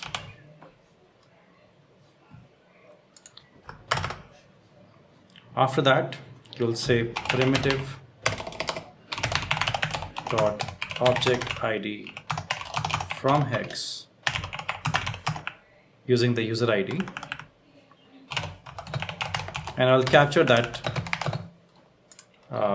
ID in this ID variable. Again, we'll handle the error. So we'll say error is not equal to nil again, log.println error, return error user ID is not valid, this one. And now comes the database related work. So what do you have to do? You have to create a filter variable we'll be passing this filter obviously, and then you'll have update, and there'll be something on the right side. But most importantly, you'll have user collection dot update one. To update that user's cart, you have to pass the context, the filter, and this update out here. So now let's work on filter and update. But here, while updating, you might get an error. So let's handle that error beforehand itself. So let's say error is not equal to nil. You will return error can't update users. Okay. If everything went well, you'll just return nil for instead of the error. Now let's work on filter and update. So for filter, I'll say bson.d primitive dot e, I have a key underscore id, comma, value is id. And this update is bson.d. You have key $push, comma, value bson.d primitive dot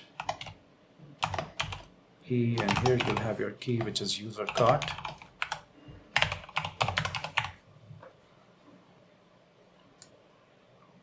And your user cart, you'll have value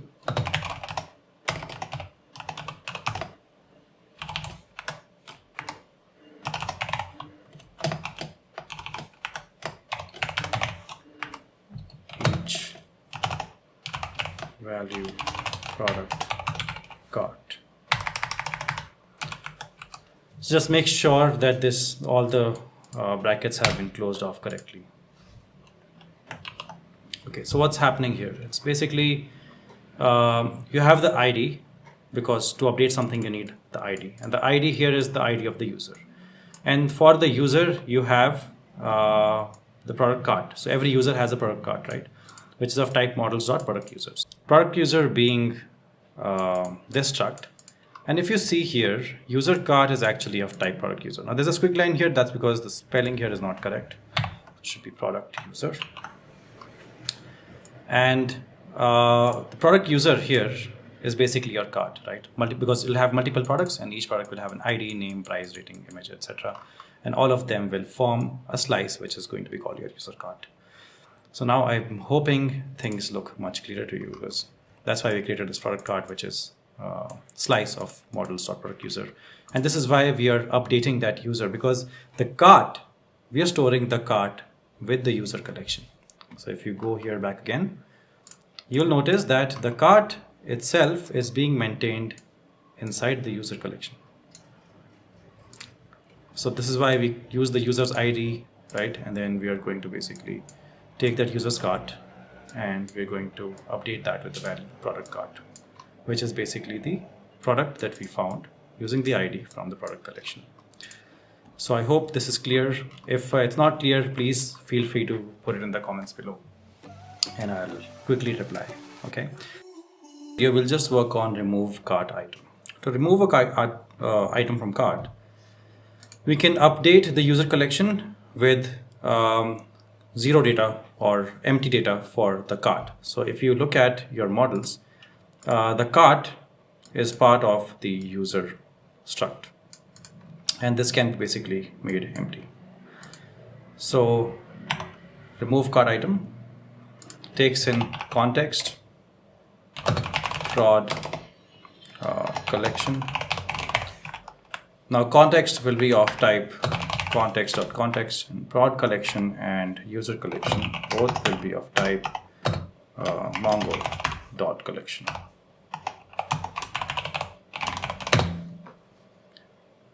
And then we have our product ID and user ID. So we have product ID. We want this function to receive product ID as a argument, because we want to delete or remove a particular product from the cart. Okay. It will be of type primitive dot object ID, and then we'll have user ID, which will be of type string. Why user ID? Because the cart belongs to a user, so that's why we'll have to pass user ID as an argument. And we're removing a particular product from the cart, so that's why product ID also has to be passed as an argument. Okay, so remove from cart will have primitive dot object ID from hex. So the user ID that you've just received here, convert that and capture that in a variable called ID that you can use later on. And let's handle this error. So if error is not equal to nil, log.println error, and you'll return error, user ID is not valid.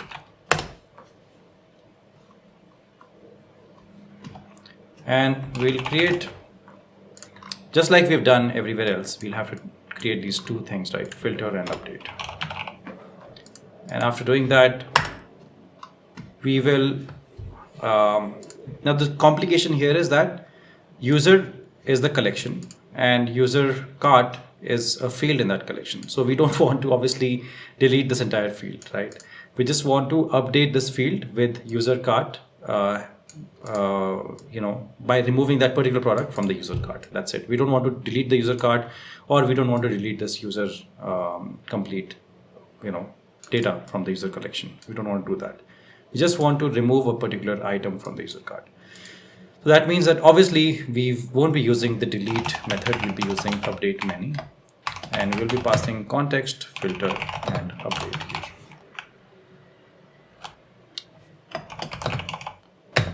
And then you'd want to handle the error here. So we'll say if error is not equal to nil, return error can't remove.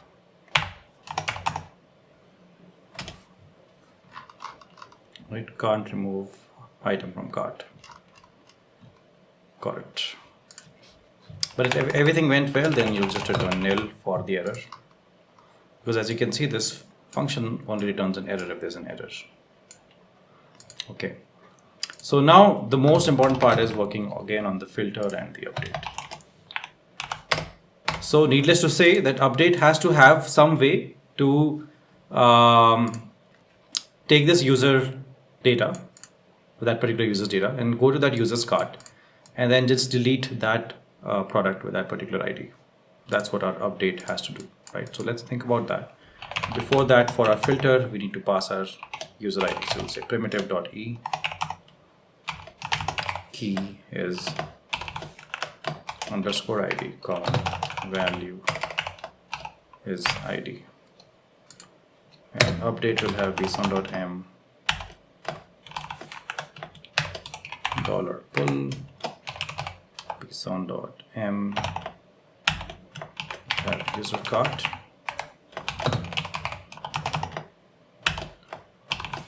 Now pull is the MongoDB method that you'll use to delete that specific product using the product ID. That's what our update does. And this is it. This is your entire remove cart item function, which again, I'll repeat, does not delete the user's data, does not delete the user's cart's data, just deletes a particular product using product ID, using the pull method, which MongoDB gives access to you, and just updates that user's data saying that, okay, now this cart is the same, except that one particular product that we've just removed. Okay, so this is a very clean way of removing that item from the cart. We were working with our database functions, and now we'll be working with buy item from cart function. This function is not very straightforward because there are a lot of things that we need to do here. So the cart, as you know, is attached to a user. So we have to get all the items in his cart. We have to find the total of that. Then we have to create an order, because an order is basically purchase of the products. So we'll have to create an order from here. That's what buy means. And after the order is created, we have to kind of empty his cart as well, right? So a lot of things. So fetch the cart of the user cart to be create an order for order with the items and empty up the cart. So these 4 things we'll be doing, not necessarily in this order. They will, the order is going to change here and there. But these are the things that we need to do, right? So I'll keep these things here just as a pointer so that you know that these are things that we will be touching upon in this function. And we might have to do a couple of more things. So firstly, context, take some user collection, type mongo.collection. And we obviously need the user ID. Like I said, the user is important because that's the card belongs to the user. And we might return an error. If there's an error, we'll return an error from this function. All right. First things first. We have access to the user ID. Then let's do this. Let's say primitive dot object ID from hex. Take the user ID and then capture this in a variable called ID. There could be an error also out here, so let's handle the error. So we'll say error is not equal to nil. We'll say log.print ln error, and we'll return error, the user ID is not valid. Okay. Now we need a way to work with the order. Okay, this entire structure called order. So I'll say var get cart items is a variable I'm creating of type models.user, and at the same time I'll create a variable called order cart, which is of type models.order.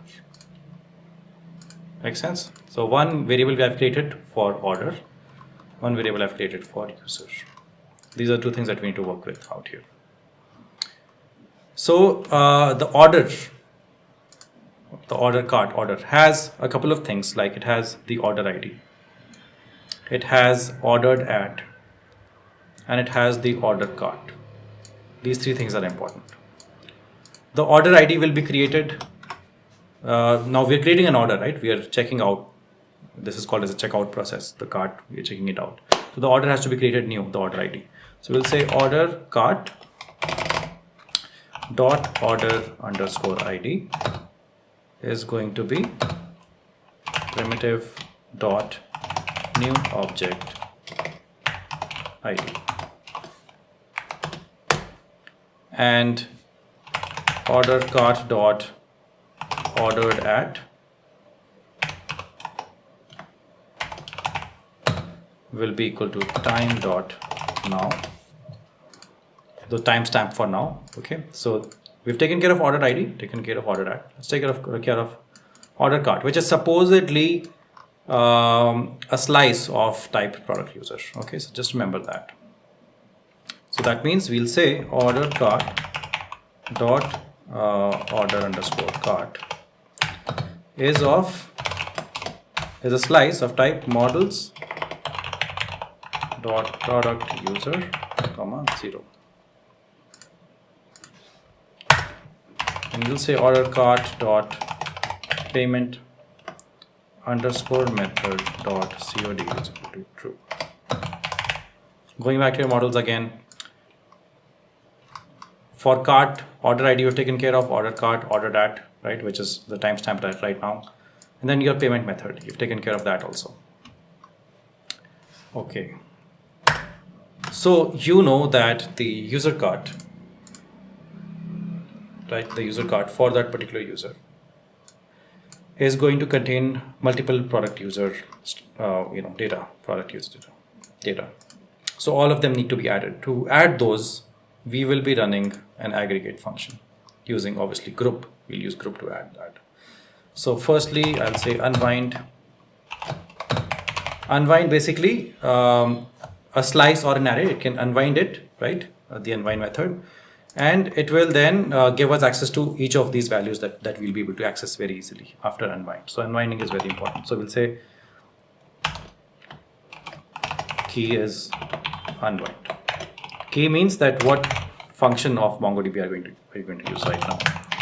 The value is bson.d primitive.e, and to your unwind you'll pass some variables. So the kind of variables you have to pass is the path.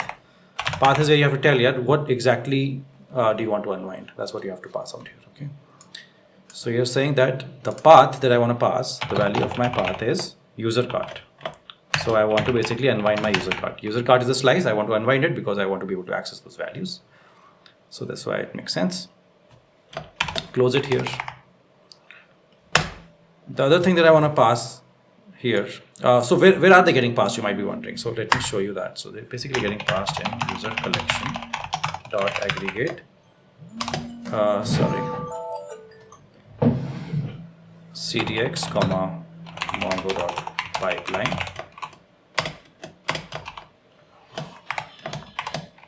They're getting passed here, unwind comma grouping, right?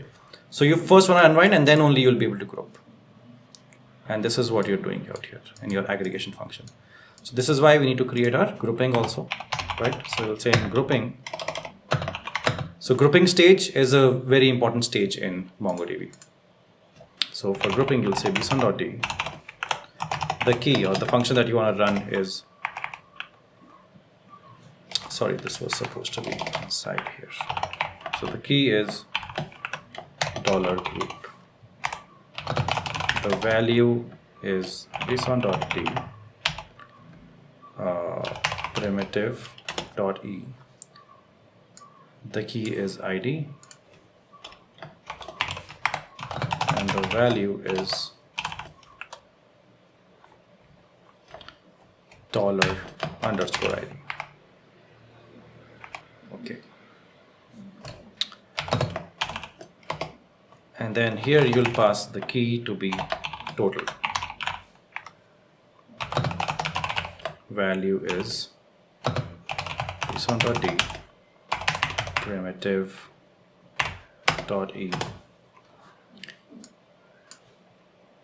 And essentially we are using the $sum function given to us by aggregate to find the sum of the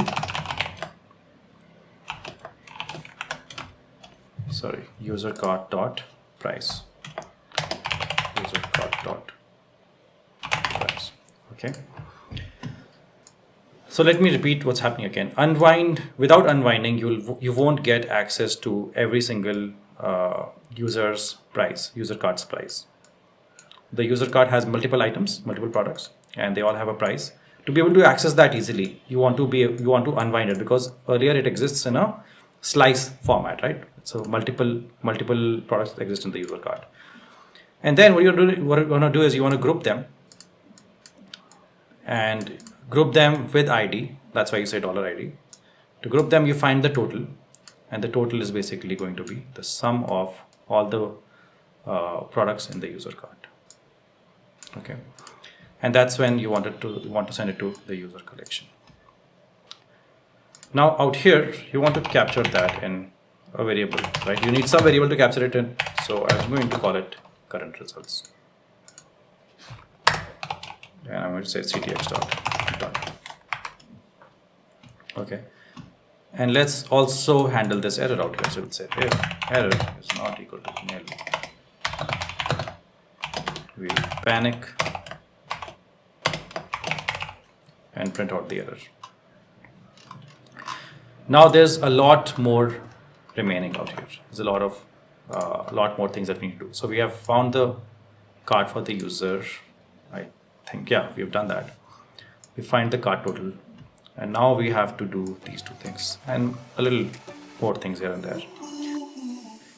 We were working in our buy item from cart function, and we have found the cart total. Now let's create a variable called get user cart,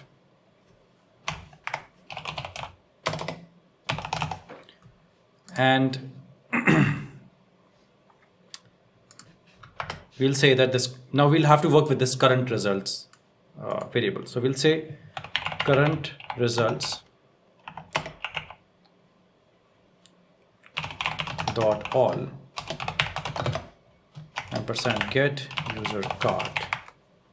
Okay, so we have received our current results, which is basically the addition of all the items and cart items. But that data, we want to convert it into something that we can process with using Golang. So that's why we'll use this all function, and we'll say error is equal to, and we'll handle the error out here itself. So we'll say if error is not equal to nil, panic error. So whatever you get back from MongoDB, now you want to be able to work with it. That's why we have converted into data that's easily accessible, like workable with Golang. Let's create a variable called total price. It's of int 32, and we'll range whatever user card that we have now. We'll range over that. So get user card. Okay. So let's range over it. So we'll say range get user card, and we don't have any need for the iterator, so we'll put a blank character there. But we do have a need for the user underscore item, and here we'll say price equal to user underscore item total, and total underscore price equal to price dot int 32.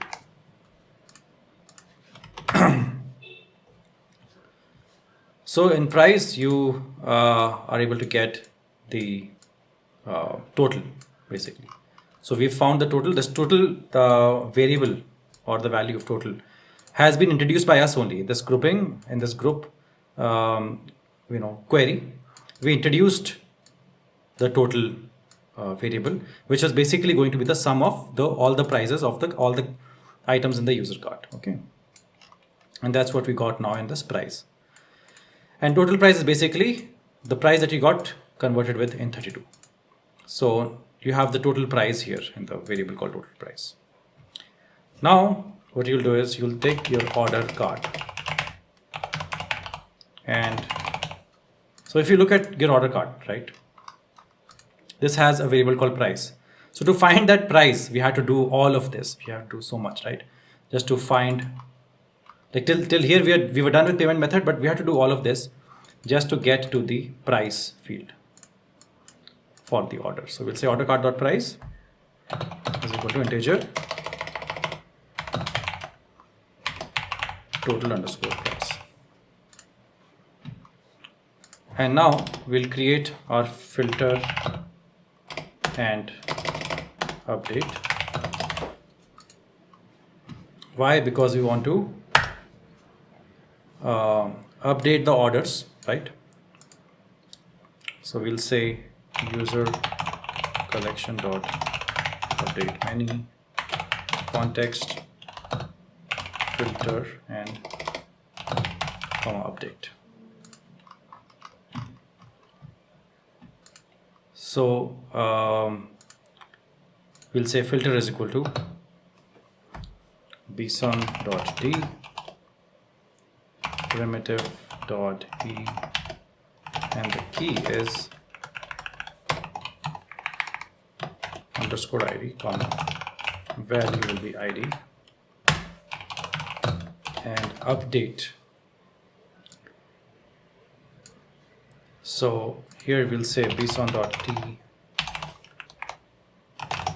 key will be $push, comma value is bson.t primitive.e orders, comma value is order cart. Okay, so this was our update, and out here in update menu we'll pass context filter and this update. Now you may have noticed that my shirt has changed. It's because the first part of this video I was shooting yesterday, and now today I'm shooting the other half of this video. I was not able to complete it yesterday. So let me go through this function quickly, what we've done till now. Right, to buy item from the cart, we started creating our order cart, right? Our order cart is this struct out here, which has an ID, order cart, ordered at, blah, blah, blah, blah, blah. So one by one, we started creating these different fields: order ID, ordered at, order cart. Order cart, by the way, just make sure it's, till now it's completely empty, right? But all the other values we have filled up. Then what we did was we did this complete aggregation operation to find the total of all the items in the cart. Okay, and then what we did was we went through, as in we like ranged over the user cart, right? And then we found the total price, and we also converted it into int. Okay, so till now we have the price also. So we have the price also of the order. Now what we can do is we can add these orders, like all the orders that the user places, in the user collection itself. So what we've done is we have taken the order cart and we have gone to our user collection for that particular user's ID. We have added this in the orders. So if anytime he places an order, so we'll be adding it in orders, right, for the user. Now the other thing that you can do is you can now once you have added the orders in the user, we know that the order cart is still empty, in the sense, even though we know that this user has placed these orders, but what was there in the orders? What is there in the cart? Those things you want to add in something called as an order list. So how do you do that? First, you'll have to find all the data of that user, and you'll have to find the data of that user from the database, and you'll have to convert it into this models.user, right? So we'll be leveraging get cart items, this variable, to find the data from the database, and also to decode it based on that variable. So we'll say, so firstly, I think before we do that, what I need to do here is I need to, this might induce an error. It's a database function, right? So we'll handle this error. So we'll say if error is not equal to nil, I'll say log.println error. And now I'll focus on finding the data for that user. So I'll say user collection dot find one, pass context, pass bson dot d, and primitive dot e. Then you'll pass the key. So the key is basically the ID, and then you'll pass the value, which is again ID. And this thing is you want to decode it using the variable get user items, like I said, get cart items. So you want to pass this model, complete model of user model, right? And you want to pass that, and the data that comes back from MongoDB, you want it to be in a format that Golang can understand and work with. So here you'll say ampersand get cart items. Now again, out here, this function may also return an error, so let's handle that now. So you'll say if error is not equal to nil, log.println error. Now we are supposed to do two more things. Two more things are pending. So one thing that's pending is that our orders list. So we have the orders, but what is there in the orders, right? Like, for example, the things that are in the cart. So those things we'll have to use the user's cart, whatever is there in the cart, to transfer it here in that orders list. So that thing is remaining, and the second is to empty up his cart. So these two things are remaining, and I'll have to continue this in the next video. But I hope this is not too much and you're understanding everything till now. You're following along because I'm explaining every single line to you.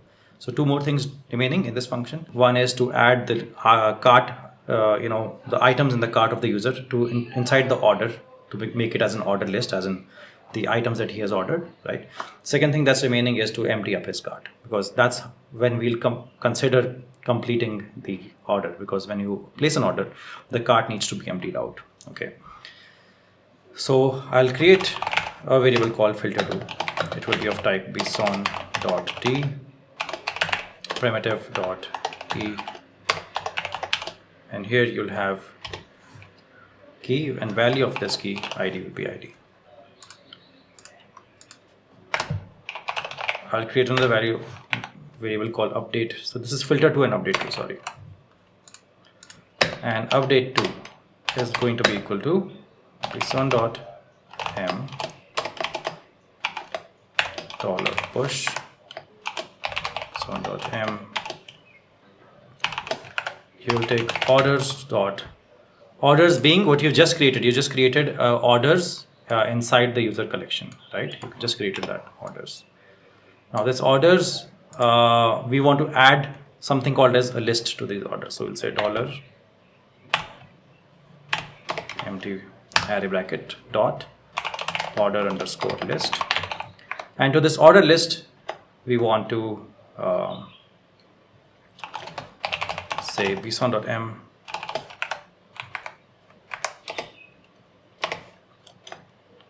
$each.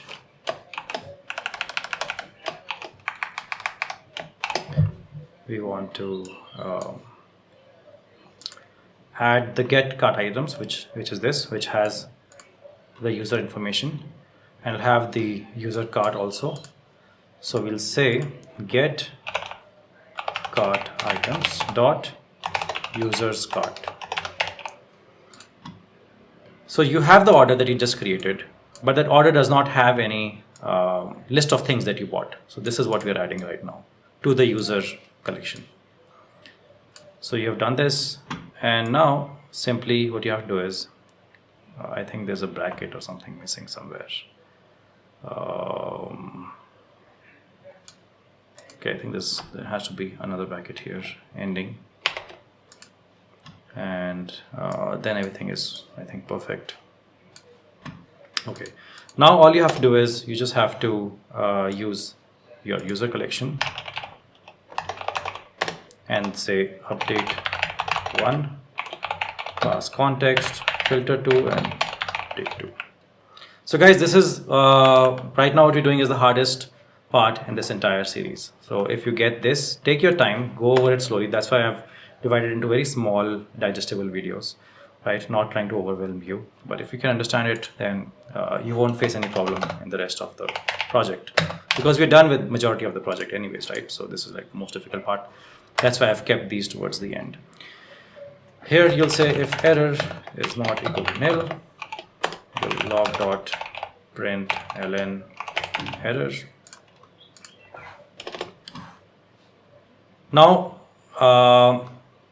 we have added the orders, right, based on the order cart. Order cart is that thing that we were creating slowly, the whole object order cart.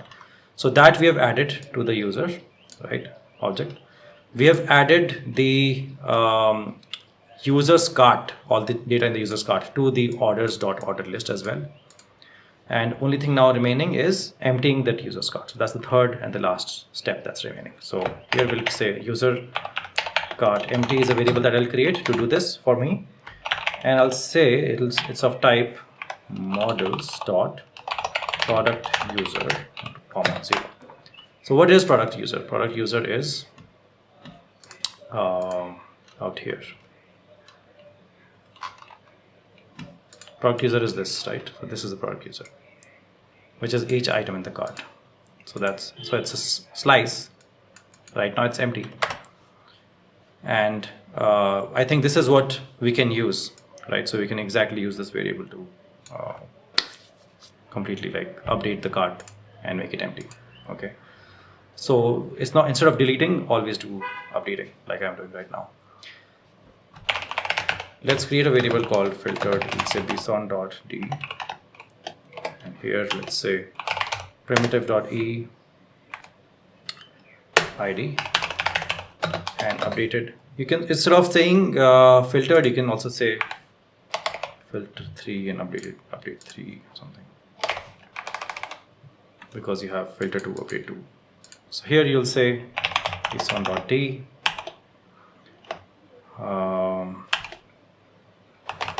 the key is going to be $set, comma, the value is json.d primitive.d. And Now comes the most important part, because the key here is actually user cart, and value is going to be the user cart empty. So just copy and paste it here.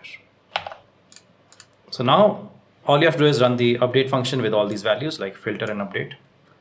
Now I'm sure that you're getting very used to this format that we use. We create these filter and update variables, and we just call the database function. So the same thing we're doing here. We're saying user collection dot update 1 context comma filter 3 comma update 3.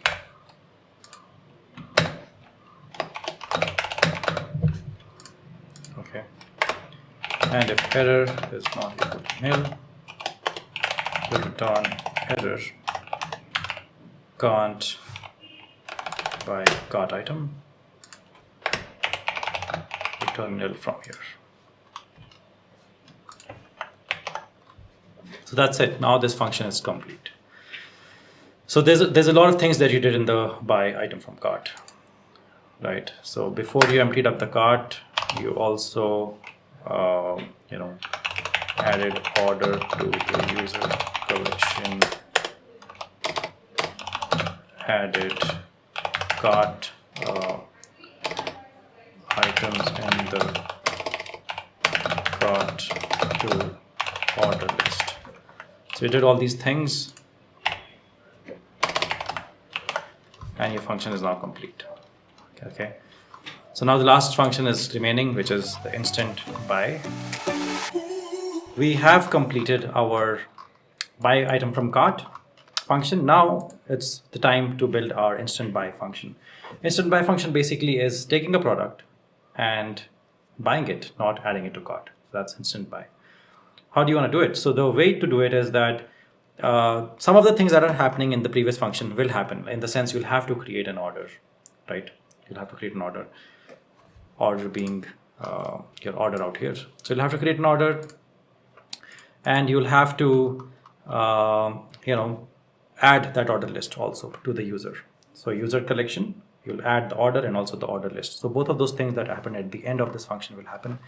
But instead of having to get the user's cart and all of that, you don't have to do that. You just have to take the product ID and quickly start creating the order. Okay. It sounds very simplistic. It's not that small a function. It'll take some time, but this is in an instant. This is what we're doing in a nutshell. So you'll have your context, which will be context.context. You'll take your product collection, take your user collection, right? Because obviously for that particular user, we'll create the order, right?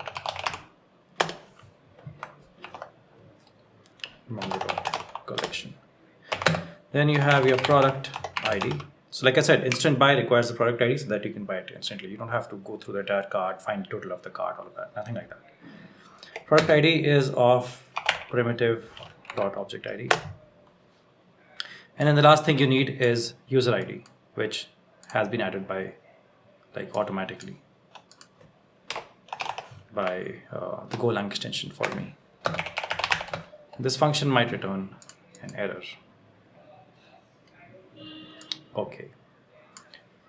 So the first thing that you'll do, which is also the first thing that you did out here, which is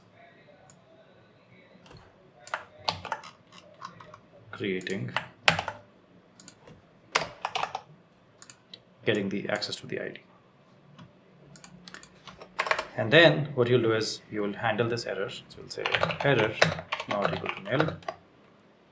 You will log.print ln error, and you'll return user ID is invalid. Error user ID is not valid. Okay. So we'll create two variables now. So the first variable that we'll create will be product details. Will be of type models.product user. Just to tell you, models.product user is this, right, which is the item that needs to be checked out, or item in the cart. In this case, you don't have a cart, so this is the item that needs to be checked out. And then you have your order, which is this, your entire order. Right? Because no matter, even if you want to do instant buy, you have to create an order for it, right? That's how you'll store it for that user, that this user had placed this order. Now, like we did last time, right? We created the order ID, ordered at, all of that. We'll have to do that now as well. So what we'll do is we'll say order detail. Actually make it orders detail dot order underscore ID. This will be equal to primitive dot name object ID. Okay. Now ordered at, so it will be orders detail dot ordered underscore at time dot now, same as last time. This is the timestamp for the time that is right now. Okay. And just like we did last time, we'll create an empty cart here, detail dot, and we'll probably leave it empty because for an instant buy there is no list of order, right? So we'll say order cart is equal to, for now it's empty, then we might add just that particular product that he's buying. We'll just add that one thing to the list, nothing else. So we'll have models dot product user, or we could also leave it empty, but I think I'll just add that one product that he's buying to the orders list. And then you have again your orders underscore detail dot payment method dot COD is true. So you'll say product collection dot find one. What we want to do now is we want to we're getting this user product ID, right? Product ID in this function as an argument. We want to take that product ID and find the data for that product from our database, right? So the product that the user wants to buy, that product already exists in our database. So we have the ID. Now we want to find the complete data of that product. So how do you find it? So you'll say ctx comma json dot d primitive dot e. The key is fine is going to be ID, but the value is actually going to be product ID. So here you'll say product ID.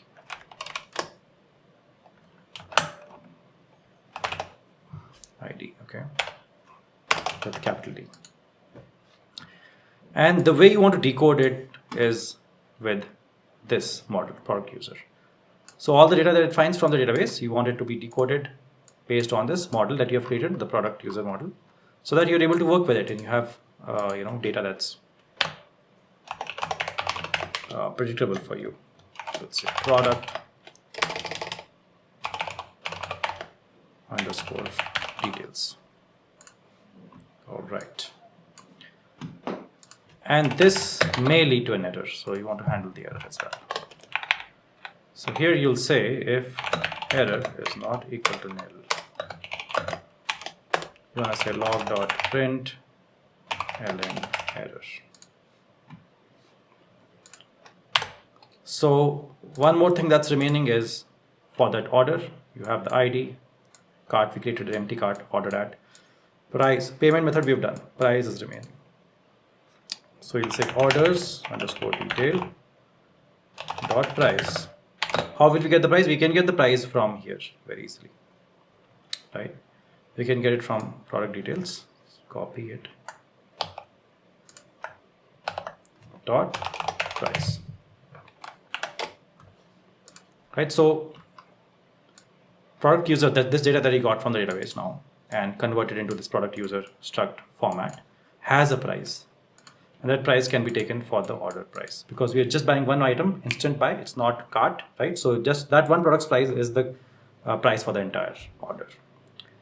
Awesome. So now comes the time to add this order to the users, to say that, okay, this user had placed this order. The standard procedure, we'll have a filter, we'll have an update, okay, and we'll have finally the user collection dot update one which will have context filter comma update. Okay, and this will lead to an error, and let's handle the errors. The error will be error is not equal to nil. Let's say log.ln error. And after that, we have to add the details of the product to the order list. So for that also we'll have, I'll call it filter 2. I'll have update 2. And I'll have the same thing, which is user collection dot update 1. Context filter 2 and update 2. And again, I'll get to handle the error. And if error not equal to nil, we'll say log.println error. And if everything goes well, for the error, we'll return nothing, we'll say return nil. Now all that's left to do is work on our filter and our update. Okay, and also filter 2 and update 2. So for filter, we want to use the ID of the user. Okay, because for that user, we're creating that, this order was placed. So we'll say bson.d primitive.e, and this is perfect. So key and value are both perfect. And actually this will be the same thing for filter 2 as well. Now for update we want to take this thing out here from here, this one. But only a couple of things will change. So let's copy and paste this update from here, bring it here. But only the name of the variable this time is different. So it's orders details, sorry, this one. Right, instead of order card, it's orders detail.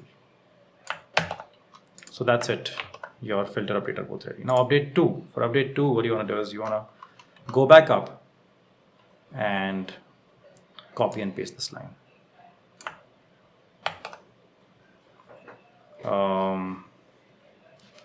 Only thing is it won't be having this each part, right? Because you don't have to get all the items from the cart. So to copy this and to edit it better than that, I'll just write it from scratch, because this query is much simpler than the one that we've used before. So I'll say bson.m.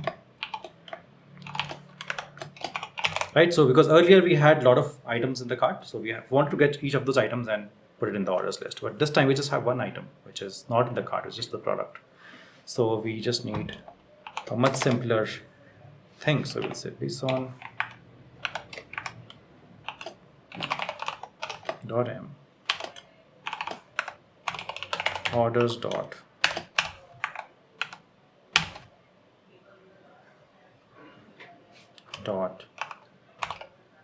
order underscore list, and here you will say product underscore details. That's it. So the product details that you've created here, right, from where you got the price, that's what you want to add in the order list. This could have been left empty, but I just added this particular product so that we can have at least some data on the list of products in that order, that particular order. Okay, so this was it. So this was your instant buy function. So we are left with a few things here and there, but mostly we'll start cleaning up and then fixing the code, and then we'll start testing it in some time. So not much left out here in this series. If you've followed till now, that's amazing. Thanks a lot for following, and do subscribe if you haven't subscribed by now. And I know a lot of you have said that it was a huge project. Why don't you test it at different stages? I just don't. This is how I like to do it. I just build the entire project and then I go and clean up things. And the reason I do it like this is because Golang is very different from JavaScript or Node.js or anything like that. So I was a Ruby on Rails developer, and I was a Node.js developer, and I understand what you're saying. That if you write so much, then how do you even fix those errors, because there will be so many errors, right? But with Golang, it's very different. You can very easily fix errors. You can very easily fix issues. So in just one flow, write all the code that you have in your mind, and just go and fix and clean up stuff. I know it'll sound very, very weird to you. It'll sound like, it'll sound blasphemous. It'll sound very new. But trust me. I mean, you can do this and still have really high quality code. Trust me. I do this on production for some of the biggest companies on the planet. I work with our clients are some of the biggest companies in the world, and the code is working in production. It's doing quite well. So just trust Golang is what I would say. Anyhow, so with that out of the way, let's just try and fix it quickly. So here I know that I need my context package. So by the way, I'm in my controllers, my address.go file. Okay, so I need context. I need e-commerce slash. So when I want models, I can't just say e-commerce YT slash models, right? I'll have to actually give the entire name. So I'll give the entire name of the project. So I'll say like this, okay? And I will write that here. Slash models is what I need. And just as I pressed Control S, it got all of these different packages for me, right? So it knew that I need FMT, NetHTTP, time, and all these packages, and that's perfect. But still, you'll see squiggly lines everywhere, and that's because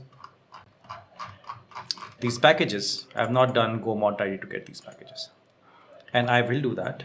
But let me first do the same thing which I did here, like getting all these packages. I'll just go and check all the other files. So here it seems like that all the packages have been imported already and everything looks all right to me.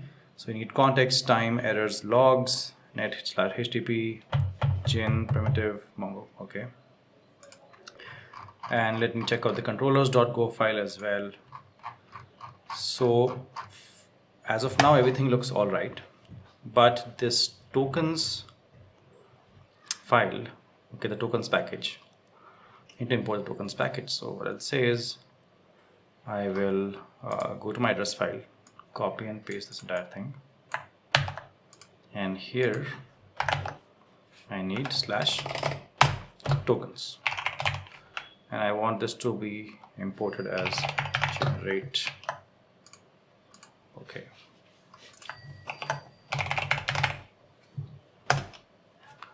So here when you see generate.token generator, you already know that the function exists in tokengen.go file, which is belonging to the tokens package, and this is where we were basically referring to it. Okay. Similarly, go to your database cart.go file. Now here you can see that there are no packages imported, and that's a problem, right? So we need context, and when I press Control Save, let's see what it does. Okay, it didn't do anything. So these extensions are kind of unpredictable. Maybe I don't know how to use these extensions because I'm new. I never used extensions in my life, only when people told me from YouTube that, hey, we are more comfortable with you using extensions. That's when I started using them. So maybe I don't know how to use them, but they look very unpredictable to me, in the sense they work in some places, they don't work in some places. I don't know what's the problem. Okay. So you have errors, then you want to have log, time, and now I need those three Golang packages. So what I'll do is, so the MongoDB packages, so I'll copy and paste them here. And I also need to import my models, just like I had in my address.go file. So I'll copy and paste that as well. Cool. Now the formatter also doesn't seem to be working. Otherwise, it was formatting my files. No, it's not working. I don't know why. So I'll just manually give this space tab on my own. Okay. Let's check out database setup. So database setup, context log, FMT and time, and has Mongo and Mongo options. Perfect. Middleware.go file. This needs to have tokens and /http and Gonic. Let's check out our models file. Models file doesn't need much, just needs these two. Then we have our routes file.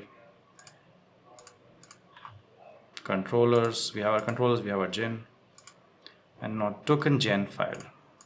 So what's happening there? So we have context, log, OS time. Okay, we have our database, bson, and then the MongoDB related packages. So everything seems all right. So let's now check our main.go also. So we have controllers, database, middleware, routes, all of those things that we need. We have gen, and we need two more things, log and OS. Perfect. Now, what we can do is, let's first do go mod init, and then I can see some issues here also. It says buy from cart is not defined. Why is that? Let me try to find it here. Buy from cart, because I remember creating that function, right? So here that function is here. So let's investigate that once after we run go mod tidy. So in my terminal, I can say go mod tidy and wait for it to get all the packages. I'm expecting a couple of errors here as well in the go mod tidy. So let's wait and let's join back once it shows me some errors or it shows me that it's found all the packages. So it's done processing, it's imported the packages, but I see this issue here. It says there's finding for package slash the Mongo package. It wasn't able to do it. And I was expecting these kind of errors. So these are the kind of errors that people are scared of, right? The ones with packages. And that these usually happen because of spelling mistakes. So here, as you see, it should be MongoDB, not MongoDB, and gives me the location of the file as well. So this is what I was saying, guys, with Golang, you don't need to be scared ever. I mean, just write anything that you want and then you can fix it in post. Like, it's almost like creating a video, fix things in post-production. And you can do that with Golang. Trust me, you can do that with Golang. Like, it'll tell you the exact file where you have the issue. You can be complete moron, complete dumbass and write any spellings that you want. It'll tell you everything. It's very, very rich the way it handles these issues. Okay, so I can see that there's an issue here. It says monog should be MongoDB. Okay, so even stupid, like super stupid mistakes like these, it'll help me fix them. And let's run go mod tidy again. And we're expecting, I don't think there'll be any more issues. Let's see. But now I'm expecting some of the squiggly lines in my code to go away, hopefully. Okay, so now it says again, there's some MongoDB Mongo in the same place. I just fixed it, but I saved it as well. So let me check out what it's saying. Okay, so I just remembered that controllers is not just a file; it's actually a package with multiple files. So we can have that monog thing anywhere. So let me check quickly. Yeah, I can see it.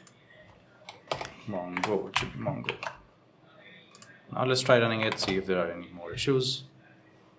I know it's time consuming, it takes a little bit of patience, but this is the way I like it. So it was able to get all the packages. Let me check out my sum file. Yes, can you see all the dependencies of the dependencies that we were able to get? These are the direct dependencies, and these are the ones with the indirect dependencies. Okay. And now you see that your middleware.go file is perfect. There are no issues. Models.go file is perfect, no issues. But all the other files have issues. So let's fix them one by one. It shouldn't take us very long, but it'll be a nice experience. So solve along with me. Now when we start with address.go file, what I see is, firstly, there's an issue here, right? And this should have been primitive.object ID from hex.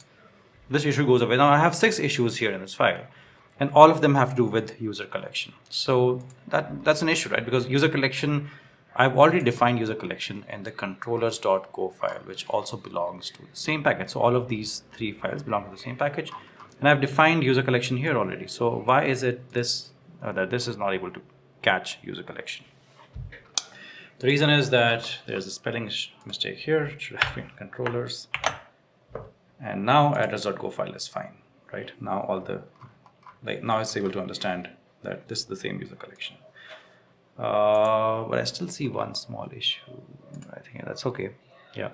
Now cart, yeah, so there's no issue here. It's just a, some squiggly line here because of the extension thinks there's an issue. But it's not red at least. So cart.go file now has two issues remaining. One is to put a comma here in the new application function. And the other issue I can't find. So let me take a look quickly. Okay, so the other issue seems to be here, get item from cart, and it says there's a problem with function, func. Expected expression, yeah. So that means that the previous function, there's something wrong. I'm not added the right amount of brackets. That's what it means. And now that issue has gone away. And now as soon as I solve that, I see 9+ issues here. That means there was a lot waiting for me below the surface, and I would need to fix all of these. So firstly, I see an issue with database. Why is that? Because I have imported, I have not imported database. So database is my package, right? So I need to have it here, I think. So let me get that here. Hopefully then database issues should go away. And my cart.go file. So did some issues go away or not? I'm not sure. Okay. Now the database issue has gone away. There's no squiggly line on database, but there's a squiggly line now here on buy item from cart. Is that function not there in database? I need to check. Buy item from cart. This function is there. So why is it not able to access that function? Okay, so what I'm realizing here is that all the functions from the database package, they're not getting discovered here, even though I've imported database. And this feels like an issue in the database package. So guys, debugging is actually one of my favorite things. So I can see here that there's no is equal to sign here. And as soon as I put an is equal to sign, now I don't have an issue with the add product to cart functions. Okay. So now let's start from the beginning and let's go one by one with the issues. So with timeout, O should have been small. Internal server should have been an error. This is my cart.go file, right? I've started from the add to cart function. Gen handler should have been gen handler func.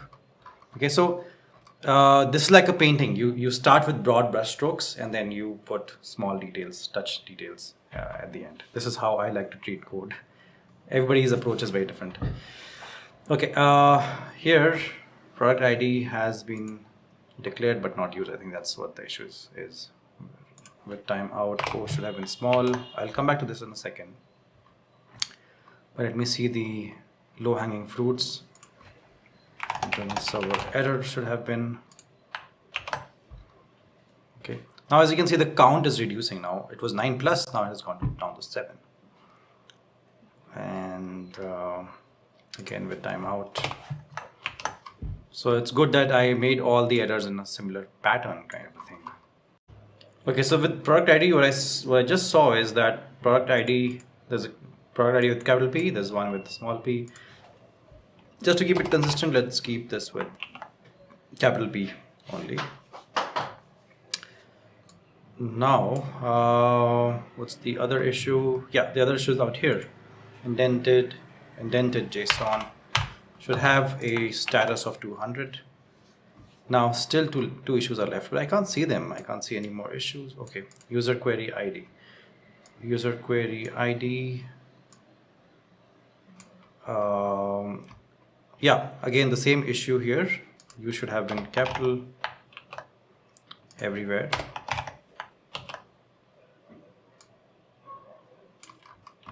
And now it shows me, yeah, so all the issues have gone away. Okay, it's not red anymore. The file is not red anymore, and that's good for us. And now we'll start tackling the controllers.go file, which seems to have two issues. Let me find them now. So for the controllers.go file, I've been able to locate this issue. It's a small issue here. Should have been found user, not founder user. Now it should go away, hopefully. And here should have been a comma. Right. Suddenly now there's so many issues. Suddenly. Okay, with the found users, certainly so many issues. But I've also noticed that I have not completed this function, product viewer admin. And I see some low-hanging fruits where I've spelled out the function wrong. So I fixed that quickly. Let timeout again. So as you can see, there's like 9+ errors, and we have to bring them all down to a manageable number, or at least or get them to 0 slowly. Okay, so here I can see there's an issue here with the spelling of database. Okay, so I think what I should do now is I should actually first complete this function quickly, product viewer admin, because that's a big thing, right? The whole function is missing. So let's do that quickly. So we'll return func cgin.context, and here we'll say context cancel, the same stuff, context dot with timeout, and we'll give a time of out of 100 seconds, the same thing, no changes here. Then you want to create a variable called products models.products. So this is for the admin, the view is going to be different, so we'll have to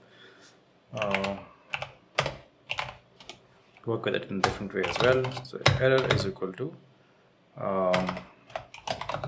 c dot bind JSON products, error is not nil, http dot status internal. Actually, for here, if there's an issue here while binding JSON, I would say bad request. So I'll say bad request, comma.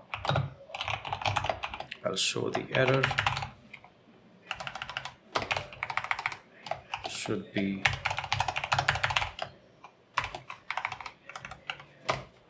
okay. I see a wrong bracket here. All right, and I'll return from here. And since products is of type models.product, product has something called as product ID, so we'll say products dot product ID will be equal to primitive dot new object ID. Okay.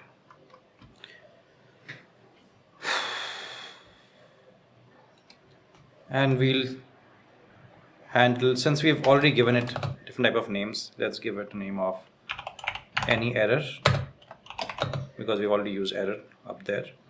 So here we'll say product collection dot insert one context and products. As soon as we use context here, the squiggly line for context goes away because we've used it.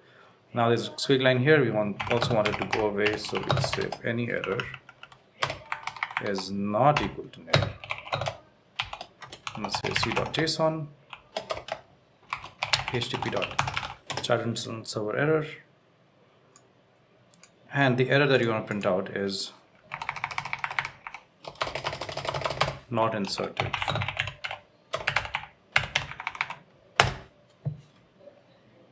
Okay. What just happened? Let's say not inserted, and that is it. You don't want to pass error.error here. Okay. From here you'll return. At the end, out here you'll say defer cancel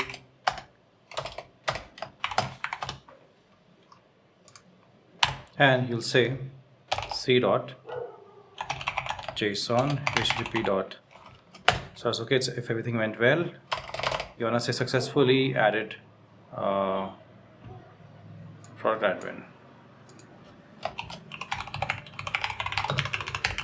This will add. Right, any status here, everything is okay. So this looks okay. Now since this function is done, now we can focus on fixing the issues. So all these issues related with found user are coming mostly because we should have a variable called found user. So did you see that when I was writing found user, by mistake I wrote found user? That's because I was typing too fast. And because of that, what's happened is in some places I've written found a user by mistake. And all the issues have now gone away. All right. So here I see an issue, c.json. Okay, that's because I think the brackets are wrong. Should have been the round brackets.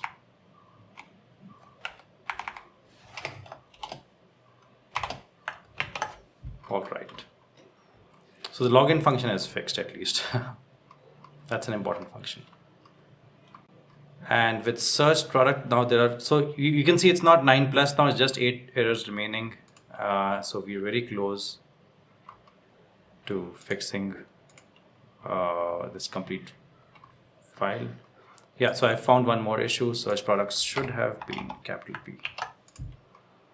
So that's also fixed. Out here also search products capital P. And that kind of works. All right. So we've returned search products. Okay, so let's start combing through this again.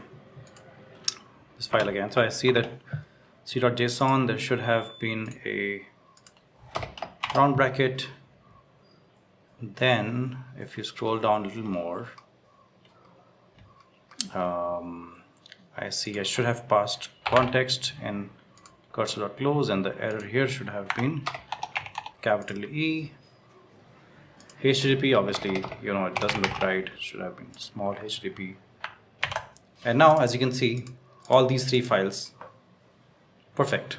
They're not read anymore, right? So this is, so it's like almost like solving a puzzle. This kind of makes me really happy, man. It's like really, it's a good, you know, mind exercise for me, fixing all these errors. So I hope you're enjoying with me as well.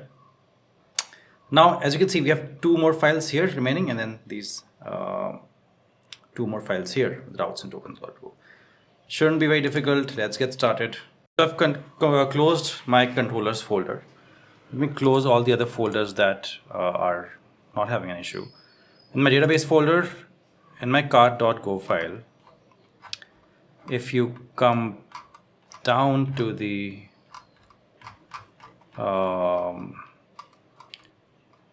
buy item from cart function, I see an issue here, value.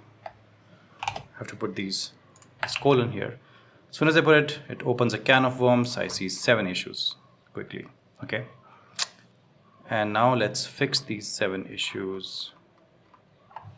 So let's start combing through the entire file again. Cart.go file in the database folder. So I see an issue here, product cart. If it's C is small, then both will be consistent. Primitive spelling is wrong. Here, out here, primitive, these brackets are the wrong ones. Should have used the squiggly brackets. Update many should have been user collection.update many, right? I think so. I mean, but here user collection obviously is a small u. Okay. And then in instant buyer function, I see the spelling is completely wrong. It's orders detailed, and again it's orders detailed. Okay. So cart.go file, even after fixing all these issues, there's still 2 more issues remaining. Why is that? So let me try and find those issues. Okay, so I have found the issue. It's in the beginning, the first function only, add product to cart. Here again, product cart should have been small c. Now, as you can see, the cart.go file also is completely fine. All the issues gone away. So, and now only database setup file has a couple of issues remaining, which I can see should have been a small o. And okay, so all the issues gone. the database folder. So we have these 4 folders with no issues. We're making progress, guys. Okay, so only 2 folders remaining, 2 files remaining, routes.go and tokengen.go. Here I see that there's an issue with sign up. It's because here in my controllers, right, in my controllers should have been a capital U. And now even routes is fine. So let's close all the folders that don't have an issue. And only one folder has an issue now, which is token gen. Okay, now let's fix that quickly. So in the tokengen.go file, which is the only file remaining with any issues, user data has to be with capital U, and now we have no issues remaining anywhere. And now all we have to do is run this program and just test the APIs with Postman. But before we do that, now I have MongoDB installed on my machine, right? So there's no issues there.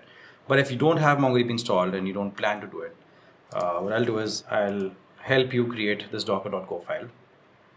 Just a second.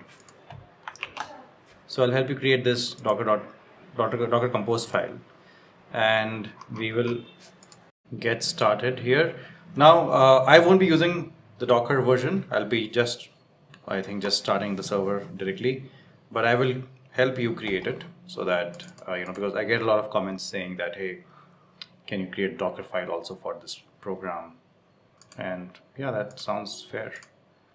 So let me do that for you. Let me close off all the other files. Okay.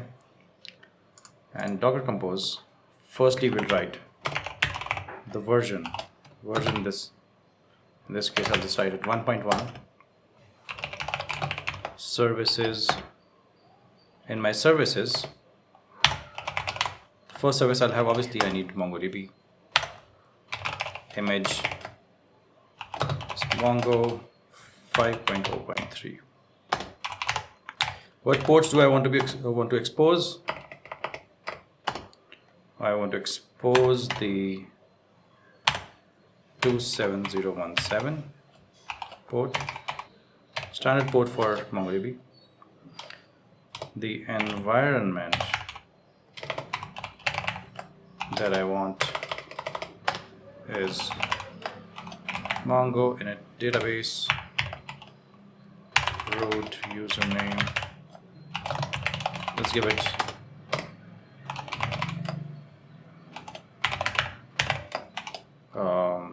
feel free to give any random password and username.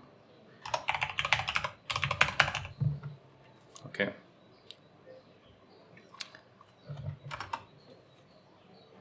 And the other service that I want to have is Mongo Express. We'll have ports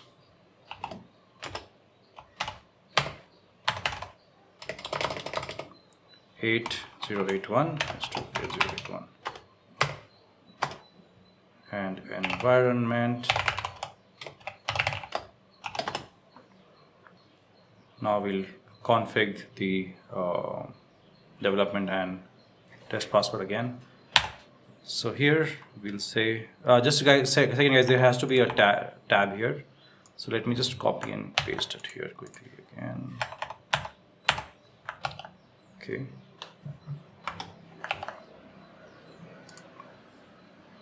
Let's say me config.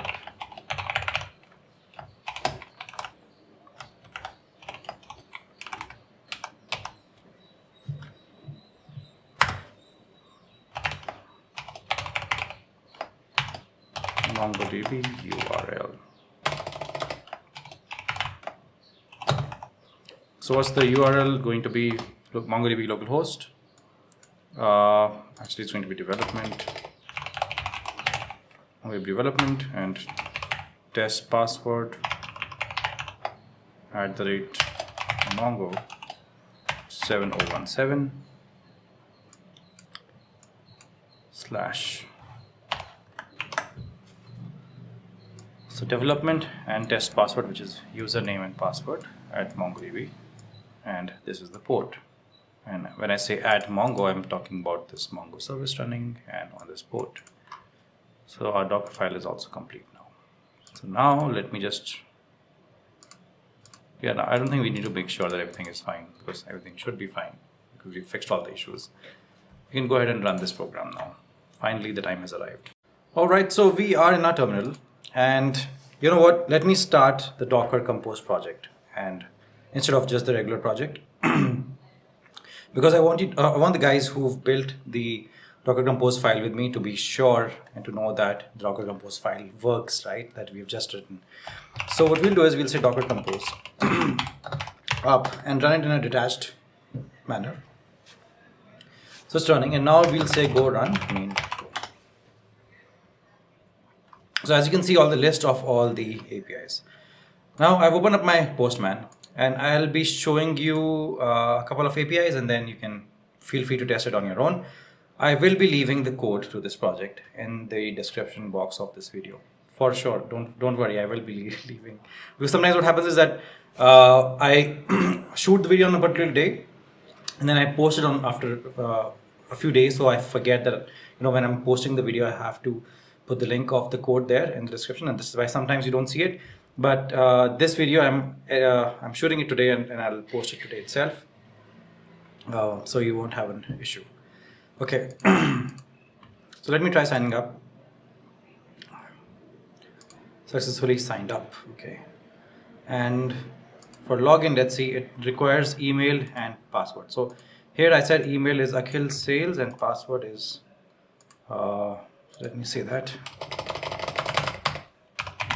sales.com. Password is Akhil Sharma. Something seems to be wrong. Okay, it's just akhil@gmail.com. Sorry, just akhil@gmail.com.